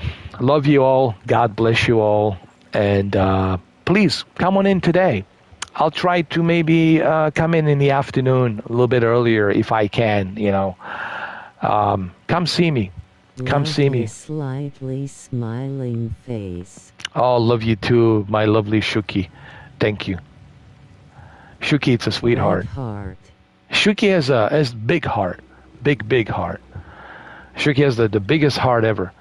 I love Shuki. And of course, I love all of you. I love Savage. I love Cammy. I love Brandon, especially Brandon, longtime friend. I love all of you, every single one of you. I do, you know. They just need to give what the people want. Well, I agree. Some good fun and a good story. And I agree, Savage. And my other bros too, Red Heart. Yes, I agree. I agree. Savage, I'm not disagreeing. But I want to see the movie first. That's my take on it. My take on it is I don't want to prematurely judge the movie unless I have seen it, you know. I need to see the movie. You remember what they said about Heath Ledger? Oh, the guy who did these romance movies, the guy who did a Brokeback Mountain, this is the guy who's going to be the Joker. The guy who did A Knight's Tale, he's going to be the Joker. And then nobody believed in him being the Joker. Yeah, Heath Ledger's going to be the Joker? Really? Remember, back in 2005, it was 2006 when they said, oh, he's going to be the Joker.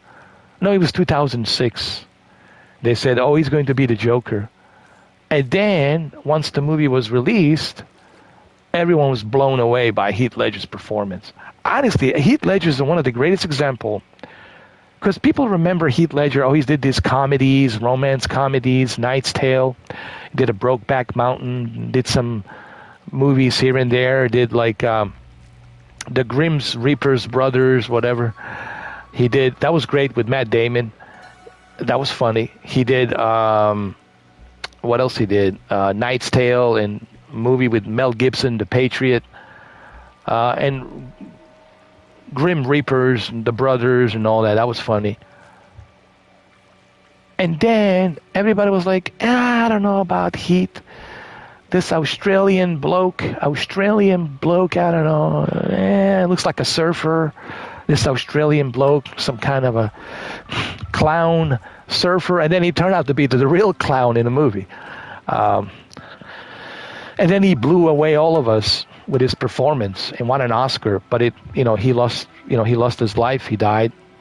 Sadly, he died. I think it's a drug overdose or something. The pills he was taking.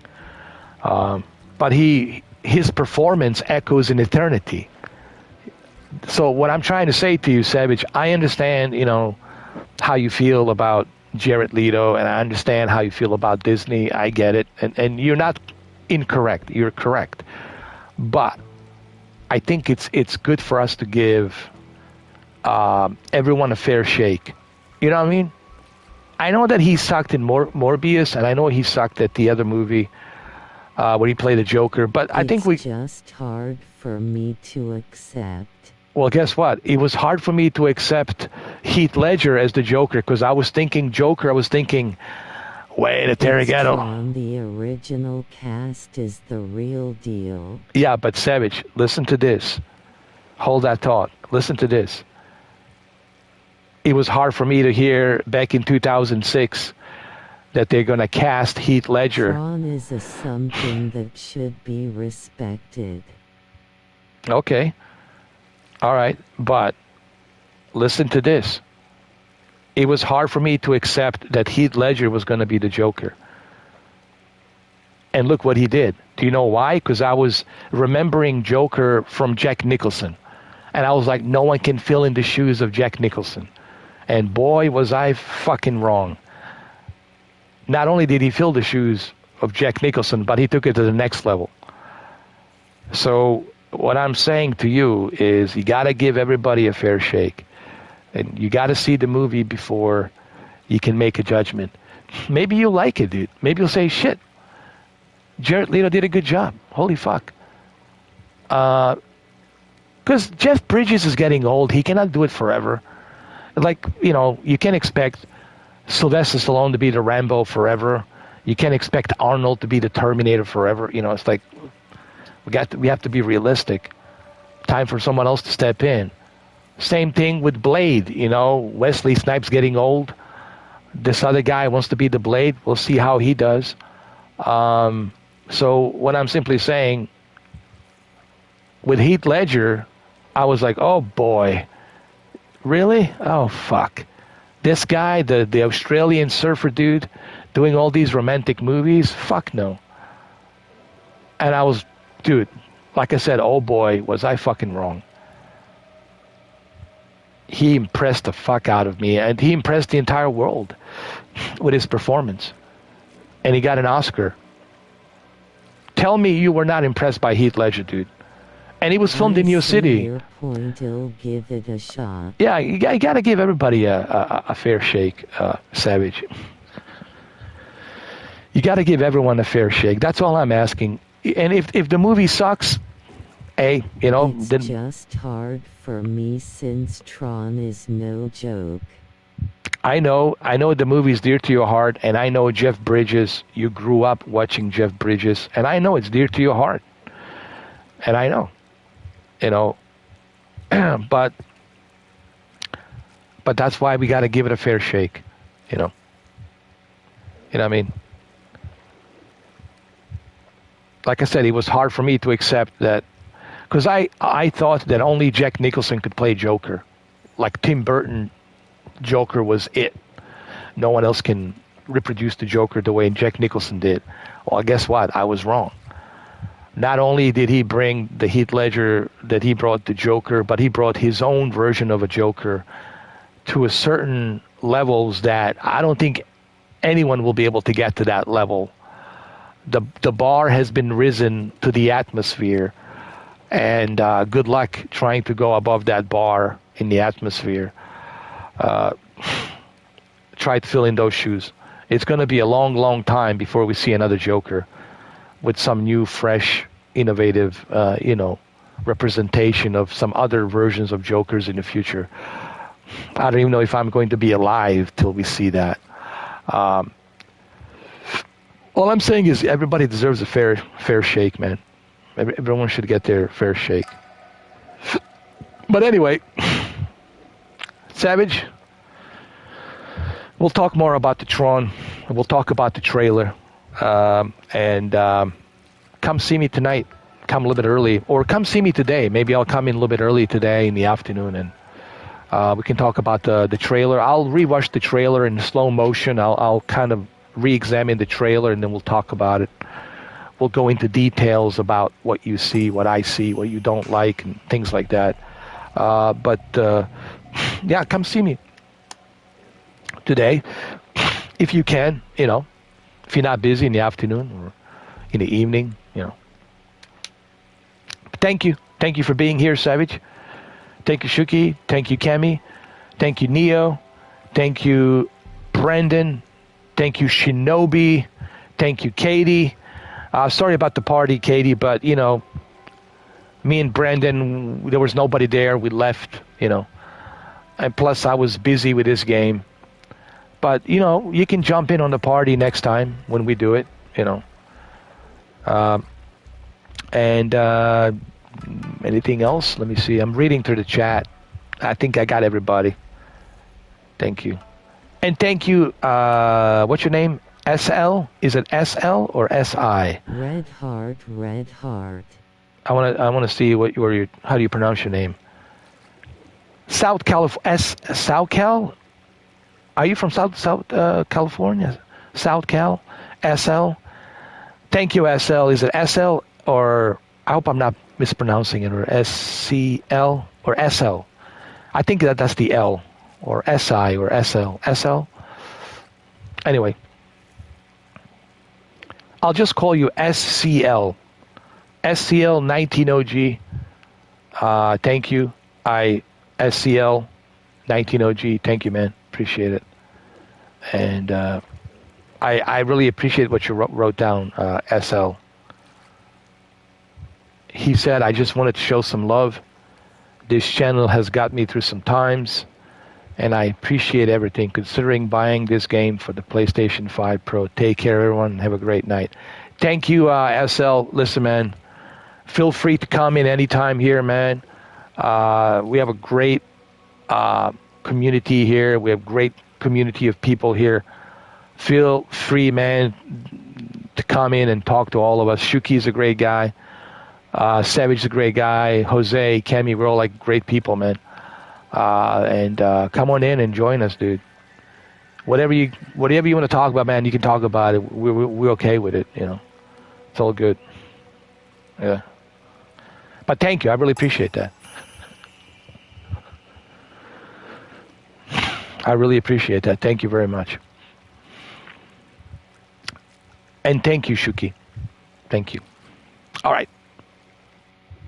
8:26, 8 hours and 26 minutes. I think it's time. It's 8 hours and 26 minutes. 8 hours and 26 minutes. I think it's time. I think it's time for me to end the live stream after 8 hours and 26 minutes. Yet another long live stream. Who would have thought? Who would have thought? Shuki would have never thought that this would be yet another long live stream. All right, guys. Love you all. God bless. Happy Sunday.